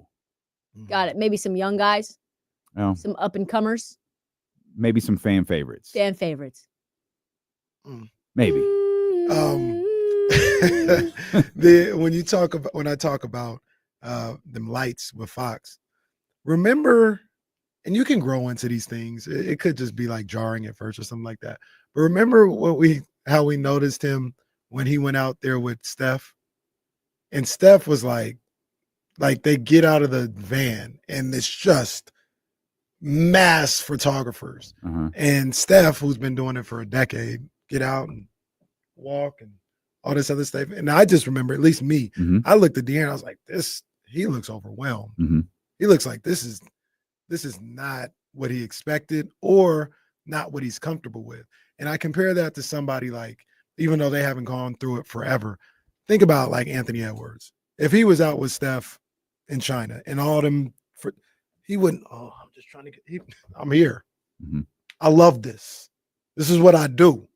Like, there's a difference between somebody that embraces that type of intention and someone that doesn't really want like them lights on you. You want it to a certain degree. You want your acknowledgement. You want to be able to get your endorsements and stuff like that. But like embracing that life, I don't know if De'Aaron embraces. He just wants to like hoop. that. He's just like, I don't care about any of these other things. I just want to play basketball. Yeah, I think there's probably some truth to that. Those are the shoes and all that. It's really cool. It's a means to an end. Like, I can provide because of that. I'm getting acknowledgement, but I don't need the most poppin'est shoe line out there. I don't need the paparazzi that Steph and all those guys get. I don't even need to be in a big city. Like, put me in Sacramento or San Antonio. And that week, put me he was somewhere. getting- Put me somewhere where someone else is going to get all the attention. And that And certainly will with, happen. When he's with Steph gets all the attention. In San Antonio, Victor Wembanyama going to get all the attention. And he can do what you just said. He can just play basketball. Yeah. I heard something wild about this one hooper. It just reminded me. I'll text you guys though. Okay. Good for the show. No, that's great. Perfect. No, it just came to tap mind, in. right? Kenny will text us. Hey, what do you love about D'Lo and KC? Just the text they send each other in the middle of the show. in the middle of the show. Yeah, no, compelling conversation. I'll text you guys. It's good. What do you think of Markelle Fultz? I kind of like that move, really. I thought Markelle Fultz has developed a nice little role for himself when he was with Orlando. I was pretty surprised that he hasn't been picked up by anybody. He can get you buckets. He's like a pretty good backup. I don't know why no team I was picked just him about up. to ask you, like, have you heard anything as to why? Because we got our years mixed up, and we thought he tore the ACL last year. He was No. out, and then that's why he didn't get picked up. But he played in the playoffs last year. Yeah, he was actually pretty good too. I don't know. I think maybe why they weren't able to get a deal done with him or why they didn't want him is that Jalen Suggs started really advancing. But I mean, he didn't average a crazy stat line, only like 8 points per game last season. But when Suggs was buns, which was not that long ago, Markelle Fultz played pretty well, right? He was averaging in 22-23, he had like 30 minutes per game and get you 14, 15 points a game. Yeah. That's like decent. Yeah. And not a great 3-point shooter, but you don't really need him for that. So I like the pickup. I think, what the hell? What can we lose? Right. And I just think, I'm lowering the bar for Markelle Fultz for what I'm looking for. Is I need him to come in and give Malik Monk 8 to 10 minutes a game of just, you don't have to bring it up. You can sit or whatever you need to do, because you don't have that right now. One thing they do is they try to put Zach LaVine at the one, and I appreciate him trying to do that, but that's not your role. You need a true, organizer and ball distributor, Table setter. yeah, table setter, all that out there, and just as Malik Monk kind of figures it out. Malik said another thing yesterday that it wasn't one specific thing, but it just made me think. And he was talking about like the turnovers and like I got it lower today, and that's good. I didn't have 4 today. Finally, yeah, and something that I really, really appreciate and love about Malik Monk right now. He's taking this seriously. He is taking this opportunity seriously as being a point guard, being a leader, being somebody that the team relies on. Like it means something to him. It matters to him that he's getting this opportunity and he doesn't want to waste it. And man, I appreciate the hell out of that. You know what I'm saying? Because some people may look at it as finally or it's about time or not. And he's like, no, I recognize this is my time and I'm serious about like trying to make the most of it. And he I pops off appreciate the that. screen, right? When you watch him, he's involved in everything. And so that's the part that I care about as a fan is that be involved, be a part of winning basketball. If you don't have the ball in your hand, like cut, do the little things. And he's an energizer. That's what I like about Malik is even when he's not scoring the basketball, you can tell he's still involved and he's not disappearing off the court. He's there at all times. So yeah, I agree. I think the Kings got better after trading De'Aaron and picking up these guys at the trade deadline. Well, Valanciunas has been great. Great. Like he's been absolutely terrific for Sacramento. He's a bruiser too. Oh, absolutely. Absolutely. You're not going to step on Domas's chest when No. JV's around. Been thrown off that rim. No. Oh yeah. I mean, and Well. they have, a brethren of, being from the same country playing, in FIBA events together, Olympics together. So I like that fit between them. And truthfully, like there is an argument to be made that Domas is more of a 4 than a 5 anyway. So if you can get him with a passing center who can do some things, they don't have to share minutes all the time, but that gives you a little bit of a different look than Domas having to be the main guy down low that, plays. The difference might be in the volume of threes he shoots versus his ability to actually hit them. Yes. Because he's hitting 40 whatever percent it is, but he's only taking 2 and some change a game. Yeah, if he could take 5 a game, that would be we've been calling for this. Yeah. We've been talking But about do we this. want him to take 5 threes a game? Maybe 4 a game, 3 a game. More than this. Sure. Yeah. I popped on that JV dunk last night. Oh, yeah. I said, oh, snap. Yeah. I like JV, man. And then I like Laravia too, although I found out the dirty secret about him last night. And I'm like, oh, no. What's the dirty secret? Can't shoot free throws. Oh, yeah. I didn't know that. Yeah. And then he had a nasty little brick. And I said, that's the free throw of somebody that can't shoot free. That wasn't just a miss. I had a nasty free throw last night. Steph. Yeah. Oh. I was so crazy as I was telling my friend that I was on the phone with, oh yeah, Steph Curry, 2 free throws. He's about 100% free throw shooter, swaps the first one, misses the second. They were like, oh my God, you just made that happen. Yeah, well, the Trysta jinx.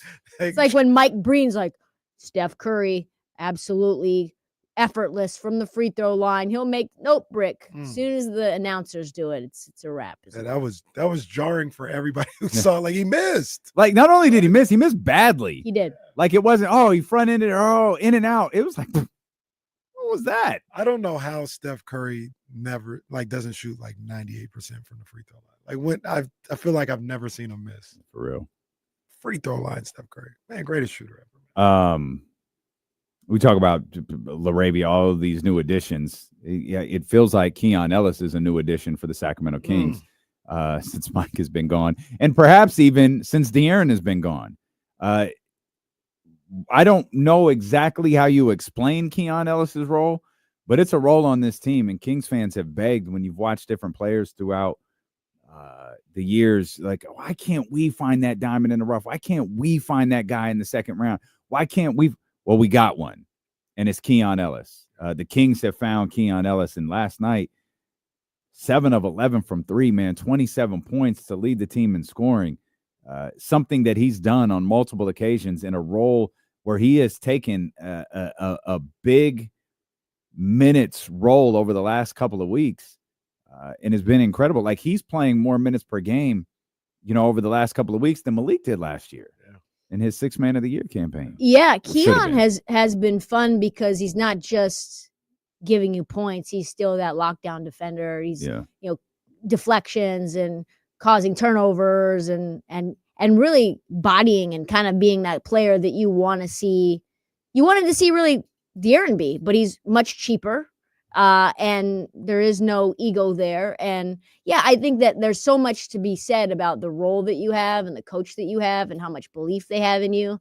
And it was clear that Mike Brown just never really quite believed in Keon, even though I feel like all the fans, myself included, believed in Keon. I feel like his teammates believed in him. Yeah. Yeah, Mike felt like an outlier in terms of his belief of Keon. You heard, it's one thing for fans to be, entrenched in what a guy is doing, or particularly last year, what a guy is doing when, Malik is off the floor, Kevin's on the floor. Keon played a lot in necessity last year. Again, that doesn't mean he played bad, but it means he played a lot in necessity. And then you had him playing like in Summer League and California Classic and all these different things. And it's like, all right, what exactly is that? And we look back at it now, it feels like he was in a constant state of trying to prove himself to Mike Brown and perhaps this front office. And then Mike's out, and all of a sudden Doug's like, no, I can utilize Keon. And he had a couple of games to start his run as the coach where I think Keegan was out. He had guys who weren't there. He didn't have a complete complement of lineup. And the number one question was, how is Keon going to integrate in all of this? And he's integrated just fine. Yeah. Now with De'Aaron gone, it's even more magnified. He's such a winning player. Like, he makes winning plays. Last night, it was his job, so to speak, to hit the open shot. He did that. Other nights, he's going to have 5 points, but you've got to, do what you can with Kyrie. You know what I'm saying? Just like try the best you can. And whatever is called for, he's willing and able to do on a night-to-night basis. And TK, those guys are invaluable. Invaluable. Yeah. Those are the kinds of guys and he's only 6'3", but that's why the New Orleans Pelicans like Herb Jones so much. That's why they like Dyson Daniels so much. You have a Swiss Army knife that can do a little bit of everything. There's an unknown caller calling Trysta right now. Unknown. Just an unknown person. It's probably a front office member. They're saying, hey, see who it is. Don't be talking about De'Aaron Fox like that. Well, it might be De'Aaron. Might be. So did you guys give him my number? You guys forwarded him on to me. Hey, she's leading the charge. Yeah, Trysta was. Instagram thinks I hate him. Instagram really is like, every time you open your mouth about De'Aaron, something bad's coming out. I'm like, well, there's not a lot good to go on if right you do now. some good. Yeah. Well, you're not the biggest De'Aaron Fox fan. I've always loved De'Aaron. He's Loved? been, in terms of his ability and skill on the court, right? He is I've always said, Foxy's one of the most fun players to watch in the league. In clutch time, I've enjoyed watching him do his thing. He feels unguardable at times. The mid-range that he has, how he's increased his efficiency from beyond the arc, like, that's a real skill. That takes a lot of time. I'm very focused on evaluating players from a mental and leadership perspective. And if you are a super max or a max player, and maybe I'm wrong for that. I expect a certain level of X factor inside of you where you are a leader of men. That's why I'm not a big Brandon Ingram fan. I don't think Brandon Ingram is worth $40 million. Yeah. Maybe I'm wrong. Maybe Brandon Ingram is in Toronto. He loves it, and he becomes the cornerstone of what they're doing over there, him and Scotty Barnes. I interviewed Brandon Ingram when he was a rookie, and Brandon Ingram showed up looking blitzed out of his mind. And for a knee brace commercial, I was like, hey, we need some B-roll from you. Can you do some layups and some dunks for us so that we can grab that video footage to put into this interview? And he goes, nah, I'm a gunner. Okay, then. All right, then. I'm a gunner. I will never forget that stuff. So, like, the interview was unusable. And maybe he just didn't vibe with me. Cool. But, like, that nah, I'm a gunner vibe has permeated throughout his career. Wow. Right? Like, he does what he wants to do. So De'Aaron has other qualities that I like look at and say that's concerning to me. You just fade into the background. You don't raise the energy and excitement of the troops. You make little sneak disses. That's just not what I want from a Max player. But skill-wise, the things that De'Aaron does with the basketball in his hand on the court, I love his game. I don't think he's as good as SGA, but that's okay. SGA is going to win the MVP this year. And I will be proven to be correct about wanting SGA over De'Aaron Fox. I know we argued about that last year. Yeah. I am proven to be on the right side of history there. You know, Oh, I'm okay. starting to like a little bit too, a little bit more than I maybe had in the past is Ja Morant. Oh, yeah. I always liked Me his too. game, but I didn't really like his personality too much. But you know, I don't know. I don't know if anything has changed. It doesn't feel like, but this year it just seems like it's just a little different. It's a little bit more unifying than as opposed to in the past. It was like, look at me type stuff. It's more about like us. Like I don't know. We've There's had something no about him I Ja like. Morant shenanigans for the Yeah. entire year. Right. The team is playing winning basketball. They are fun.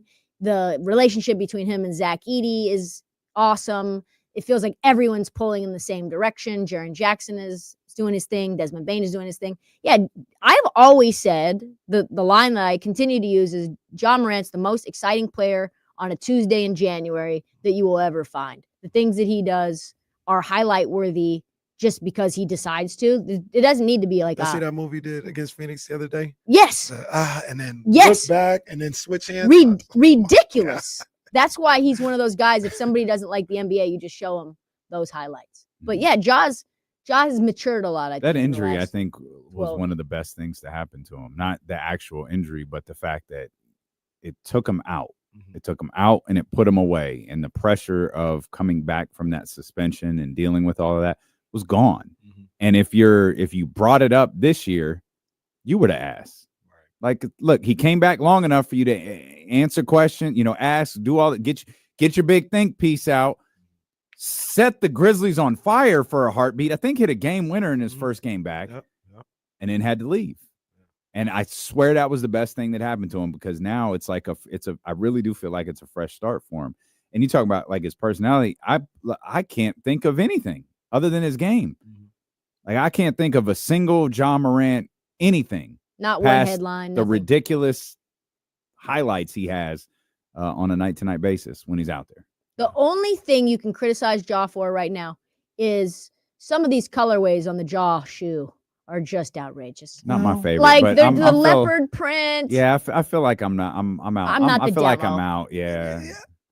There's a couple that I would get. I don't know if I'm getting them over the ants. ones or Yeah. you know what I mean, anything like that. But I'm okay. I'm okay with I've them. never rocked like the Volts and the Grinches and the reverse Grinches. Them loud colorways have never been my It's a my lot. bag. Yeah, like even like the Foxes that came. I'm not wearing that. I think there's also, we probably haven't discussed this, but there is this new trend where we are just making the loudest basketball shoes on planet Earth Right. for no reason. The colors don't make no damn sense together. The KDs that he was just wearing the other day, I was like, these are disgusting. I hate these. And I never want to say negative things about basketball shoes from players that I enjoy, but they are gross. I don't like them. I saw there was a whole little carousel on Instagram last night that was all these basketball player shoes that guys were wearing in the NBA the last week. And I was like, I hate all of these. Yeah. The leopard print, the pink in this, the ones that LeBron just had on the other night. No. LeBron 22s is whack. But did you ever like get any clarification on the book ones? Because those are my favorite hoop shoes out right now. The book People ones- love them. book People ones are love fire. playing in those. I Feel think good, look good. they kind of look a little like the Air Force Ones. Like he loves that canvas sort of material. A little bit. There's a little bit more pliability. Yes. To 'em. Yeah. It's, Than the Air it's for Force One. 2025. Yeah. 2025 basketball. Yeah. Yeah. Definitely. Yeah. But they've I know. I like those. Are they I like the comfortable? books. They're Yeah. so I for me. like 'em. They're a little snug for me. Like Kyrie's shoe used to be really snug because they were like narrow. They were narrower than other. I feel like books are a little narrow, or it just might be I don't wear them enough and haven't like really broke them in. But I like book shoe. Size 11, coach. Size 11. Size 11. Right. And good luck with that. Good luck with that. I got so many shoes. I don't know what to do with them. We've been the same size for 20 years. Coach. Why don't you give some of them away, Oh, it ain't Kenny? me. It Well, ain't me. no, Coach Lawson won't send us any shoes. Dang. And then she be on But- Instagram the next day. Oh, thanks. Look at the special. No, thanks, Vanessa. Just got a truckload of unreleased Mamba. It's a cold world out there. It's tough, man. If like you can't have that level of love from like your ride or die, what are we No, doing? the tough part is Tough. like the tough part is when you get up and you go, just remind me. Okay. And then it's like, no, because I'm gonna forget. Just remind me. Like, okay. So you and know, then you're a couple bill days co- later, you're a bill collector. yeah, now. like, hey, can you get that? I'm still waiting for the Yolanda Playa Society t-shirt. Hey, could you get that shirt and them shoes out? Yeah. As soon as I get back to campus. Another week passes. Hey, could you get that stuff out? What stuff? Never mind. Never mind. That's forget so tough. That's what couples counseling's for. Calls back. Hey, sorry I didn't answer the phone. I had to move all these shoes out of the way to get to it. Man. It's all good, man. Tough. Oh, man. Cold world. It is. That's so cold. world. I don't need no more shoes. Though. Did you ever get I'ma any some. clarification on those banned ones? Yeah. They said I got a no. laughing It's a emoji back. hard no. Yeah. But they I got like 10,000 of those? Yeah. Yeah, I got a straight laughing They emoji. said, I yeah, didn't- right. I didn't even put the call out, bro. They say, yeah, You right. put that like, nah. I thought maybe because it was I a ain't gonna size do that. 6. So that you know maybe- what I found when I used to navigate, they used to have now they have like swish. I'm sure they have it. It's just like when you have like an allotment, it's you go to the same like website that everybody has an allotment for. Right. And of course, Kobe doesn't have an allotment. Kobe told Nico what he wanted. They got it. I for want him. Luka. Right, well, and it worked. It very literally worked. But like those sizes, the women's sizes were the ones that always went the fastest. Gone. Every time. Just gone. It's rough. I'm gonna have to get on like GOAT or something. You gonna run into Oh. somebody this week. Oh yeah, This yeah. week. You think so? You know enough You're gonna be people. fine. You're gonna be You fine. think so? You think they're gonna sell them here in the Bay? You think they're gonna have like a little So- capsule? I wouldn't be You said surprised. there was a Jordan event There's a tomorrow. You were Jordan going. event. I don't know if they're gonna have them there.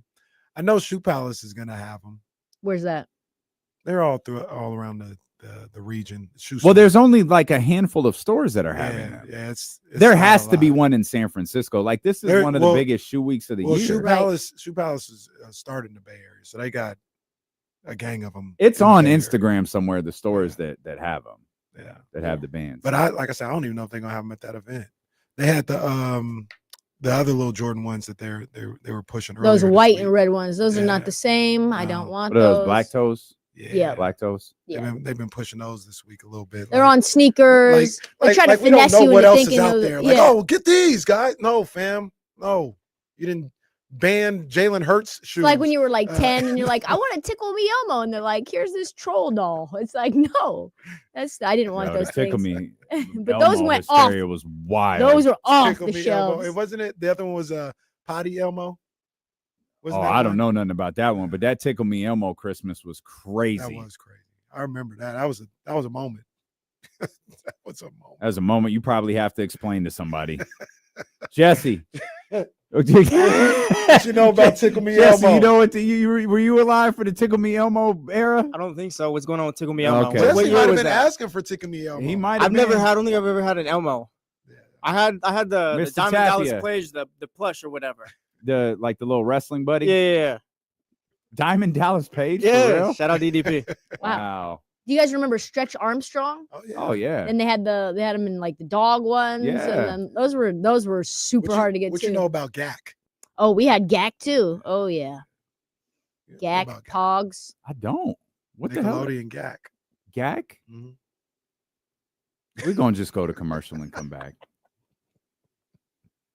I love Jesse. He's so good. I thought the TK thirst would be out of control today because she was in the studio.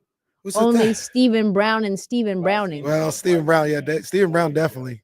He tapped in. He tapped in. He liked the bunnies. I need to get some water. See, Tristan, you would have been around for kicking it with KC, but I don't even have a subject ready today. You don't have anything that's like Nah, I talked about the Asian ones last week. I'm gonna pair those.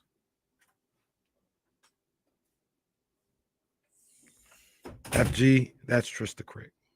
If you don't know, now you know. Oh, bruh, come on, bruh. Andrew, what you talking about, brother? They know about that? Oh my gosh. I thought I was really gonna be like the black Macaulay Culkin with that thing. That was about to be popping. What is that? Do you see Home Alone 2? Yeah. You remember the thing he was talking into, the little voice recorder thing? They sold that as Yeah. a toy. That came from that movie. And they sold it as a toy and you record your voice or something like that. Like that was big time. People wanted that. It's very, there's nothing more to it. It's very basic. That's all it was, but we wanted that bad.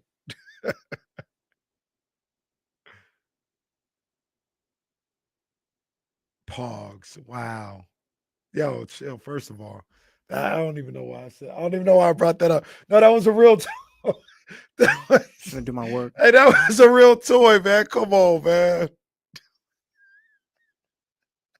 No, hey, you know, man, the Pogs is crazy, bro. But come on, man. Hey, chill. You can't say that in this chat, man. This chat.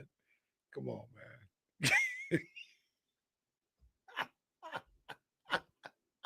Everybody relax, okay? Everybody just relax. It was really a thing, man. Come on now. I don't know how we're supposed to work tomorrow. I was telling Kyle, this is as Friday as it gets today. Super Friday.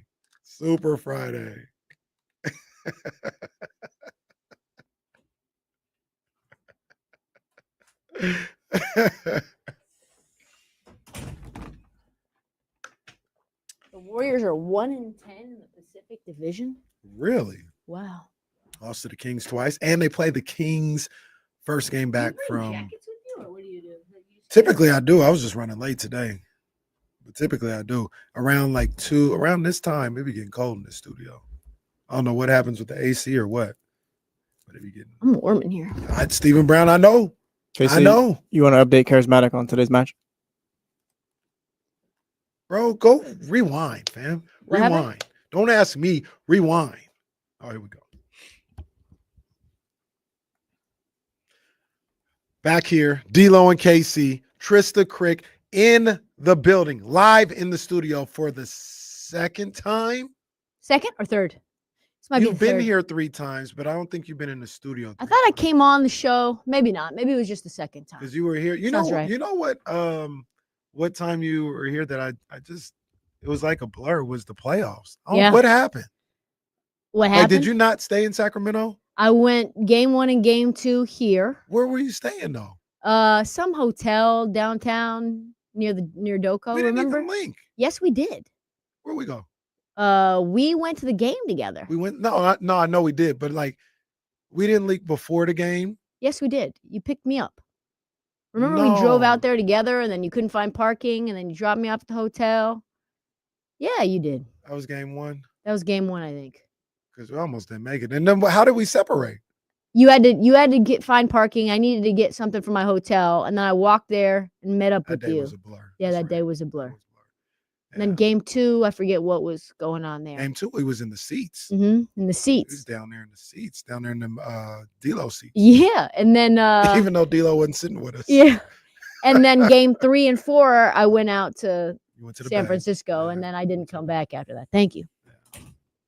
Good times. It though. was good times. But it's always a good time when Trysta Krick is here. I'm glad you decided to go to the All-Star game because it was looking iffy It after was Super Bowl week, huh? It was. And then I realized I had credentials, which we'll see how many of them I use.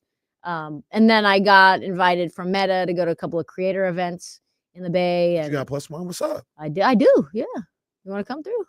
You got to be here, photographer. Though. You have to be the gotta yeah. You start have film to. everything. You have that's to. fine. I got that. It's And, fine. I absolutely expected TK to pull up with another person.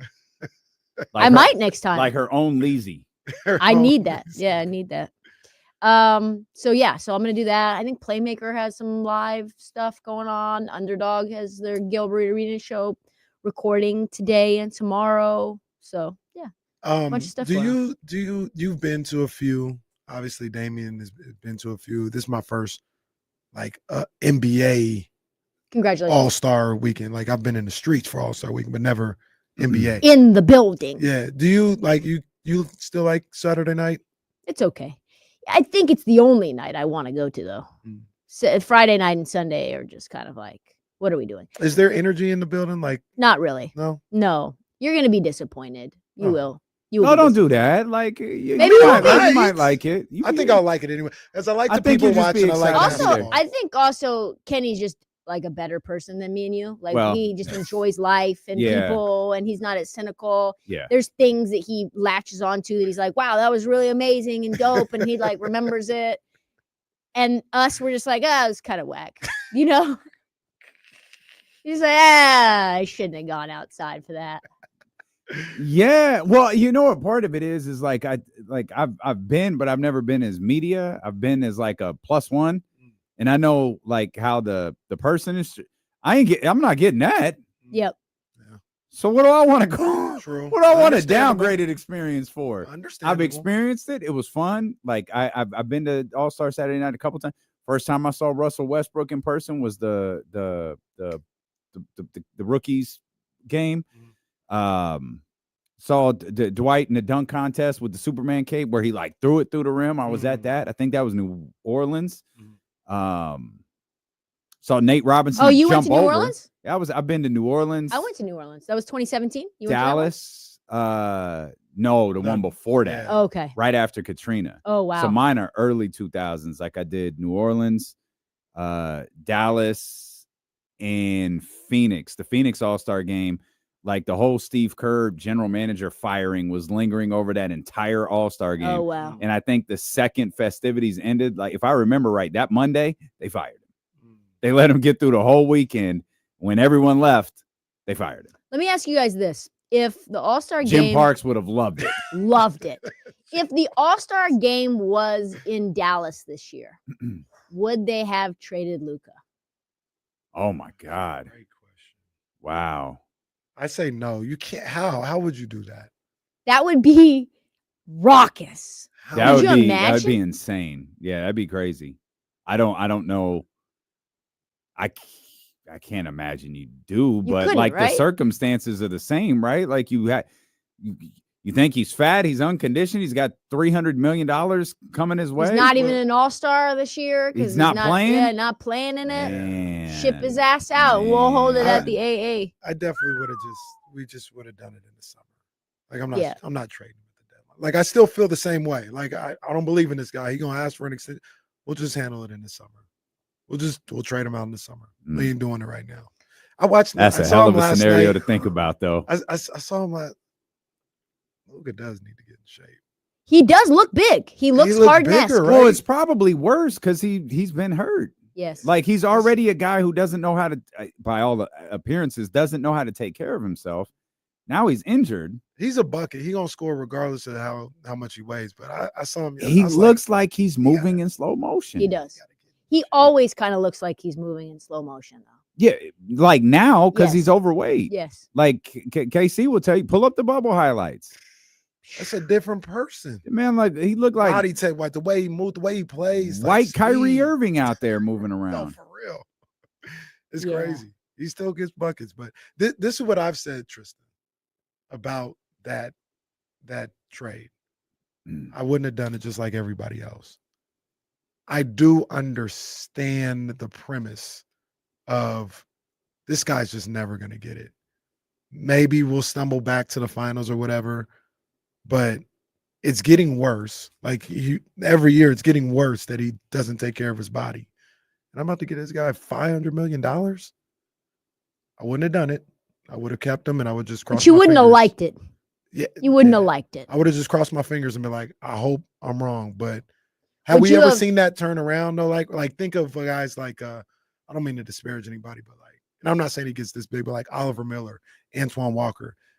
These guys never like got it and we're like, oh, I'm about to get in good shape. But they were never Luka. Right. True. No, that's why you take a chance. But physically, the things we're talking about, Well, what there's you a think he's just gonna get it and start there's a getting in Luka shape? level player who didn't get it. Who's that? Shaquille O'Neal. I was just thinking that. He never- but, Shaquille O'Neal took years off of his career. but Shaquille was Shaquille- pretty lean in LA. Was Yeah, he got- decently lean in LA. He got it enough in LA where he changed the way he went about things. Then he got big. Well, he was again. lean in Orlando. He was Like lean in he was Orlando. lean in He the was early just part of his slowly- career. It's That's just, it. LA was just in the beginning of the upswing. That's But- it. but- And they saw it and they were like, go play Ooh, for the Heat. But he Dusty. got it in Miami. He was pretty big in I don't Miami. think he did. No, he did. The first 2 years, pull him up. Shaq got in shape. Shaq got in shape for 2 years in Miami, and it made him look bad. It made the Lakers look bad. And Yeah, then he does look pretty lean there. the With first 2 D-Wade. years, he got it. Like that was the wake up call, and he For had sure. something to prove to the Lakers. But yeah, he always went back and forth, and I just don't. I don't know. Really?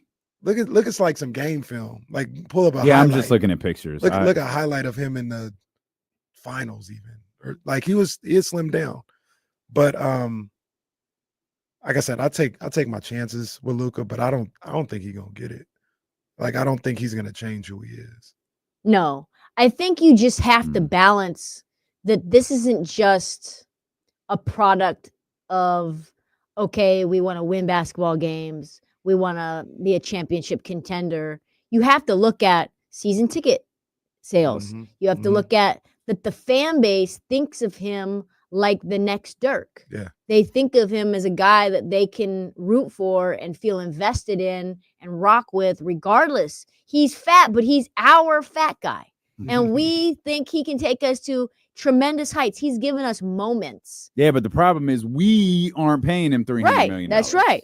But the fans are who is the lifeblood of a franchise. Mhm. And once you take the joy from them, once you take the culture out of the fan base, you have a really hard time building anything real. And so I like Anthony Davis fine, even if he didn't have injury issues. I just think you have to balance the fact of like, wow, this optically is not only looks so bad, but our fans may never come back around. Man, that's tough. They feel betrayed. Mhm. And I get it too. Like Luka, I think I've always said if Luka was to train in the offseason with LeBron in LA and trim down and did everything that LeBron did day to day to day to day, Mhm. he's an MVP, multiple time MVP. Mm. Period. But he does what he wants to do. He has his own crew of trainers that he uses and doesn't use the team side at all. They're very frustrated by that. Here's a scenario. If you're Golden State and you get Dunleavy Jr. gets the call from Nico and says, I will trade you Luka for Steph straight up, knowing that probably as soon as Steph leaves that building, that valuation craters. Do you trade Steph for Luka? I don't think you could do it. Because you're doing another, you're betraying that fan base. Yeah, yeah, I don't think you could do it. Well- you just take your last 3 years of Steph or Even if whatever it it is. That's- reunites Clay and Steph back together, it's Clay, I Steph, don't think and you can do it. Kyrie. But there's I a don't think you difference. could do it. There's a difference there. Steph has finished his job. He's Yes. done his job in Golden State. I think But people, listen to but that's not the question. You're talking about doing this quietly. yes. Like so to the Golden State Warriors fan base, you just traded Steph Curry. for Luka, 30 though. For Luka. I don't think the valuation changes. Well, but yeah, no, it doesn't. your fan base But your doesn't fan react base to will that be like upset. to Steph Curry. There'll be a reaction, but it's not the same as Dallas because No. you're like Well, Dallas. yeah, because is- he's not Anthony Davis. Right. but Dallas is like we're at the beginning. Imagine Steph Curry. They just lost to the Clippers in round one, and Yeah. then you trade him Right. like that. Like, why would you do? He didn't give you 4. He didn't give you a decade plus. There will be people who are upset and be sad because Steph is gone.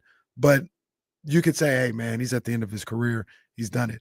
I think some fans though would be like, you should at least have enough respect to allow him to finish as a For sure. Warrior if Yeah. he wants to. But if Steph said, I mean, if he didn't know, and you're thinking to yourself, well, this gives him another chance to win a ring, and we reset, and our valuation doesn't change, and now we have a new player for fans to rally around, and you sell it like that. Mhm. I don't know. That's a hard decision as a franchise if you're trading Luka for Steph. Yeah. It's tough. I'm obsessing over my Miami Shaq take, and I'm standing on it. I knew you were looking I'm at just like something. I can't like I know like I see. Okay, I'm looking at like the top. I found a clip of him where I was like, okay, that looks like L.A. Shaq, but the rest he looks like bigger to me. He does. He ended up being bigger. Them first 2 years he got in shape. First 2 years, he got in shape. I think he showed it. Maybe the first second year. Particularly the first year he was in shape. Did they win? They won the They won second the second year. year. Yeah. Yeah. Particularly the first year. I he was in forgot shape. second Gary year, he Payton got hurt, was on didn't he? that team. Did you The guys forget second year that? he get hurt? Third year, Gary I know he Payton got was hurt. on that Yeah, the Heat championship. team. Yeah, I forgot yeah. that. Yeah. Was he on? He wasn't on the Lakers championship. Was it Gary Payton It and was, Karl Malone? Yeah. And That was They a didn't win, though. disaster. No, they did not. Yeah, they didn't win. They did not win. It was a disaster. Steve Nash. And they still didn't he hit on Vanessa? They still invite Karl? that dude to things. Yeah. Well, Carl, that was crazy what he said. That was crazy. The league, Allegedly, what he the said. league, the NBA needs to learn cancel culture. They need to stop They're inviting like, oh, you can come right back. Yeah, stop inviting everybody to All-Star Weekend. Who's gonna Nasty be there? ass This Karl Malone. Rick Barry will be there. And probably mad as hell. Just walking around angry. Just angry at everyone in sight. All the You Berries are remember kind of Barry? like a little upset. Well, John is an ass. And Like he Brent's is kind of- genuinely he is not a nice human being. Brent's kind of a cantankerous guy too. Brent Yeah, was that's what John Brent is. was and like sitting up there with us one time. Oh, like as a scout? Yeah, I believe it. just looking a certain way. Yeah, why didn't Barry so angry? They just have it. They just have it inside of them. I remember I was sitting next to Brent for the beginning of the Phil Knight Invitational when UConn was like starting to be UConn. Mm-hmm. And he was like, how are you going to keep your players in like solid when you just yell and bitch at them for every single thing they do? That's a good idea. What a smart idea that was. Like very sarcastic. Very sarcastic. Speaking of UConn, I'm tired of your boy, man. I love Dan Hurley. Oh, he hell no. sucks. I'm tired of He your is the boy, man. worst. He said 2 rings, baby. Sir, you're not even in the top 25 right now. Oh no, is there'll be the a worst. monster in March Madness. I Hey, promise you. they ain't gonna make it to the second weekend, Tristan. We'll have to see about that. But Dan Hurley, who is a good coach, He's an I think excellent he's coach. a good coach. He snuck those championships in when college basketball was weird. It was COVID. It was like he What? snuck those in. It was weird. after COVID. No, but like you got the 7-year players and all that. Oh yeah. He snuck them in. Now we getting back to like business. 30-year-old senior. You got to really recruit. You got to get these high schoolers. I don't think you got it like You don't think he had it? no. I like Dan Hurley. That's Who were my they playing? guy. Seton Hall and he was doing all that. No, Creighton Creighton. came after I said, Creighton. settle down. And like Creighton's not even a team you really want to like have to smack talk either. They're not a team that's How do you particularly smack talk Creighton? Yeah, I mean Like, it's what do you the- even they're say? the Blue Jays, you know? He said 2 rings. Eat this. Also, like, sir, go to the locker room. Get out of here. You are as annoying as it gets. How many jump shots did you take? Getting Stephon Castle was a huge pickup. That was though. a good pickup by him. Donovan Clingan was just a sophomore as well. He was really young. Neither one of those were COVID seniors. College basketball wasn't ready. Dude, like Shire was just getting there. And like, the college Shire basketball- had been there 3 years.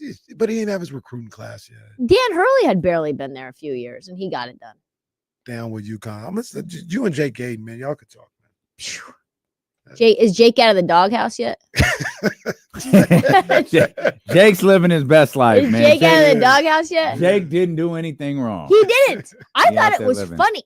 It was hysterical. I couldn't believe he told me he got put on ice over that. I said, "Wow, and that's the- why I can't." do And this." the opportunities that were offered him that were passed on were kind of crazy.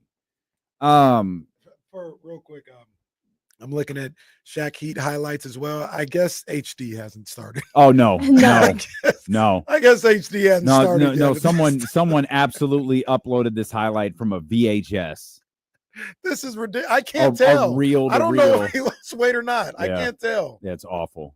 It's like What year was that? 2000 and 4, Four? 5, Yeah. 6. They won in Those 6, years? so it was 4. Oh, so it would have had to have been 5, 6, 7. 4, then? no 4, because Oh, okay. or no 04, 4, 5, 05 5, season. Yeah. 6. Yeah, you're right.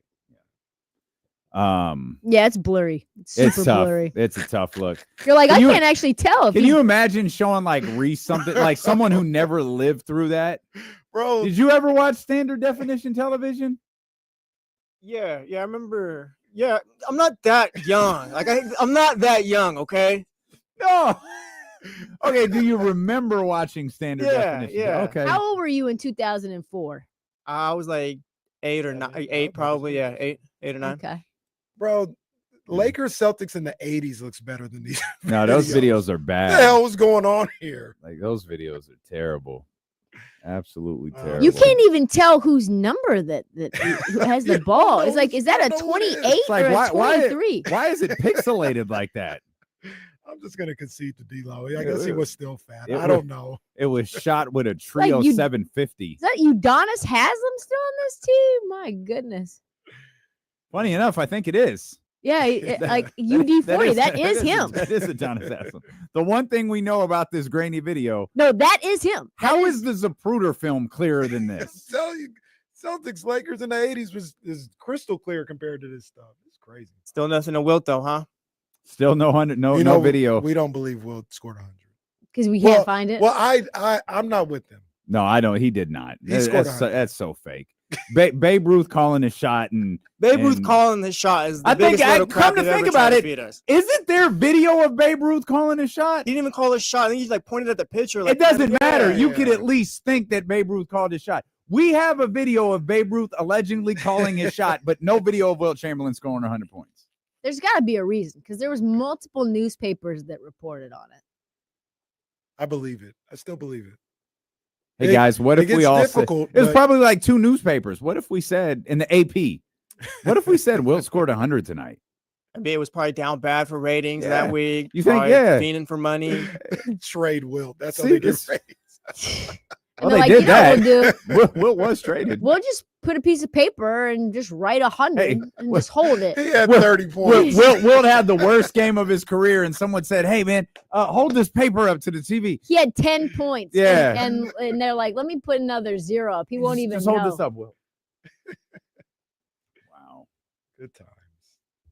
Is there an AI created video of Wilt scoring 100? Did you watch the documentary? I don't think I did. No. The one is it's really good, but it's kind of wild because they took his book and they used AI to have him narrate, like Wilt Chamberlain That's narrates weird. the documentary. That is crazy. What, Goliath? That's Did- what they did? Yeah. They used AI for that? Yeah. So I don't think there's any AI in visuals. Uh-huh. There's only AI, like the voice you hear narrate.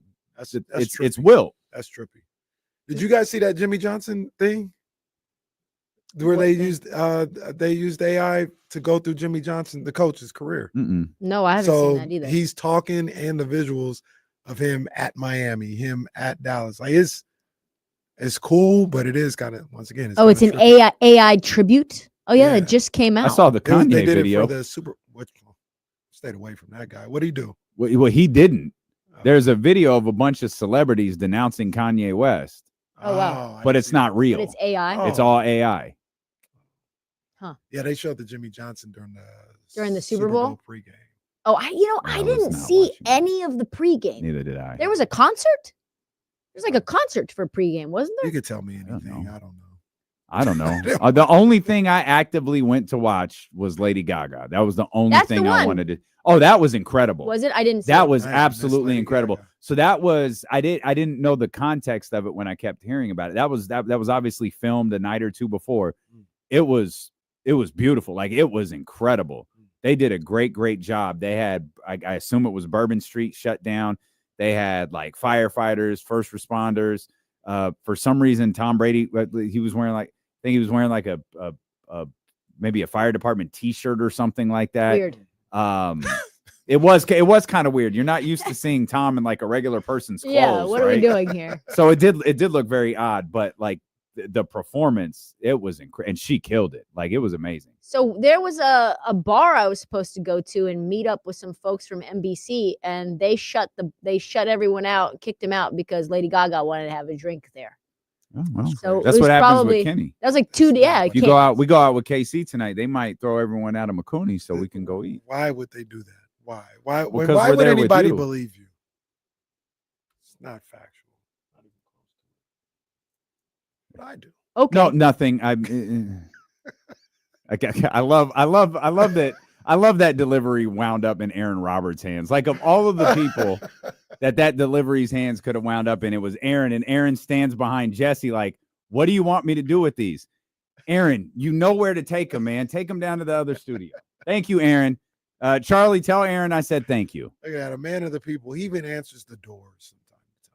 Oh, he was probably coming back in from lunch, and they're like, hey, Yeah, it's 2:30. Yeah, coming in from. Well, he doesn't want to eat chips and donuts that are laid out there for the middle school class party. I'm not mad at my man. He gets that in and out every 2-3 weeks or so. Big ups to him. He does. Did you have donuts today? Yeah, you had a donut when I came in. Where did you get that? It's right there. Oh, Do you want a donut or a cookie, or because this is how we eat around Odyssey? I don't know. I think I need to kind of clean it up. Had some I'm with flaming you. hot Cheetos earlier today, so I think It's probably been a crazy week. it has. Oh, we're going to eat good tonight, though. I know. I we're was gonna eat just on the good tonight. McCooney's website at the break, just Yeah, we're looking gonna at the spicy tuna roll. Man, We're I gonna like eat I good. like McCooney's. I don't even know what I get from there. Get the I like DMC 10 times out of 10. Get that DeMarcus Cousins roll. What's A the they DMC. have a DMC? Oh yeah, that roll ain't going nowhere. That roll is fire. What's in it? Everything. All right. It's like a $27 roll, but it's worth every penny. Is it? It's fantastic. You're gonna get the Fox roll? No, man. Is he gonna get No. a tribute? Oh, Is Fox that was gonna a get a joke. tribute? That was a joke. I don't even know what the Fox roll is.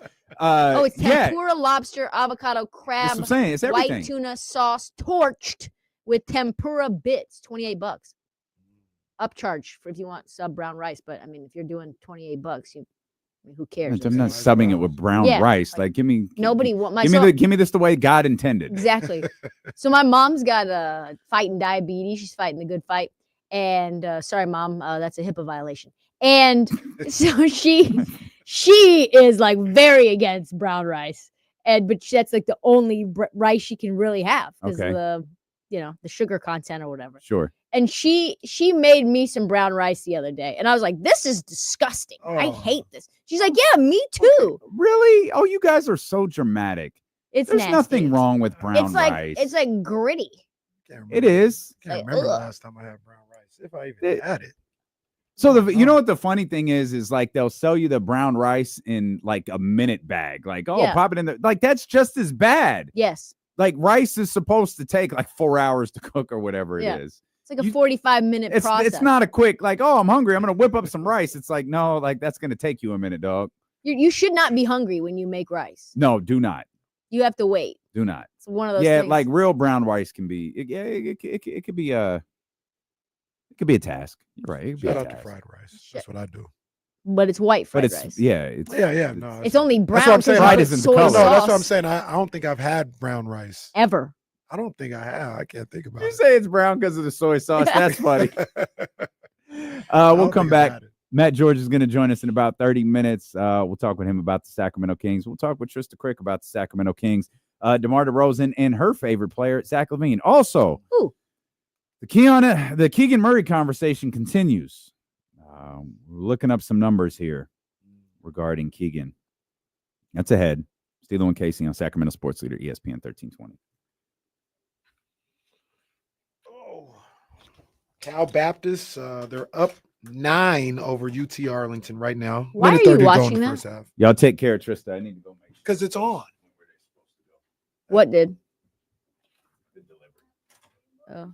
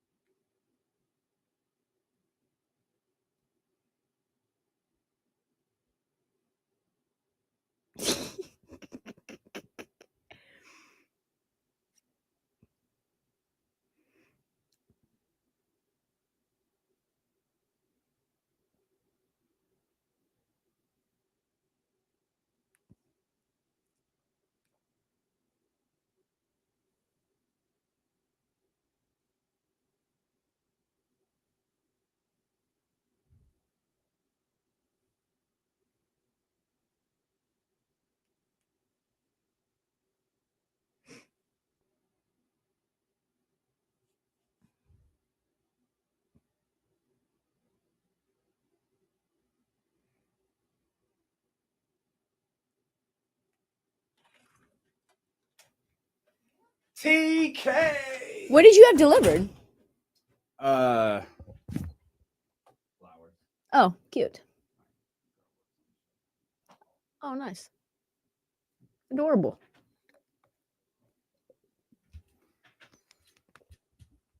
Who? Hmm? Who?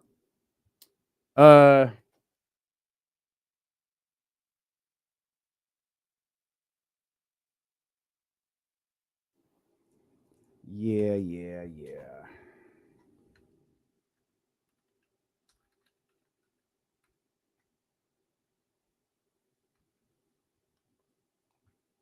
Is it raining in Portland? Snowing. Oh my God. Does it regularly snow? Never. Almost never. I didn't think so. It's like 3-4 inches there. Damn. I'm about to text you something. I didn't know they did that.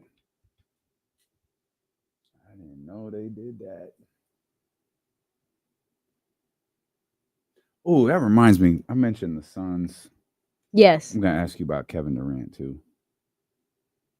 We had this show up yesterday. And they didn't even have KD hitting 30,000 in there. Oh, really? Oh, yeah. Probably not, but yeah, we've kept an eye on that, too. Yeah, no, we've kept an eye on that, too. She texted me. Right on, Lazy. Appreciate you, Lazy.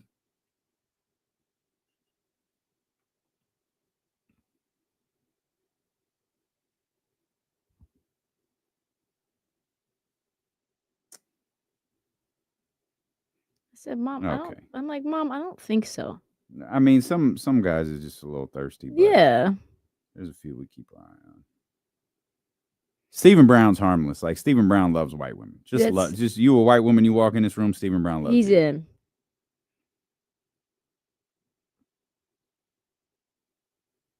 Oh, they got a little doc on halftime. Okay. That's rehearsal. Oh, this is just Sam. Did you see halftime live? Were you at the game? Which one? The Super Bowl. No. Oh, you didn't stay for I got the game? back. Mm-mm. Okay. I watched it on TV. Do you like Kendrick? I do. I like the show a lot. I think Cameron said something the other day that I thought was really interesting. He said, one time I was dating this girl and it was right when Jay-Z and Nas both came out. And she was like, I don't want to have my dictionary with me every time I hear music. I think there's a little bit of that in Kendrick where you're like, you're back here.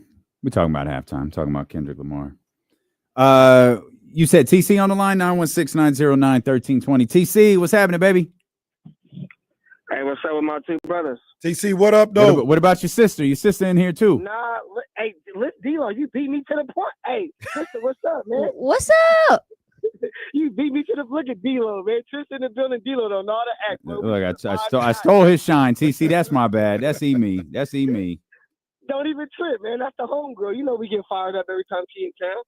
In the city. Always. I need an Airbnb inside of Damien's house, like a guest house in there, so I can stop Well, on there's through. room. There's room for it. There's room. You know he overlooks the city. That's not. I've heard that. No, okay. I heard he has a pool. Well, So- no, I have a hole in the backyard more than I have an actual pool. TC, what's happening? Hey, so look, the King, this is a must win tonight, man. And I'm with you, Kenny. They starting to vibe a little bit and look a little better, right? Mhm. But what I really want to talk about is I'm listening to the SZA, right? That album. I'm listening to Diamond Boy, right? And she keeps talking about OD. Y'all know what OD? Well, Trysta, you probably do. You know what OD means? Extra. Huh? OD, like that's OD, like it's extra. Yeah, like it's extra, like overdoing. Yeah. I didn't know that's what it meant, overdoing. My son said that last night. He's like, man, they was talking about me. He was like, man, I had a bad day at work. He was some son. He's like, man, that's low-key OD. I said, what? Bro, this whole time I didn't know that was what she was talking about was overdoing. That's all I got, man. I'm late to the party. I don't even think I thought it was overdose. It I is thought it was- overdose. Yeah. TC just had to get that off his chest. He said, "Let me just put you guys up on some vernacular that I'm going to get I wrong." thought he was going to like equate SZA and OD into the Kings. Nope. It just My man just had something to get off his chest. He said, "That's all I got, man. I'm late to the party." It's like, well, no, you're not, because that you don't even have the right party location. shout out to my man TC. Man. He's That's my great. guy. That's my guy. If you have something you want to get off your chest, give us a call. 916-909-1320. We brought up the Suns earlier. There's a couple things to throw at you real quick before we get back to the Sacramento Kings, because obviously we'll talk a lot about the Kings when Matt joins us. About 25 minutes or so. You were talking about like how bad it is over there right now. Bud's got to be part of that, right? Ooh, yeah. I mean, Bud is a tough. He was probably not the right coach for that group. no, I think you're right. Also, you know who's there? Circling back around, spinning the block. Brent Berry took that job to be with Bud. Mm. And I don't know. Brent loves Who Bud. was the other one? Oh, was it Isaiah? Who was the one we were convinced was making all the moves with Ishbia? Oh, Was it Isaiah Thomas? Yeah, it was Yeah, Isaiah. Yeah, okay. That's it. Thomas. But I think Bud probably is still scarred from how things were in his time in Milwaukee. Mhm. He's known as a player's coach, though. That's what is so stunning. So you've got Monty Williams, who is known as a player's coach, so much so that LeBron wanted him to be the Lakers coach. That didn't work out. He obviously gets booted from Phoenix. And then you have Bud, who's known as a player's coach. Things aren't working out in Phoenix. Maybe it's more than just the coach. Obviously, Frank Vogel was there. He's not some sort of like drill sergeant. He's Mhm. not like the most players coach, but he's not somebody that's going to like JB Bickerstaff you and say, no earrings at practice. I don't think he's doing that.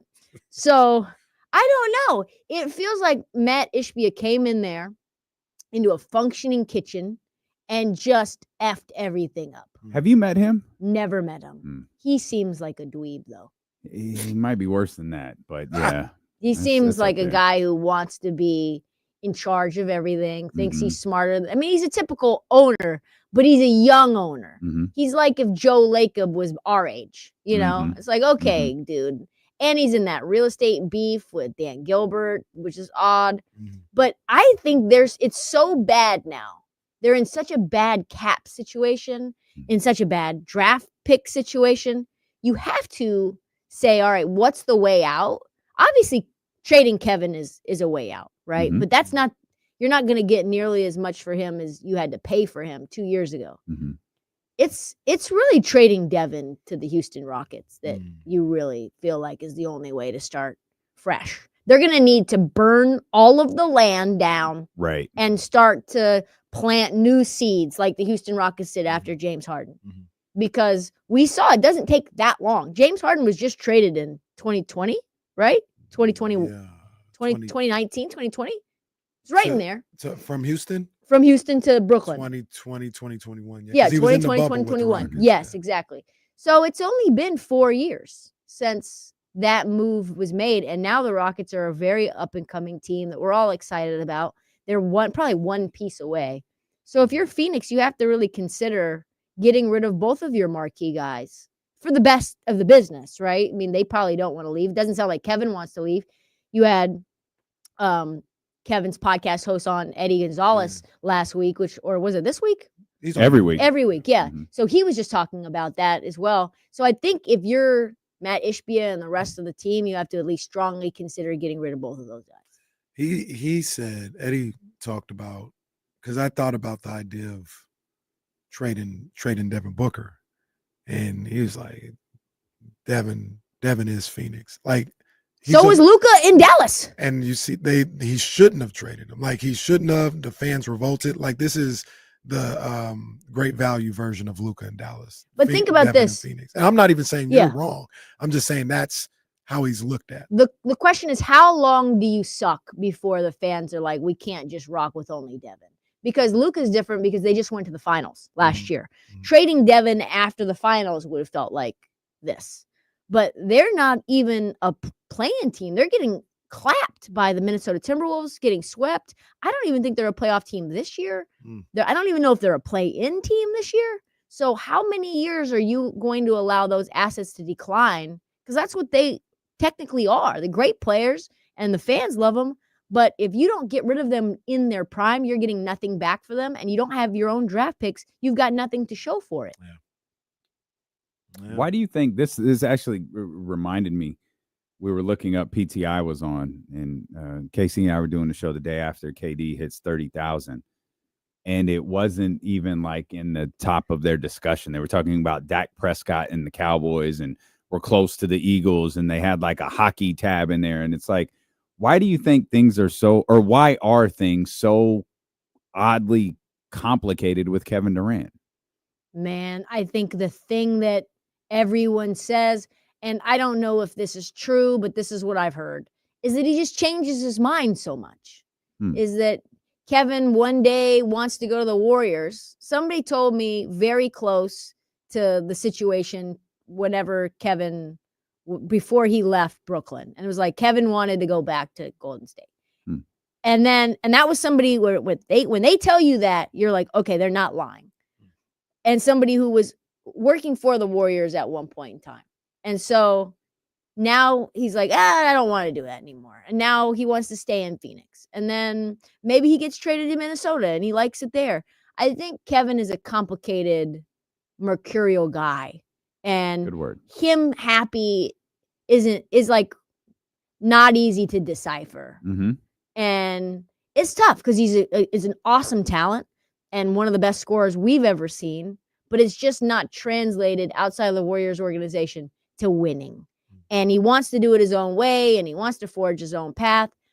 But he's had a lot of bad luck, too. And some GMs that he's worked for that haven't really put together the best roster around him either. Tough, very tough. Trading for Bradley Beal was the nail in the coffin. You probably could have gotten some really good years if you wouldn't have traded everything for Brad Beal. So with you saying that, though, that's like insiders' reasoning or perspective of KD, like the general public. Like, why don't they like kind of fully embrace him that way? Like the way, like, for instance, the way we wax poetically about Kyrie. Yep. Like people like, oh man, Kyrie. Like if Kyrie scored 30,000, we might do half the show on it. Yeah. Or PTI or somebody might, because I don't know. It feels like Kevin's been playing forever. Right? How many years has it been? It's 2008. Yeah, so he got drafted in 2008. The only reason that number comes out and stands out is because we had the number 1 overall pick and we took Ray Godin. So good investment. Yeah, great decision. He would have left us anyway, though. He was not going to stay a Portland Trailblazer. Let's be honest. We would have drafted him. Might have stayed. No, I don't think so. But I think it's just he feels like he's been putting up buckets for forever. Maybe it's his vibe. You said Kyrie looks happy. He looks at peace. Kevin never really looks at peace or happy. And I like Kevin. I really like Kevin. And I think he's probably a really nice guy. I don't know him personally at all. And he's probably a lot more chill than he comes across. But you start your career in OKC, kind of a Tiger Woods thing, where you had a specific vibe and a personality, and you were sort of pushed to do things maybe you didn't want to do, or your interactions with the media went left. And so now you've closed up. And then you go to a new location, and they've really turned you against the team. It was really like, this is Steph's team. It's the Warriors and Kevin. And that becomes grating. So maybe it's just trauma. Maybe it's just the way that Kevin has reacted and related to fans and media is based on his trauma. You think it's the Warriors, him going to the Warriors? You think that Yes. plays a huge role in? I think the way that the Warriors fan base, our Dubs fan base treated him was whack. Yeah, they was tripping. You need to treat him like he is the second coming, right? He is saving you. Yes, the Warriors won some championships without him. But let's be honest, the championship that the Warriors won was without Kyrie Irving against the Cavs and without Kevin Love. Once you played a fully healthy Cavaliers team, things were starting to get a little bit suspect. And they just never really embraced him. It wasn't in the Draymond thing didn't help.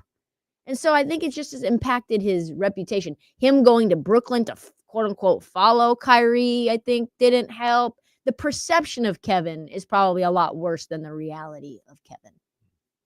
I wonder if Kevin even cares about the perception. I don't think he does. I think at one point he did. I don't think. I think you're right too. I also think it's interesting you bring up Oklahoma City because Russ, I really think until maybe this year, was kind of had that reputation with the media as well, and they were a part of the same. They were a year apart. Yes, in Oklahoma City, and Harden as well.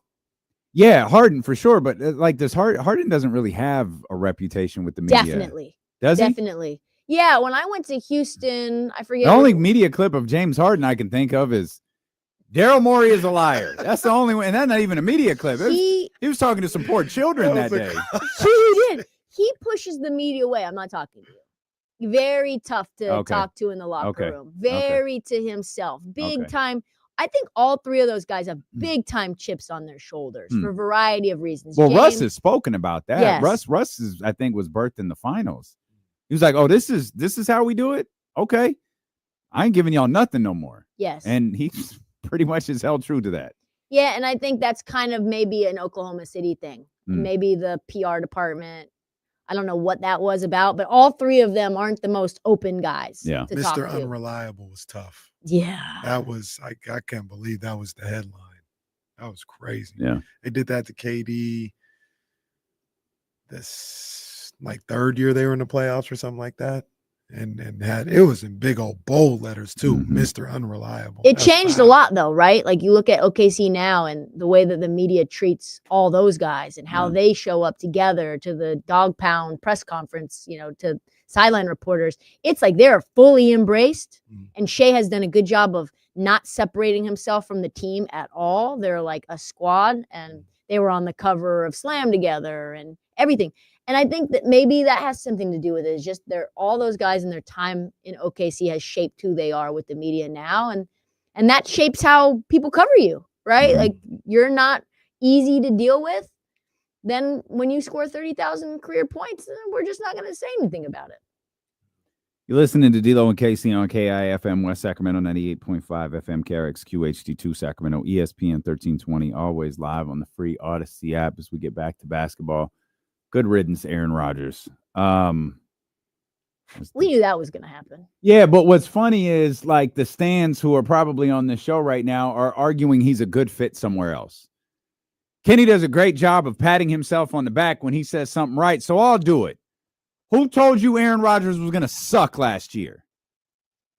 That man. He's terrible. And to act like he's a good fit anywhere is absurd. He's a locker room cancer, and he stinks. Yeah, he's not himself. He has no business being on any football team this year. He wasn't good in Green Bay his last year. He wasn't. It was just, and he's not a mobile quarterback anyway. So if you don't have Philadelphia's offensive line, it's a wrap for you. If your wide receivers can't get separation in less than a second and a half, which I don't know who can, it's a wrap for you. Yeah. So, and you can't run, if you can't run the ball. And he's coming off of that. He still has that, like, issue. He's coming off of the injury, but still, like, he's 40-something. Right. He's old. Yeah. And on top of that, you have all the shenanigans too, right? That's what I'm saying. I heard that the Jets, I don't know if this is true, but what I heard was that the Jets said, hey, like, we'll bring you back in some capacity, but you can't go on Pat McAfee show every week. And he was like, nope, I'm going to still do that. A team owned by Woody Johnson taking a stand. It's wild. Unbelievable. Yeah, he can go. Good riddance, man. He can go. He'll be on some team destroying it. That's insane. If Aaron Rodgers is starting quarterback in the NFL next year, that's like absolutely Saints, insane. Like the Saints man. I'll make another proclamation that he doesn't make it through the year. If he's on a football team next year, he ain't making it through the year. I'm not going to go against you. Guys, he's cooked. Cooked. When Tyrod Taylor is a better fit, I mean, no shade to Tyrod. Jordan Travis might not even be a real person, but he fits better. I'm going to say, who's Jordan Travis? Jordan Travis's parents are watching. The one right that now. broke his leg? Yes. Yeah, that's him. Okay, so a dude with a broken leg is better. And they got the that poor 7th guy. pick in He the was going to draft. be like a top 10 pick. I know. See, look, they're doing it. The Titans. Yep. He can go to the Titans and die. That's a great. I like that. That's Jason McCourty. I like Jason McCourty. That's a great idea. Go to the Titans and die.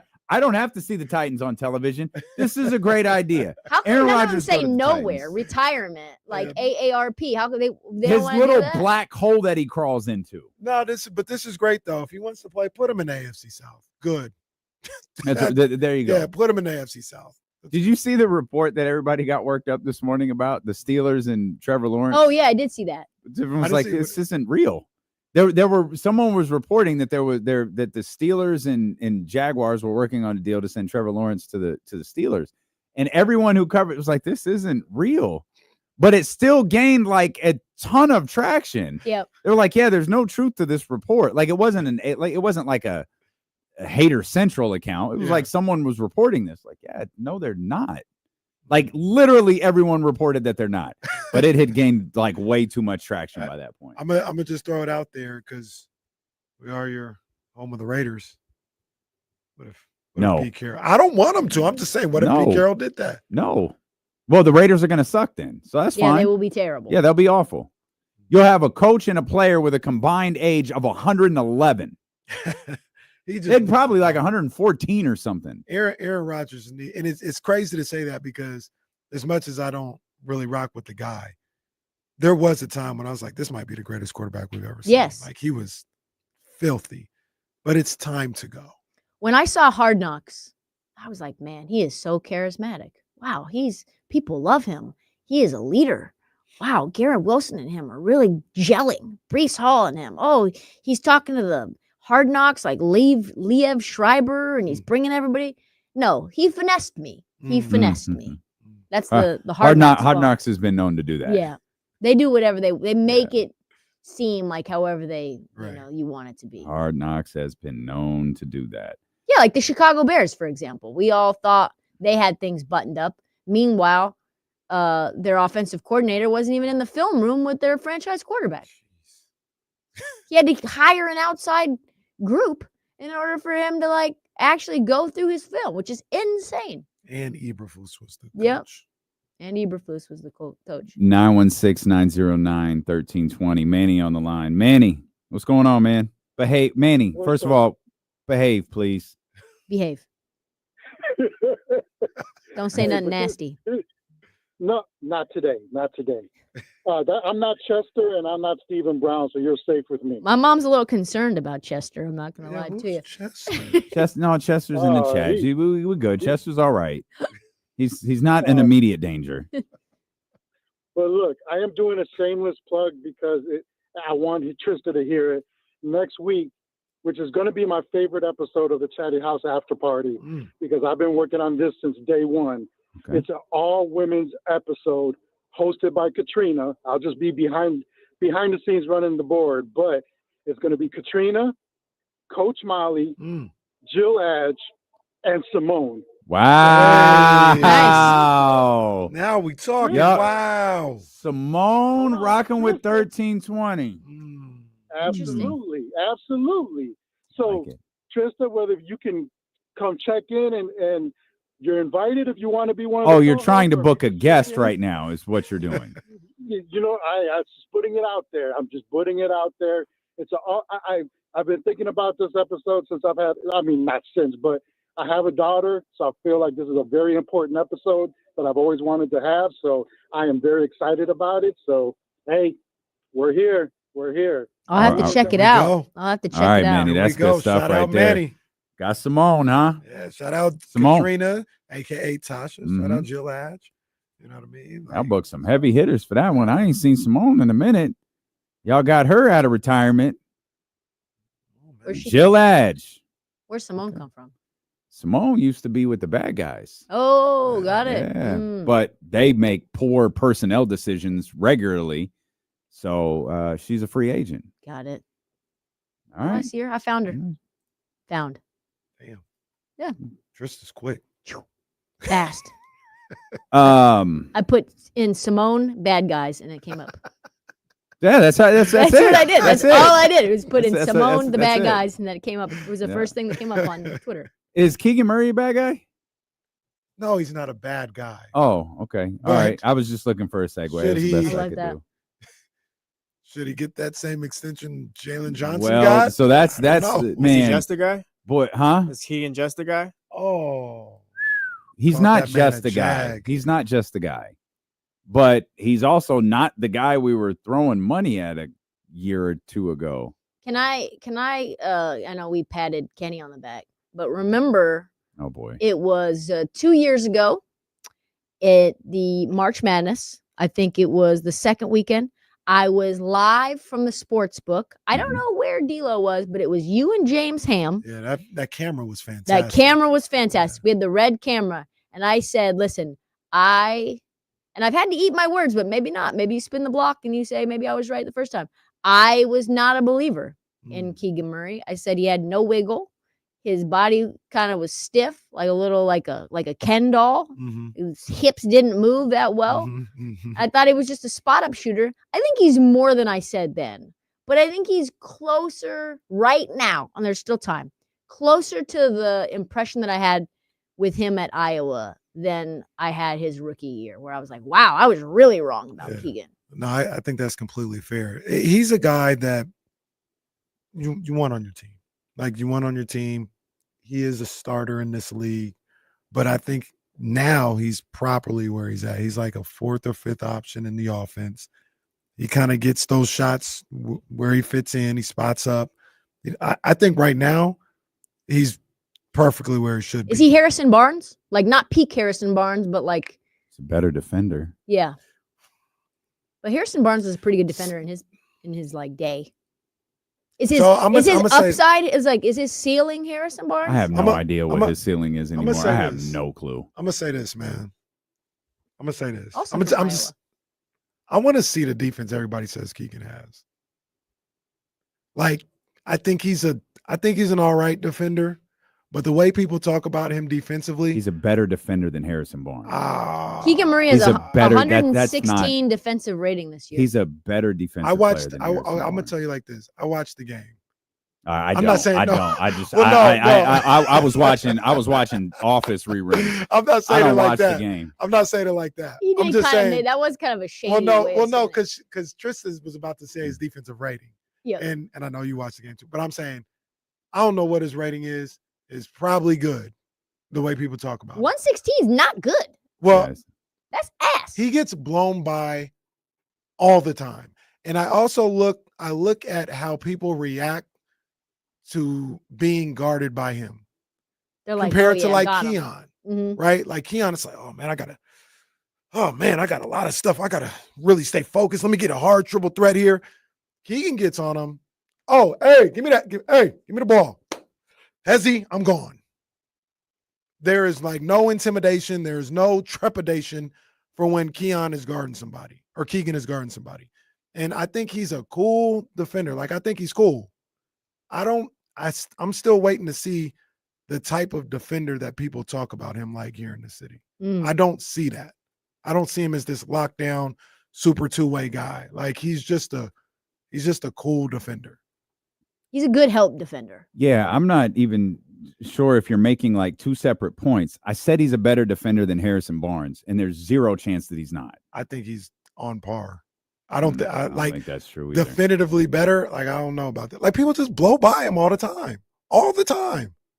The first time, like when he guards Steph, he stays in front of him. Other than that, they just blow by him all the time on the perimeter. Somebody on Reddit. I'm pulling up clips. We're watching. Somebody on Reddit like 5 months ago called him a top 3 perimeter defender in the league on the Kings Reddit, which is just not true. No. It's not true. Not true. According to Synergy, I know this isn't ball watching. This is just according to Synergy. Well, I'm on Synergy and I'm watching games now because I don't. So I'll let you know. The first time someone calls for the ball. Ball watching. Well, no one called for the ball there. Murray allowed the fewest points per possession of anyone in the league, despite entering the one-on-one arena the 5th most times. So I don't know if I say that. I don't think he's a top 5, top 3 perimeter on-ball defender. Definitely not. I don't think he's a sieve. I don't think he is either. I think he's just a good, I think solid he's good. defender. Yeah, he's not like, I don't want to pay him a lot of money, basically. I don't want my cap to be clogged up with him. And I think he's a guy that you need on. Like, he's a good, solid. He's not defender. Jalen Johnson at all. No chance. I don't think he's Cam Johnson. No. I'm just waiting for someone to call for the ball. Go, hey! I haven't seen it yet. Go to when he played against Zach LaVine in the Bulls game. You guys have That's when it really synergy stood out. logins? Could I get a synergy login? We don't have synergy logins. Coach has it. Yes. Yeah, Look at in that game at Chicago a couple weeks ago. Look at how Zach. We got to go to break. We'll come back. Matt's head is probably exploding listening to us talk about Keegan Murray. We'll talk with Matt George, Locked On Kings. When D'Lo and Casey return. Trysta Krick in studio here on Sacramento Sports Leader, ESPN 1320. It's not, and it's unfair, but people say he's like a top defender. That's why he gets judged up. Look how Anthony Edwards reacts when Keegan is guarding him. He's not an elite defender, right? No, he's just a good defender. And depending on the matchup, like the other thing about it though, with Keegan, that is probably like having this discussion is a little unfair to him, is I think people look at him as somebody that can guard 2 to 4, and he can't guard 2. And like, see, He can guard 3 and 4. He can guard 3 and 4, but look at the people I keep talking about, Levine, Edwards, like he can't guard those guys. Yeah. And maybe he shouldn't be put in a position where he's guarding those guys. He can guard 3s and guard 4s for sure, but he's looked at. You just painted the picture that Keegan is trash on defense. And even though you said he's all right, hey, give me the ball. You painted it like he's trash. Go to the fourth quarter, Zach LaVine. Just go to his offensive plays and see how he behaves when Keon is guarding him and then when Keegan comes back in the game. What, against the Bulls? Yeah. Yeah. That's when it really stood out. And I then think I just got all. Here's Minnesota. And then Anthony Edwards, the 2 times he was in Sacramento and Keegan Murray was guarding him. It was time to work.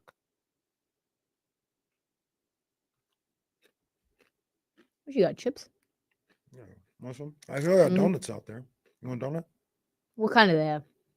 Yeah, there's some decent ones out there. Go on, go check. Got time? I think, yeah, you got time. I think Matt's having a tough time. We got this Matt and we got this Matt. I'm not sure Matt George. Where's that Matt George? Is that the real Matt George? How much for the plastic surgery, brother? The $100. I can't tell you how long I looked for those $100 bills falling out of the $1 Million Man's pocket. The referee's pockets. They never did. They never once fell out of his pocket. I kept hoping that they would. That's what Hulkster was talking about. No.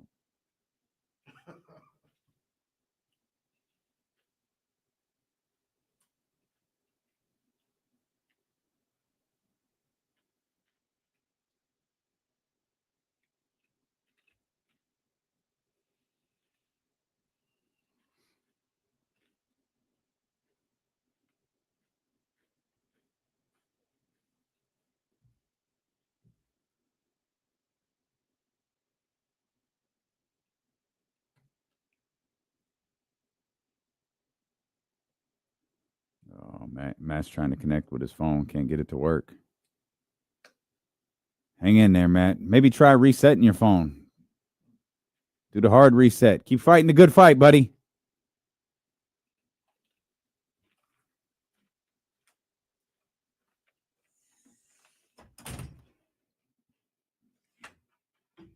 Oh, James really does not like Zach LaVine. That's for real. I hear it. Yeah. Maybe reset your phone, Matt. I don't even know if you can hear me. I don't know.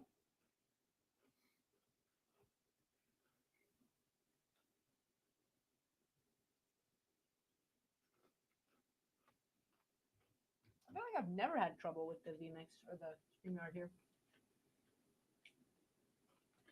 Yeah, he said he's trying to connect to his phone, so I don't know where he's at. He must not be. He's not at work and not at. Must be out in the streets.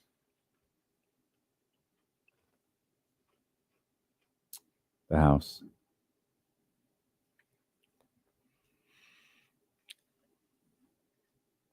UT Arlington making a little run. I think they're now down 12. Cal Baptist, 3rd in the WAC standings. Excited. No, it's just on. Like it's on live. It's the only thing on. So You have to yeah. be watching sports in order to like work. No, but it sometimes you look down. Oh, okay, got that going on. I don't know, man. What, as Mike Tyson would say. Oh, we might not have Matt today. He's struggling out there. This the blackest Matt George will ever be right there. Michael, I'd probably lock your ass up. That's I know that's for sure. I wasn't the best defender, but I'd cook your ass. I think we're coming back here. We was working getting Matt George in here. Matt George trying to connect to his phone, and it is not going well. We can't hear Matt. We can't see Matt. Oh, Actually, no. I haven't even tried to see if we can hear Matt. No, we just get a spinning circle. Oh man, That's all. Matt's circle is spinning, and he's probably upset. He's probably frustrated. Kenny was trashing his boy Keegan Murray. Let me be clear, though. Let me be clear, and I want everybody to hear me when I say this. I don't think that Keegan Murray is the said defender. He's trash. I don't think he's the defender that people talk about him, the way people talk about him. That doesn't mean he's bad. I think he's a solid defender.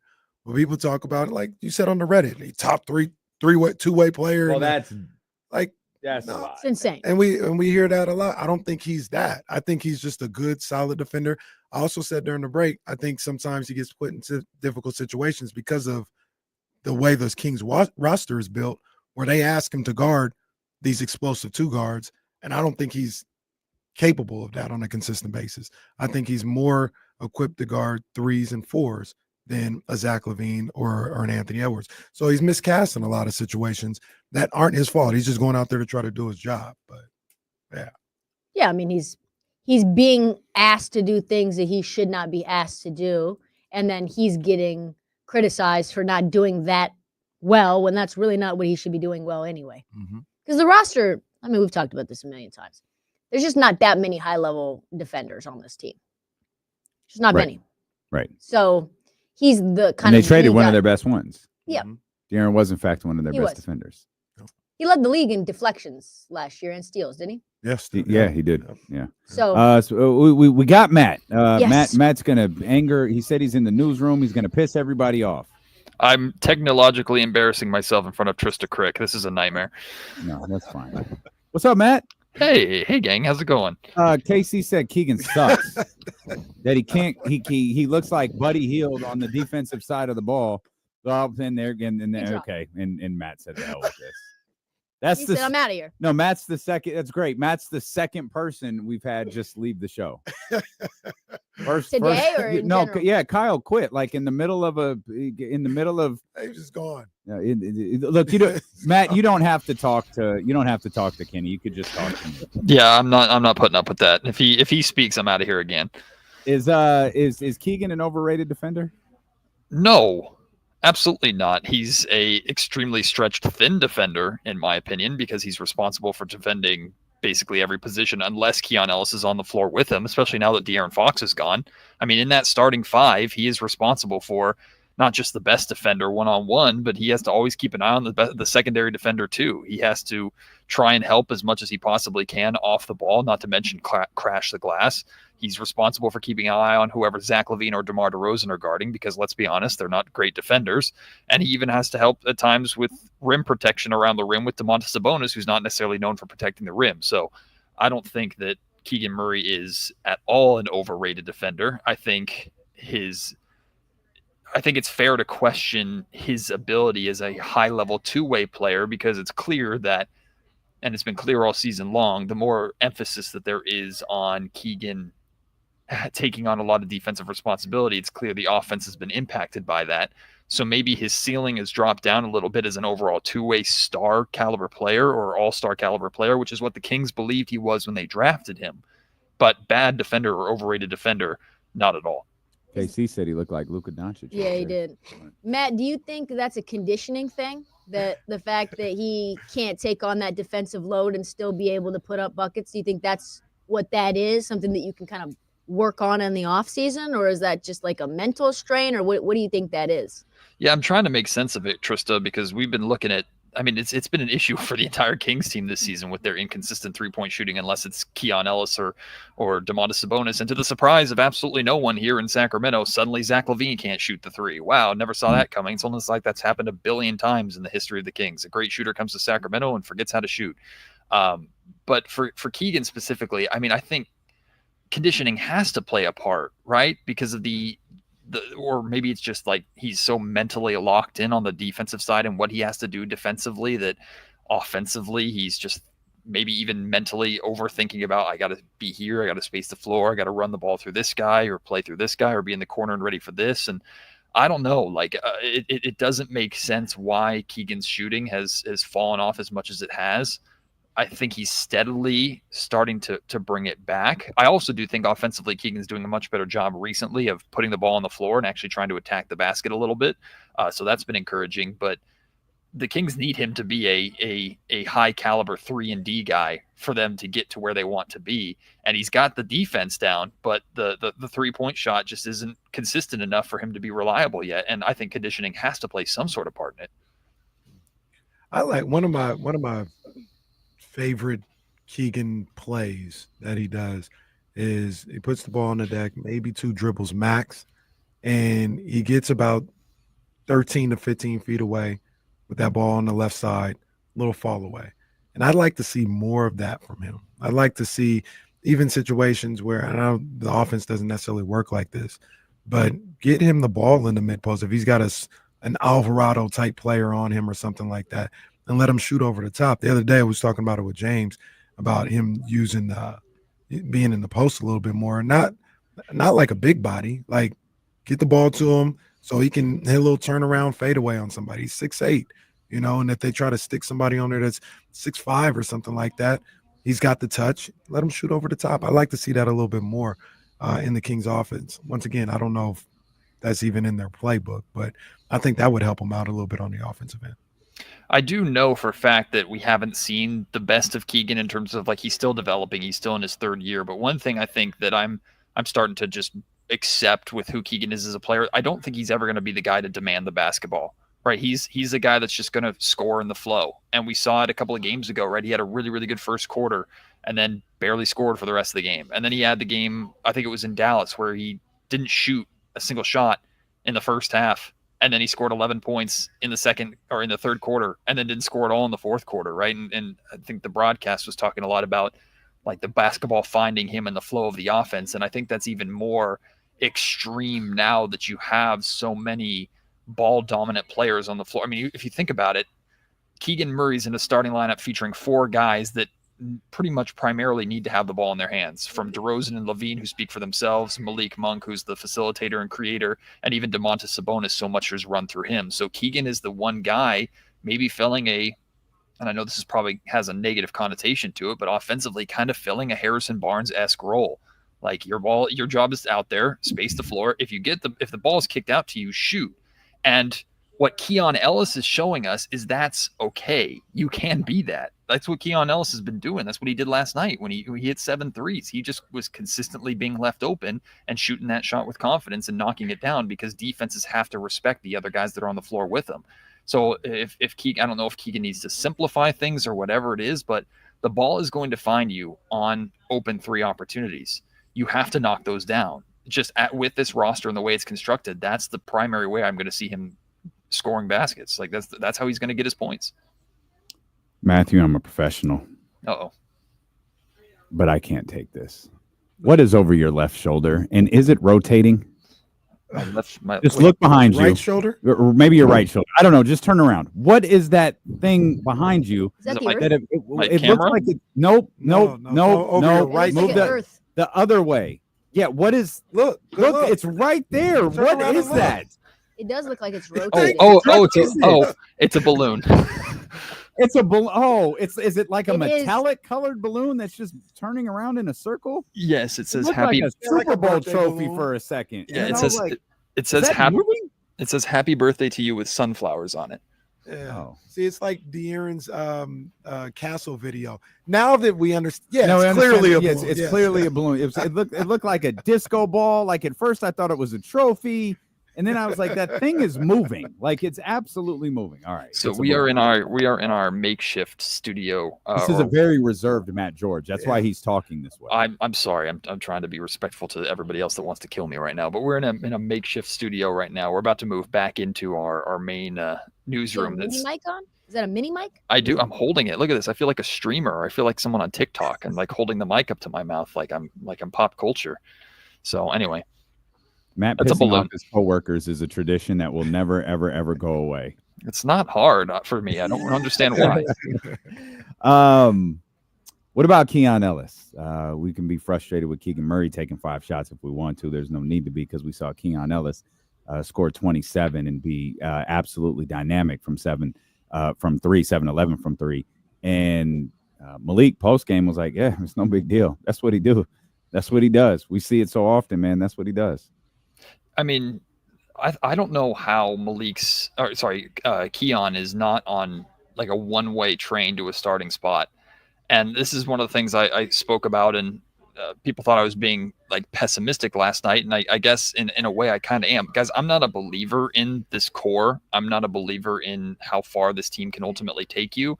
And I think the writing is on the wall for this summer. One of Zach LaVine or DeMar DeRozan will need to be moved. And I think it's DeMar because of his contract. Like LaVine is making 47 million next year, 49 million after that. So he's almost owed $100 million over the next 2 years. Good luck moving that. The Bulls barely could until the Kings had to trade De'Aaron Fox. So I think DeMar DeRozan has to be the guy that's moved, not because DeMar isn't doing his job. And we've seen DeMar over these last couple of games has been really, really good. But I just think this roster construction is clunky, and Keon is on a path to where he's undeniably one of your highest win impact players. He's been that for the last year and a half at this point. And on top of that, like, you got to start thinking about long-term with Keon Ellis too, because you have a club option for next year. Keon makes $2.5 million next year. It's the best contract in the freaking NBA. But after that, he's an unrestricted free agent. So you got to worry about every other team in the league looking at Keon Ellis right now and saying, we want that guy. And I think one of the big ways the Kings are going to be able to retain him or hopefully bring him back is by implementing him into a starting caliber role. In order to do that, with the 5 that are on the floor right now, I don't think getting rid of Keegan Murray in your starting lineup makes any sense whatsoever, because you're trying to bring more defense in, not get rid of defense to replace it with smaller defense. So Keegan's not going anywhere. Domas isn't going anywhere. I don't think you can get rid of Malik Monk like people think, because he's your now with you have Markelle Fultz, I guess, but he's your only primary ball handler and facilitator and playmaker that you have. So it falls to LaVine and DeRozan, in my opinion. So going back to Keon, though, I mean, he's just sensational. He's phenomenal. He's a high impact winning player. I mean, he does so many things right. And I identified like 3 of my favorite traits of Keon last night. And one of them is just his fluidity. Right, his fluidity, and then another one was his fearlessness. Right, he shoots every shot like he doesn't care if it's a good look. He takes it without hesitation. Sometimes they fall, like last night. Sometimes they don't. He keeps shooting them. And then fluidity, you can plug him into every lineup, any game situation, and he impacts the game the same way. So the Kings have been looking for a Keon Ellis type player for forever. What they need is another Keon Ellis type player that's 6'9". Like, that's essentially what they need at this point. But Keon is sensational, and I don't even know where the Sacramento Kings would be. I know last night the Kings would have been down 15 points in the first half if Keon Ellis didn't drop 21. So he's a sensational player. In my opinion, he should be the poster child for 2-way contracts. I know Austin Reeves exists, but he's in LA and part of the LA hype machine. Like, he's one of the best stories in the NBA, and he is the gold star for this front office at this point. He is what they can put at the top of their resume and go, look what we found, look what we did. And he's rewarding them for that. And he doesn't show any signs of slowing down, stopping, and I still think he can get better. That's really exciting. I like Keon. I love Keon. I love everything that he brings to the table. I don't know.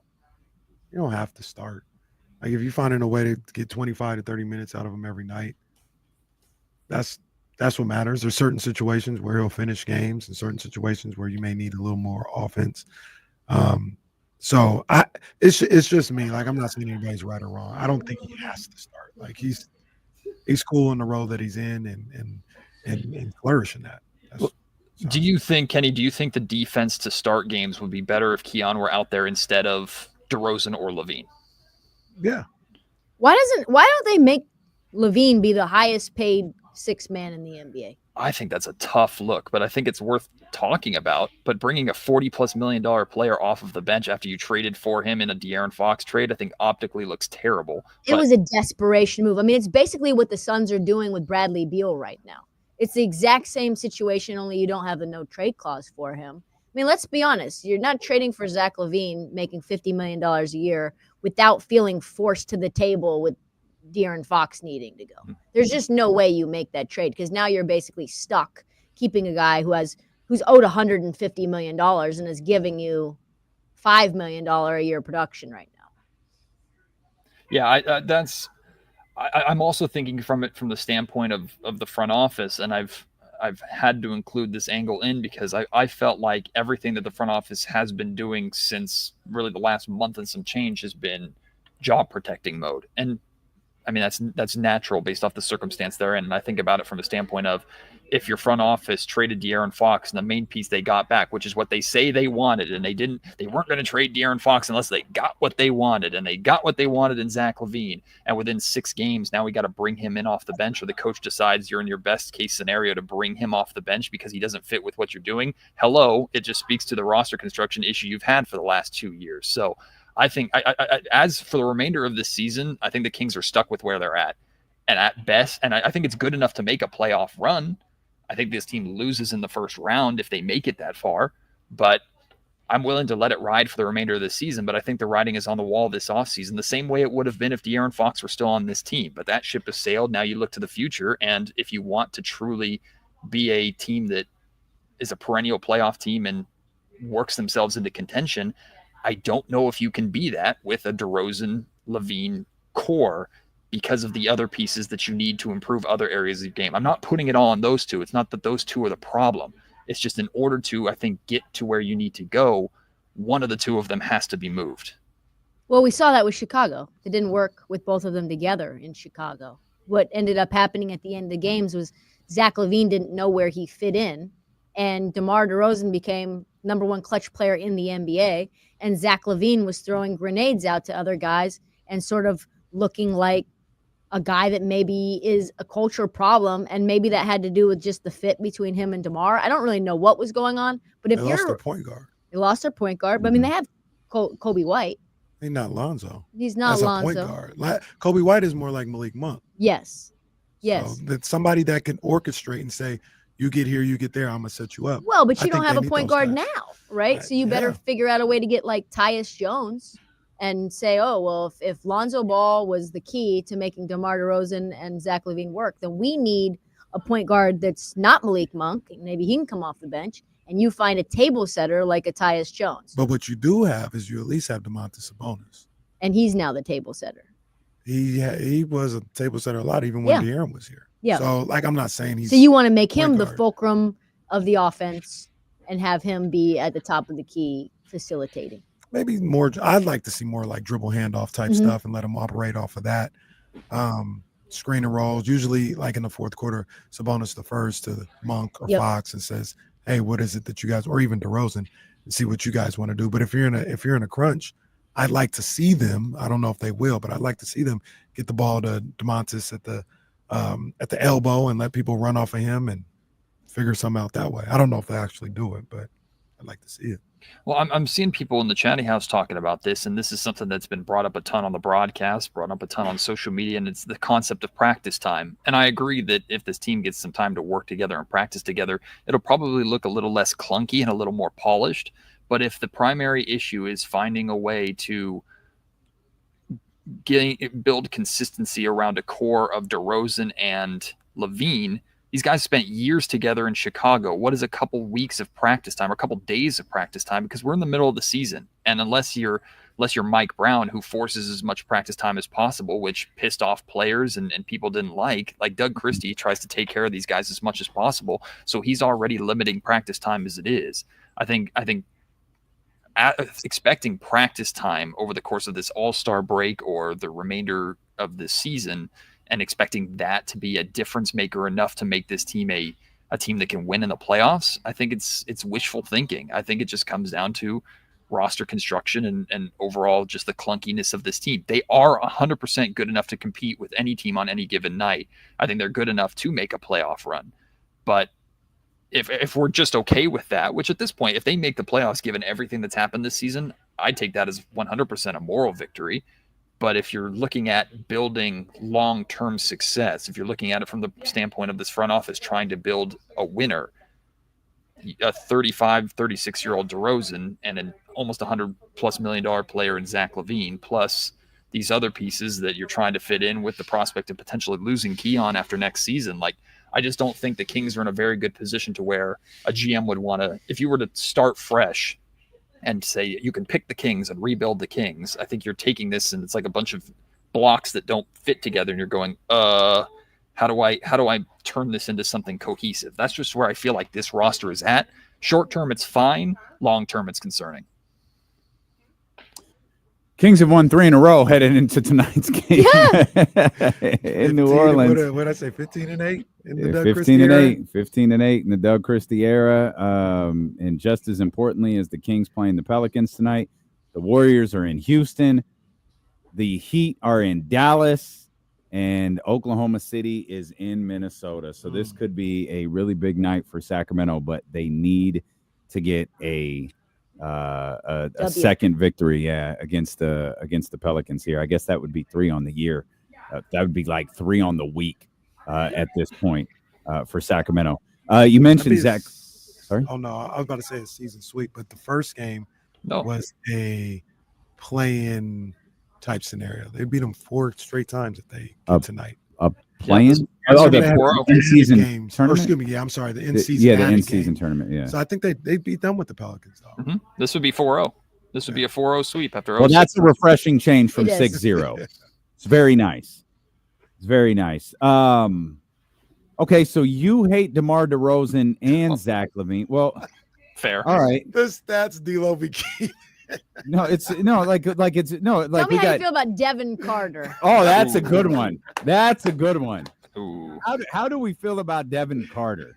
Because right now you could talk about Keon Ellis and how that's a thumbs up for the front office, and it absolutely is. But man, there are a gigantic black eye on this front office, and his name is Devin Carter. Well, I appreciate the man because he and I probably have similar hairline situations going on, so we're both working on that at the same time. Yours is way better. Don't do that to don't do that to Devin. I don't know. There's a reason why I'm picking this angle, D'Lo. If I tilt down a little bit more, it's a disaster. I'm gonna look like KC pretty soon. Come on, brother. Come on. No, please no. With these ears, I'll look like an unbalanced top. Anyway, I feel you. Well, boy. Anyway, yeah, Devin's not ready. He's just not. Like it's clear to see. Like he has the intangibles, he has the measure, he has the wingspan, he has a nose for the ball rebounding wise. That's great. Like he has all these little things that are exciting when you're talking about a prospect. But for a backup point guard who needs to play 10 to 15 minutes a night, that has an even higher responsibility because Malik Monk is doing his best as a point guard when Malik is not primarily a point guard. He's a guard. He's a creator. He's a playmaker, but he's not a traditional point guard.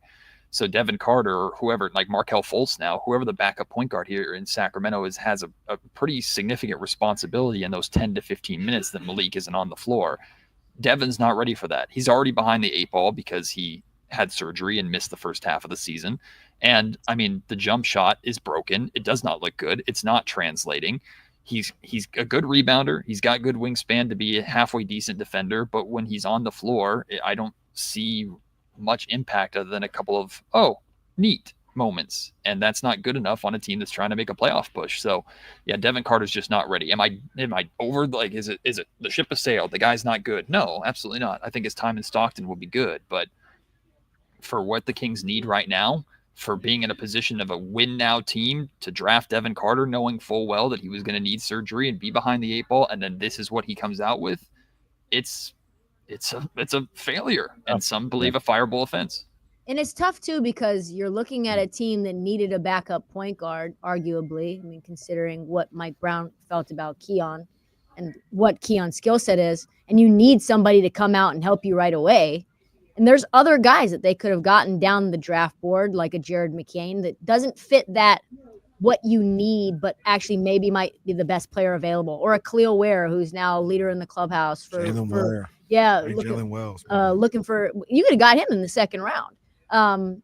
So I think that balance is really interesting. If you were the Kings and you look back, and I know hindsight's 2020, if you're looking for a backup point guard, what would have done versus getting somebody in the draft? Would you have tried to make a trade, like go out in free agency? Who is that guard that you think would have been gettable? I'll say it before Matt does. Russell Westbrook, but go ahead. I don't actually hate that, especially with how good he's been in Denver this season. But yeah, it's hindsight is Mike Malone too. Yeah, he would have hated Mike Malone too. But go ahead, Matt. Hindsight is 2020 for sure. I don't know if I have like a definitive answer to that question necessarily, but like I see people saying like, there was Fox Insurance drafting another guard. So Devin Carter was the choice. If you were concerned about losing De'Aaron Fox, Devin Carter was the choice to back up De'Aaron Fox. Like, congratulations. The way that you expected it to win, it went. And now here's Devin Carter, who's being sent down to the G League. So I think there are other veteran guards that are out there that are available that could have held down the spot a little bit better. I mean, Jordan McLaughlin barely got any kind of run here in Sacramento. I think he could have done more and been more. Like, he got a little bit of run and then we just never saw him again, which was primarily a Mike Brown decision, not a front office or Doug Christie decision. But I don't know if there's exactly a name to answer your question, Trysta, but I have to believe there are plenty of better options than a rookie who misses 2 months of the season and then comes in and is struggling the way that he is. And I don't blame Devin Carter for the circumstance. I don't blame Devin Carter for getting hurt.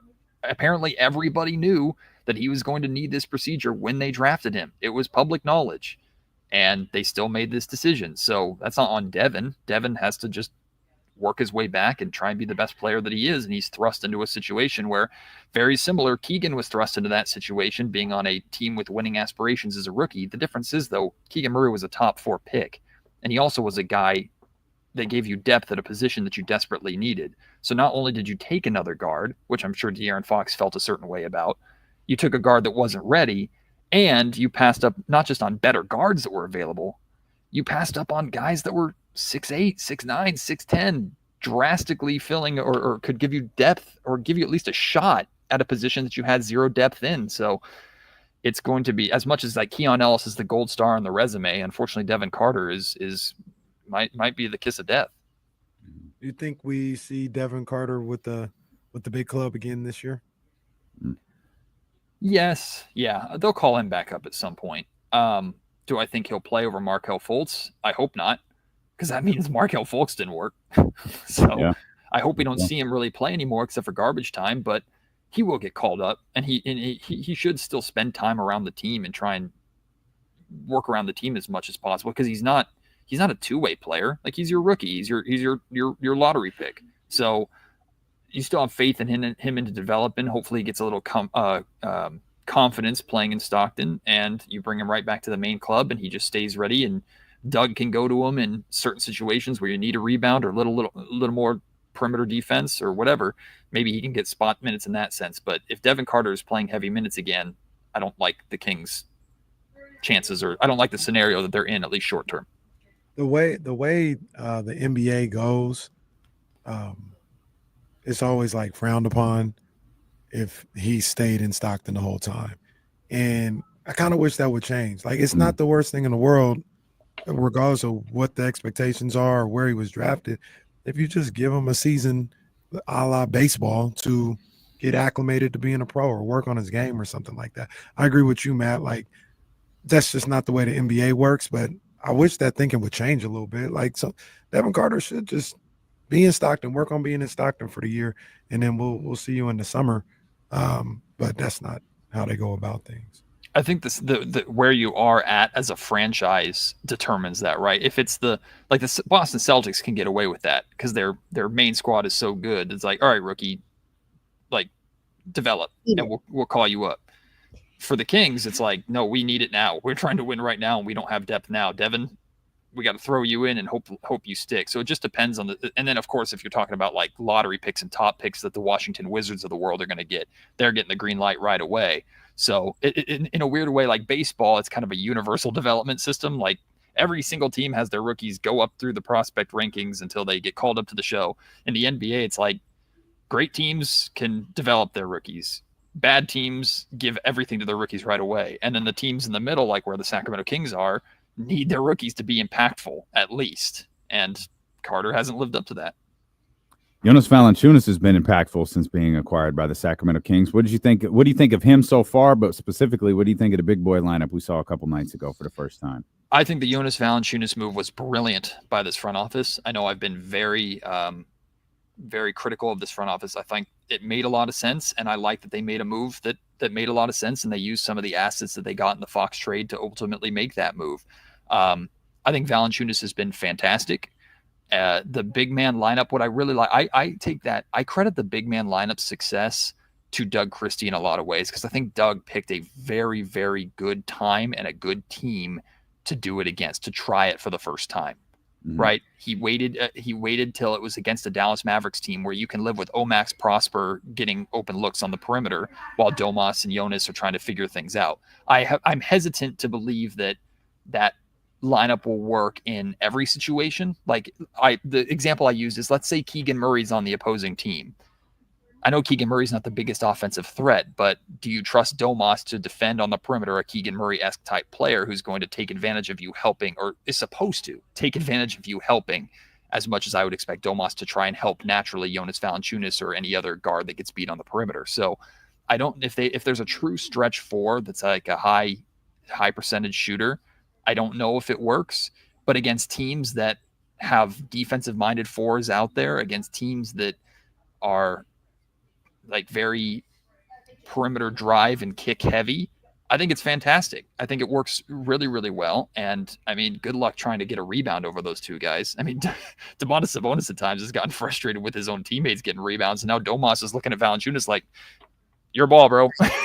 You can have it. I ain't even going to try and fight you for it. So like the Kings can get every single rebound with those two on the floor together. And I mean, I think Valanciunas has just been seamless. Like he comes in and he plays his game, the space he creates for guards just because of how big he is when he sets screens. And then y'all, when he I can't remember who he got to jump, but when he got the Pelicans to bite on that pump fake and then threw down that reverse jam, I was like Keon Ellis in the corner. I was sitting in this chair and I popped up with that reverse dunk from Jonas Valanciunas. So I'm a big fan of the big man. I like that pickup, and I want to see that two-man big lineup or two big lineup more. Who was that? It was like what's his name? Matovic, who fouled out in like 4 minutes of play. Guy fouled out with 5 minutes to go in the third quarter. He did his job. He put me in for one reason. Came to do what I was asked to do. So I know, Casey, do you feel good about tonight's game? You do. I mean, I don't feel like you really like the way that the Kings are playing. But you think they could get by New Orleans tonight? I mean, you got to that if that happens, that's a 4-game winning streak going into the break. Yeah, I'm going to give the Kings the credit of recognizing that even though this is a getaway game, and we saw the Lakers get beat up by the Utah Jazz last night because the Lakers were also in a getaway game. But the Kings are in a position to where they know they're about to go into a pretty heavy race. I don't know if you guys have looked at the schedule once they come out of All-Star break. It's brutal. So they got these wins matter a lot. So I and this is where I put a lot of faith in like Doug Christie as the motivator and the guy who Doug has the same approach to every game, which I think is a breath of fresh air. He talks about the faceless opponent, right? We play the same way regardless of who we're playing, no matter what color the jersey is or what name is on the back or the front or whatever, we play the same way. So if the Kings play the same way, they should beat and sweep the Pelicans tonight. Unless CJ McCollum just decides he's still pissed off against the Sacramento Kings. He needs to chill out a little bit. And Zion's just a beast, but the Kings can handle Zion being a beast and nobody Zion's else. out tonight. I think then yeah, you 100%. You win this game. You have to win this game, and I hope the Kings don't fall into the same trap that, to be fair, a lot of teams do. But we've seen it a lot of times on these last games of road trips or getaway games or whatever. They just don't play hard enough. This ain't a getaway game. It was already there. Right. Like you've been in New Orleans. Yeah, you've been in New Orleans a couple of days. This ain't This ain't like they flew in last night from Dallas and had the hard-fought win against Dallas last night. No, dog, you've been in New Orleans a couple of days. You've enjoyed Bourbon Street. Go get the dub tonight, man. What are we doing? That's true, but a lot of these guys are after the game. They're cleaning out their locker and going in separate planes to different parts of the country, depending upon what they want to do. So, I mean, I know I'm tired from the standpoint of watching and covering this team. How exhausted are these guys to get? I mean, it's a long break. They don't play again until Friday of next week against the Warriors in Sacramento. So these guys naturally are going to want to get a little bit of a break, and that sometimes can affect the way that you play and how focused and locked in you are. And I just hope Doug Christie can combat that issue that we see around the league. What was it? It was Doc Rivers when last year, right before All-Star break, the Bucks got blew out, and he was like, yeah, these guys had their head already in Mexico. They were already gone. They were already gone. Yeah. Good. I thought we were going to make it the whole day, and we didn't. Without an impression or Doc Rivers slander? No, just a impression of someone. Well, he already did the Draymond Green impression earlier. Oh, sometimes I just tune the. Oh, Yeah, I haven't heard Kenny's Draymond. What's Kenny's Draymond? Well, Matt, quite frankly, I've been a victim of being a winner in the past, and I'm here to hope Jimmy doesn't have the same situation. That might be his best one. That was really good. I like that one. Oh, good. Thanks, Matt. Now go put someone in a headlock. Well, just settle down because okay. All right. We're just here to talk about sports. That's all we're doing. How was that Q1227 last night? Sir, I think Chef Q would show you the door if you showed up at Q1227 yesterday. I ain't going to speak for my man, Chef Q. What is up with Chef Q? Is this like a legend that I need to come back to? Yeah, we take you to Q1227. It's not really a restaurant you just walk into, and I don't think it's one you can walk into the day before Valentine's Day. Don't worry. 1227. Oh, yeah. Trista D'Lo will take you to his spots. He doesn't take the people that are around him and his friends in the city, but he'll take you when you come through. So don't worry. Out of towners. That's a good call. That's a good call. I've never been there with him. Yeah, that's okay. Cool. No, we're at the Kings game the other night, and it went like a guy that works at a restaurant that D'Lo frequents comes up and says, "Oh, D'Lo's going to bring you sometime." I'm like, "Oh, really? Yeah, that's pretty. That'd be pretty cool." I'm glad this turned into the roast D'Lo segment. We got to go. Friends and family and friends feast. I'm in. All right. Goodbye, everybody. I guess not friends. Vamos Kings, like the beam. Like the beam. Warm me up. Nice job. Warm me up on that beam. What up, Matt? How you doing, man? Hey guys, sorry I'm so like. You did great, man. It's fine. I'm like ASMR over here. Oh, you did great. We get standing desks in our new room. You know how excited I am about that? I'm gonna be pacing during Kings games the entire time. It's gonna be great. That's good stuff. They built a sitting studio here, so. And my ribs are collapsing. Yeah, it's so high chair. So obnoxious. All right, y'all, we got to end the stream. You know what we got to do. We're headed over to 102.5. We will see you tomorrow. Big thanks to TK for pulling up on us. Yeah, man. Hell yeah, gotcha. Yes, indeed. We'll see y'all tomorrow.